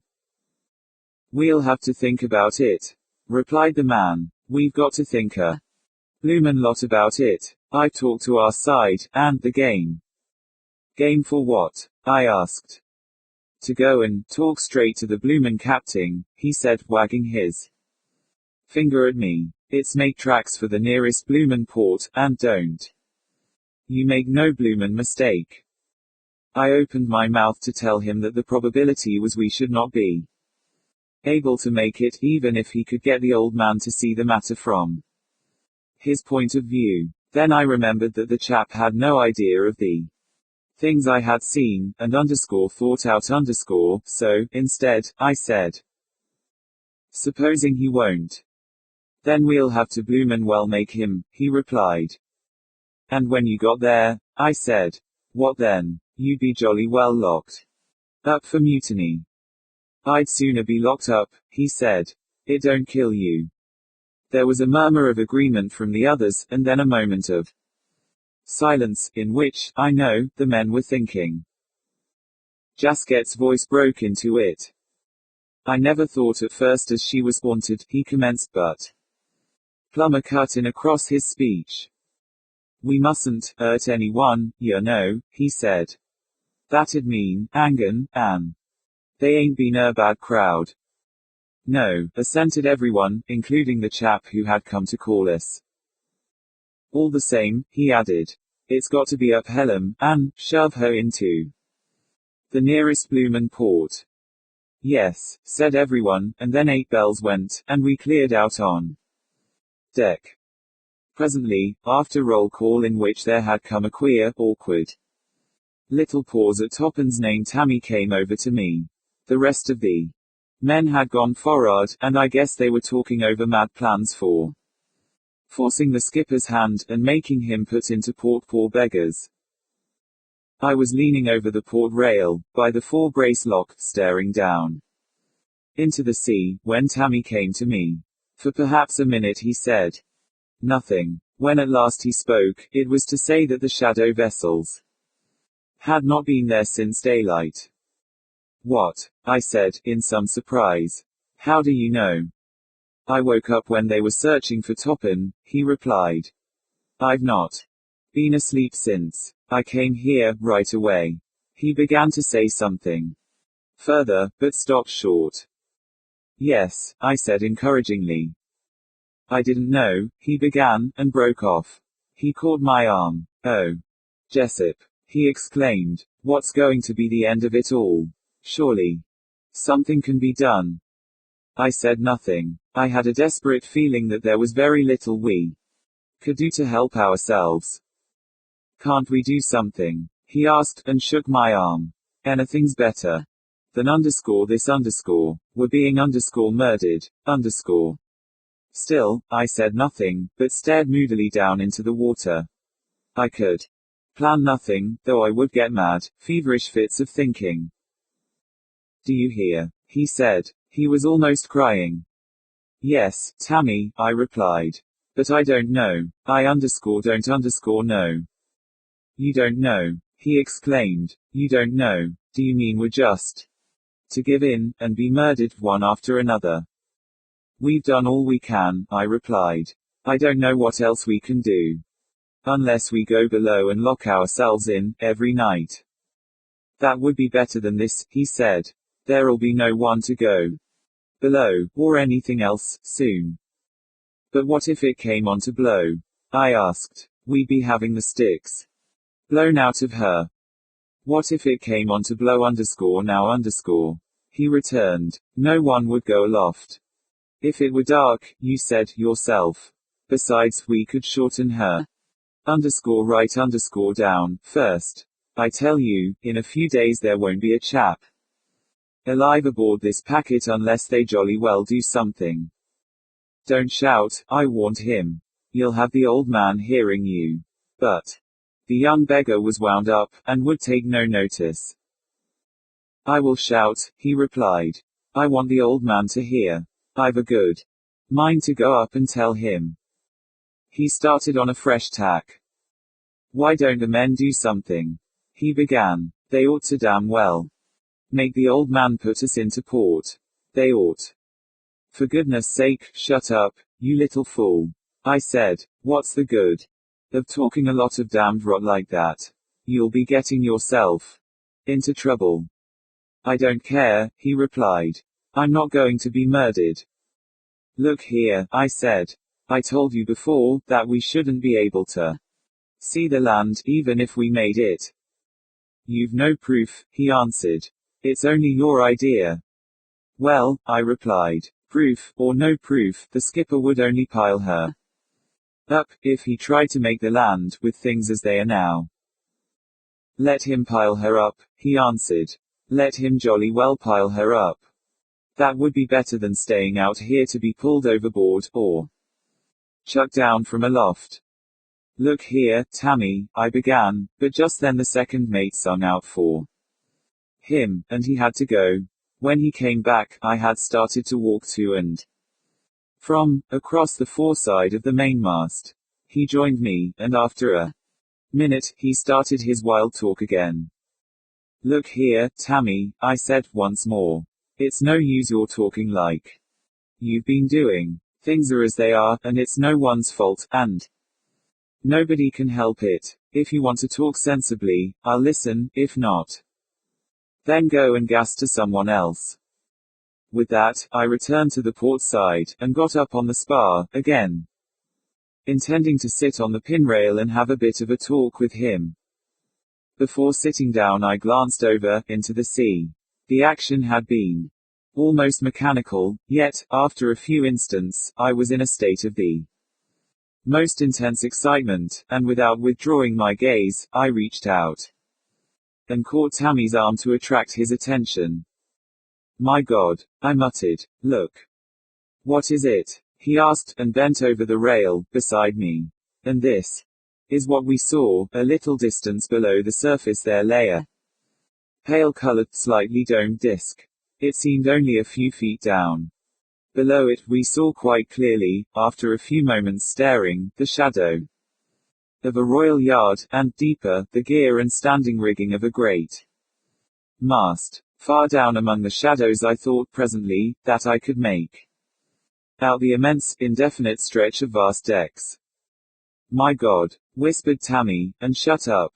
But presently, he gave out a short exclamation, as though an idea had come to him, and got down off the spar, and ran forward onto the forecastle head. He came running back, after a short look into the sea, to tell me that there was the truck of another great mast coming up there, a bit off the bow, to within a few feet of the surface of the sea. In the meantime, you know, I had been staring like mad down through the water at the huge, shadowy mast just below me. I had traced out bit by bit, until now I could clearly see the jackstay, running along the top of the royal mast, and, you know, the royal itself was set underscore.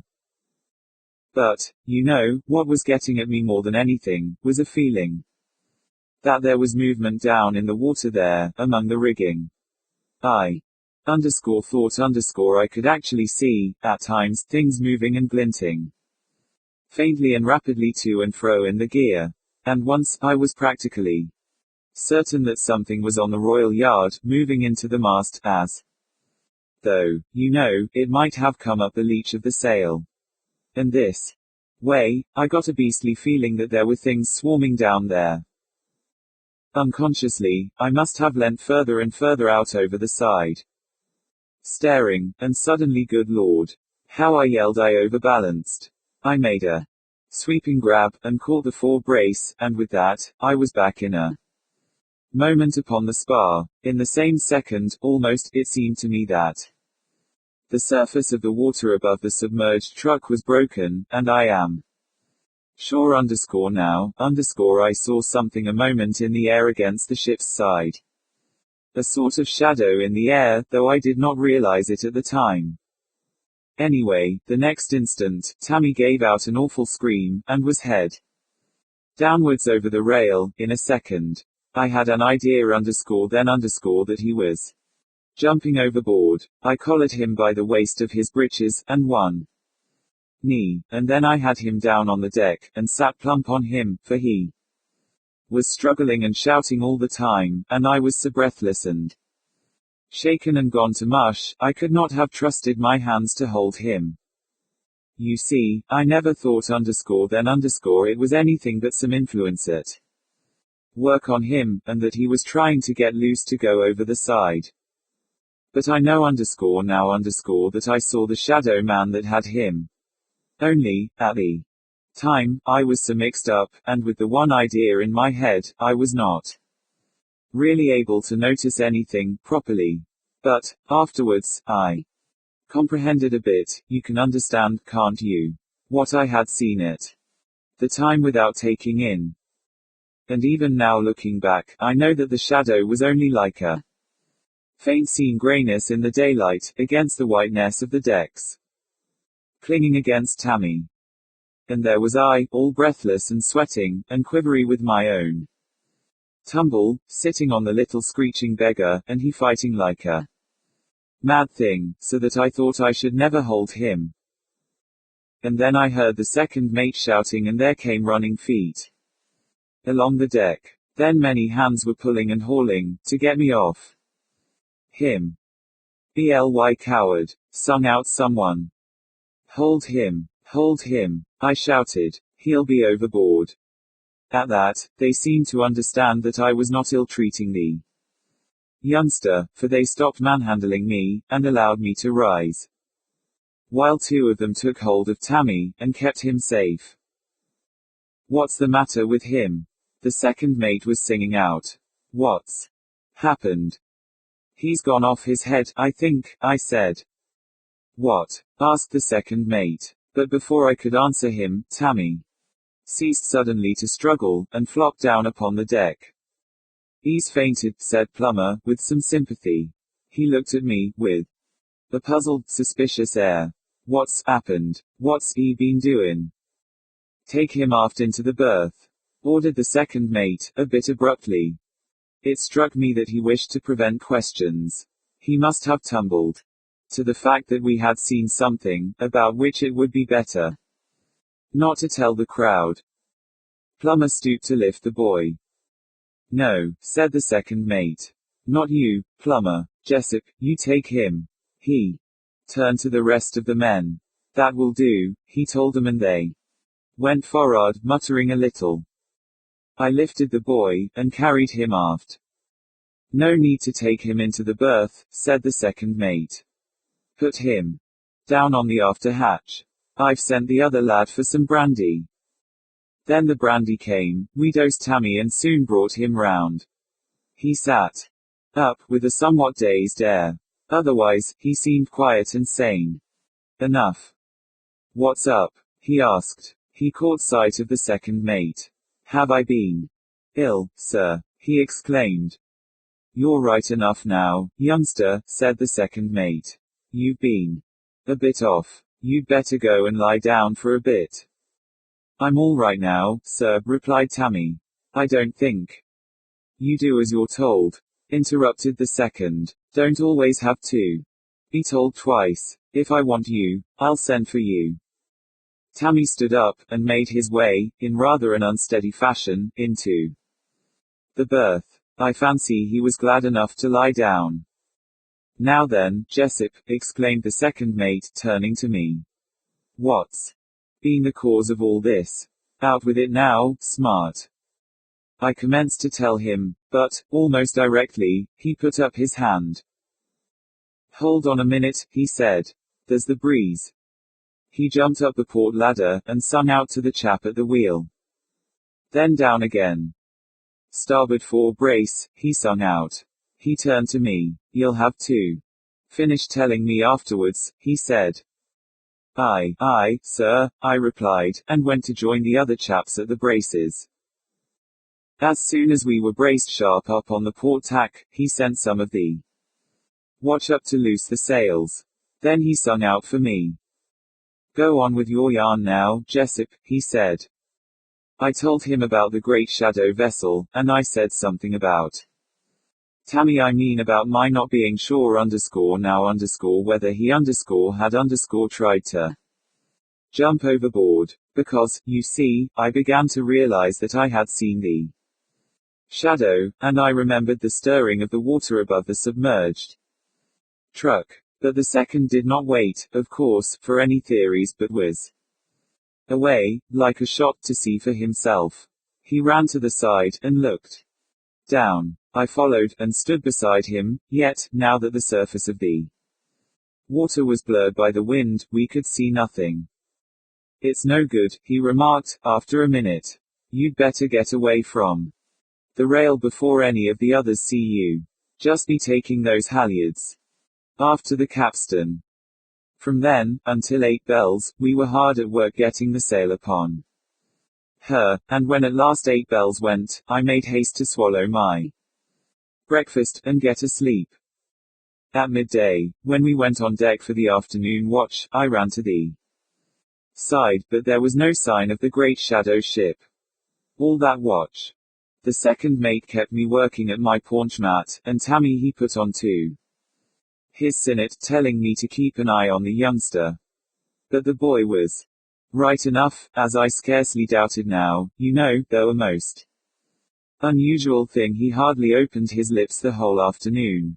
Then at 4 o'clock, we went below for tea.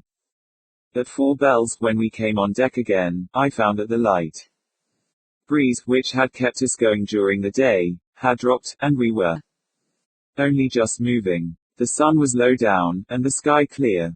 Once or twice, as I glanced across to the horizon, it seemed to me that I caught again that odd quiver in the air that had preceded the coming of the mist, and, indeed on 2 separate occasions, I saw a thin wisp of haze drive up, apparently out of the sea. This was at some little distance on our port beam. Otherwise, all was quiet and peaceful, and though I stared into the water, I could make out no vestige of that great shadow ship down in the sea. It was some little time after 6 bells that the order came for all hands to shorten sail for the night. We took in the royals and topgallants, and then the 3 courses. It was shortly after this that a rumor went round the ship that there was to be no lookout that night after 8 o'clock. This naturally created a good deal of talk among the men, especially as the yarn went that the forecastle doors were to be shut and fastened as soon as it was dark, and that no one was to be allowed on deck. "Who's goin' ter take the wheel?" I heard Plummer ask. "I suppose they'll AVES take 'em as usual," replied one of the men. "One of their officers is bound ter be on their poop, so we'll AVE company." Apart from these remarks, there was a general opinion that if it were true it was a sensible act on the part of the skipper. As one of the men said, "It ain't likely that there'll be any of us missin' in their mornin', if we stays in our bunks all their blessed night." And soon after this, 8 bells went. 16. The Ghost Pirates _ At the moment when 8 bells actually went, I was in the forecastle, talking to 4 of the other watch. Suddenly, away aft, I heard shouting, and then on the deck overhead came the loud thudding of someone pumping with a capstan bar. Straightway, I turned and made a run for the port doorway, along with the 4 other men. We rushed out through the doorway onto the deck. It was getting dusk, but that did not hide from me a terrible and extraordinary sight. All along the port rail there was a queer, undulating grayness, that moved downwards, inboard, and spread over the decks. As I looked, I found that I saw more clearly, in a most extraordinary way. And, suddenly, all the moving grayness resolved into hundreds of strange men. In the half-light, they looked unreal and impossible, as though there had come upon us the inhabitants of some fantastic dream world. My God, I thought I was mad. They swarmed in upon us in a great wave of murderous, living shadows. From some of the men who must have been going aft for roll call, there rose into the evening air a loud, awful shouting. "Aloft!" yelled someone, but, as I looked aloft, I saw that the horrible things were swarming there in scores and scores. "Jesus Christ!" shrieked a man's voice, cut short, and my glance dropped from aloft to find 2 of the men who had come out from the forecastle with me, rolling upon the deck. They were 2 indistinguishable masses that wreathed here and there across the planks. The brutes fairly covered them. From 'em came muffled little shrieks and gasps, and there I stood, and with me were the other 2 men. A man darted past us into the forecastle, with 2 grey men on his back, and I heard 'em kill him. The 2 men by me ran suddenly across the fore hatch, and up the starboard ladder onto the forecastle head. Yet, almost in the same instant, I saw several of the grey men disappear up the other ladder. From the forecastle head above, I heard the two men commence to shout, and this died away into a loud scuffling. At that, I turned to see whether I could get away. I stared round, hopelessly, and then with 2 jumps, I was on the pigsty, and from there upon the top of the deckhouse. I threw myself flat, and waited breathlessly. All at once, it seemed to me that it was darker than it had been the previous moment, and I raised my head, very cautiously. I saw that the ship was enveloped in great billows of mist, and then, not 6 feet from me, I made out someone lying, face downwards. It was Tammy. I felt safer now that we were hidden by the mist, and I crawled to him. He gave a quick gasp of terror when I touched him, but when he saw who it was, he started to sob like a little kid. Hush, I said. For God's sake be quiet. But I need not have troubled. For the shrieks of the men being killed down on the decks all around us drowned every other sound. I knelt up, and glanced round and then aloft. Overhead, I could make out dimly the spars and sails, and now as I looked, I saw that the topgallants and royals had been unloosed and were hanging in the buntlines. Almost in the same moment, the terrible crying of the poor beggars about the decks ceased, and there succeeded an awful silence, in which I could distinctly hear Tammy sobbing. I reached out, and shook him. Be quiet, I whispered, intensely. They'll hear us.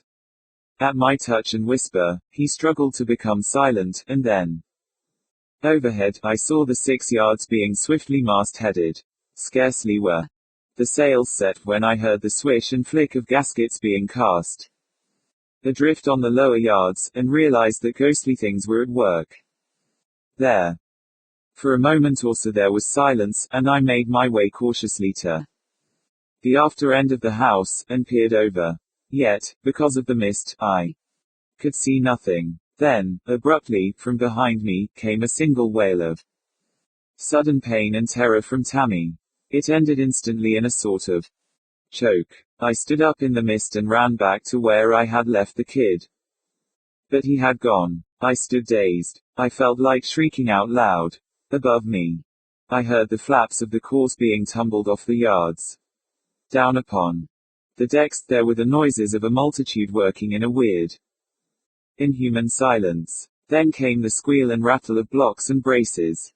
Aloft, they were squaring the yards. I remained standing. I watched the yards squared, and then I saw the sails fill suddenly. An instant later, the deck of the house upon which I stood became canted forward. The slope increased so that I could scarcely stand, and I grabbed at one of the wire winches. I wondered, in a stunned sort of way, what was happening.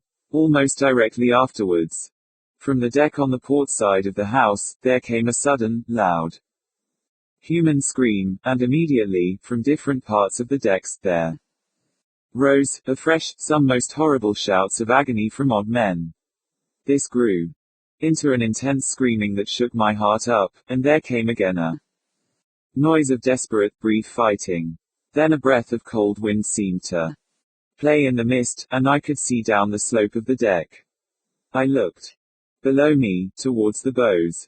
The jibboom was plunged right into the water, and, as I stared, the bows disappeared into the sea. The deck of the house became a wall to me, and I was swinging from the winch which was now above my head. I watched the ocean lap over the edge of the forecastle head, and rush down onto the main deck, roaring into the empty forecastle. And still all around me came crying of the lost sailor men. I heard something strike the corner of the house above me, with a dull thud, and then I saw Plummer plunge down into the flood beneath.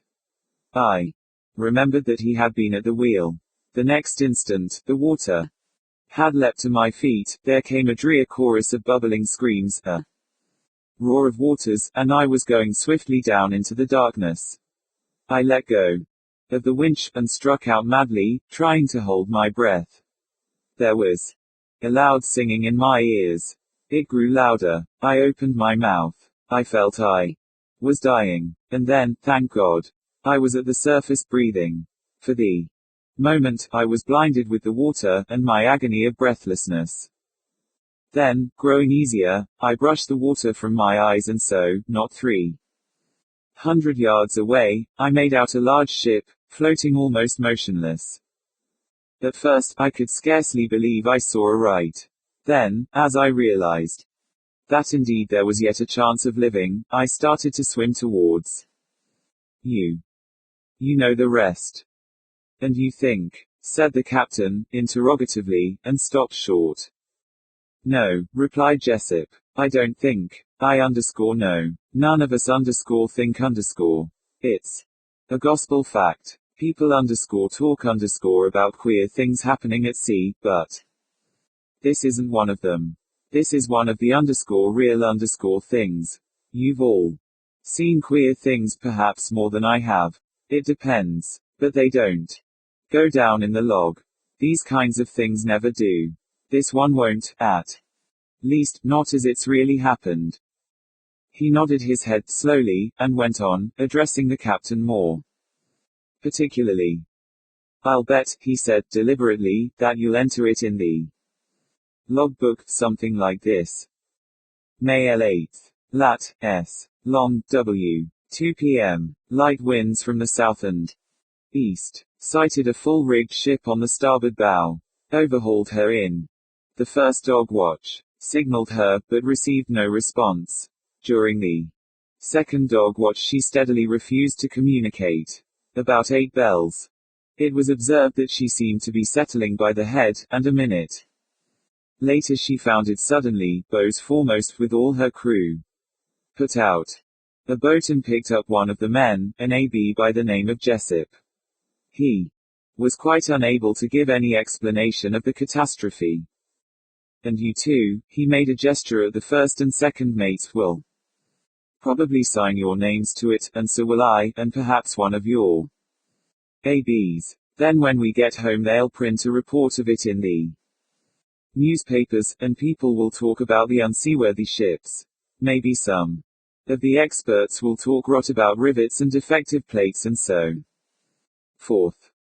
He laughed cynically. Then he went on. And you know, when you come to think of it, there's no one except our own selves will ever know how it happened really. The shellbacks don't count. They're only beastly, drunken brutes of common sailors poor devils. No one would think of taking anything they said as anything more than a damned cuffer. Besides, the beggars only tell these things when they're half boozed. They wouldn't then, for fear of being laughed at. Only the not responsible. He broke off, and looked round at us. The skipper and the 2 mates nodded their heads, in silent assent. Appendix. The silent ship I'm the 3rd mate of the Sanya the vessel that picked up Jessup. You know, and he's asked us to write a short note of what we saw from our side, and sign it. The old man's set me on the job, as he says I can put it better than he can.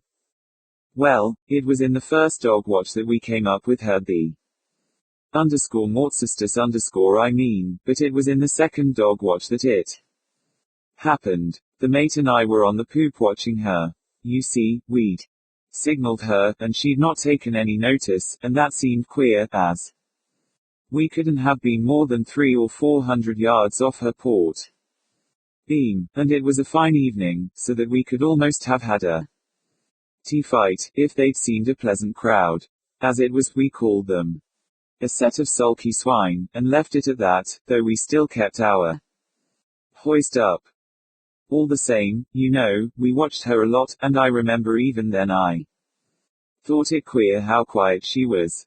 We couldn't even hear her bell go. And I spoke to the mate about it, and he said he'd been noticing the same thing.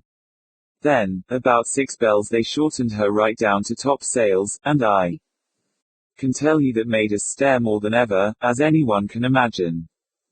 And I remember we noticed then especially that we couldn't hear a single sound from her even when the hall yards were let go, and, without the glass, I saw their old man singing out something, but we didn't get a sound of it and we should have been able to hear every word. Then, just before 8 bells, the thing Jessop's told us about happened. Both the mate and the old man said they could see men going up her side a bit indistinct, because it was getting dusk, but the second mate and I half thought we did and half thought we didn't. But there was something queer, we all knew that, and it looked like a sort of moving mist along her side. I know I felt pretty funny, but it wasn't the sort of thing, of course, to be too sure and serious about. Until you were sure. After the mate and the captain had said they saw the men boarding her, we began to hear sounds from her, very queer at first and rather like a phonograph makes when it's getting up speed. Then the sounds came properly from her, and we heard 'em shouting and yelling, and, I don't know even now just what I really thought. I was also queer and mixed. The next thing I remember there was a thick mist round the ship, and then all the noise was shut off, as if it were all the other side of a door. But we could still see her masts and spars and sails above the misty stuff, and both the captain and the mate said they could see men aloft, and I thought I could, but the second mate wasn't sure. All the same though, the sails were all loosed in about a minute, it seemed, and the yards mastheaded. We couldn't see the courses above the mist, but Jessop says they were loosed too and sheeted home along with the upper sails. Then we saw the yards squared and I saw the sails fill bang up with wind, and yet, ours were slatting. The next thing was the one that hit me more than anything. Her masts took a cant forward, and then I saw her stem come up out of the mist. That was round her. Then, all in an instant, we could hear sounds from the vessel again. And I tell you, the men didn't seem to be shouting, but screaming. Her stern went higher. It was most extraordinary to look at, and then she went plunk down, head foremost, right bang into the mist stuff. It's all right what Jessop says, and when we saw him swimming, I was the one who spotted him. We got out a boat quicker than a windjammer ever got out a boat before, I should think. The captain and the mate and the second and I are all going to sign this. Signed. William NAWSTON _master JEG. Adams first mate Ed. Brown second mate Jack T. Evan third mate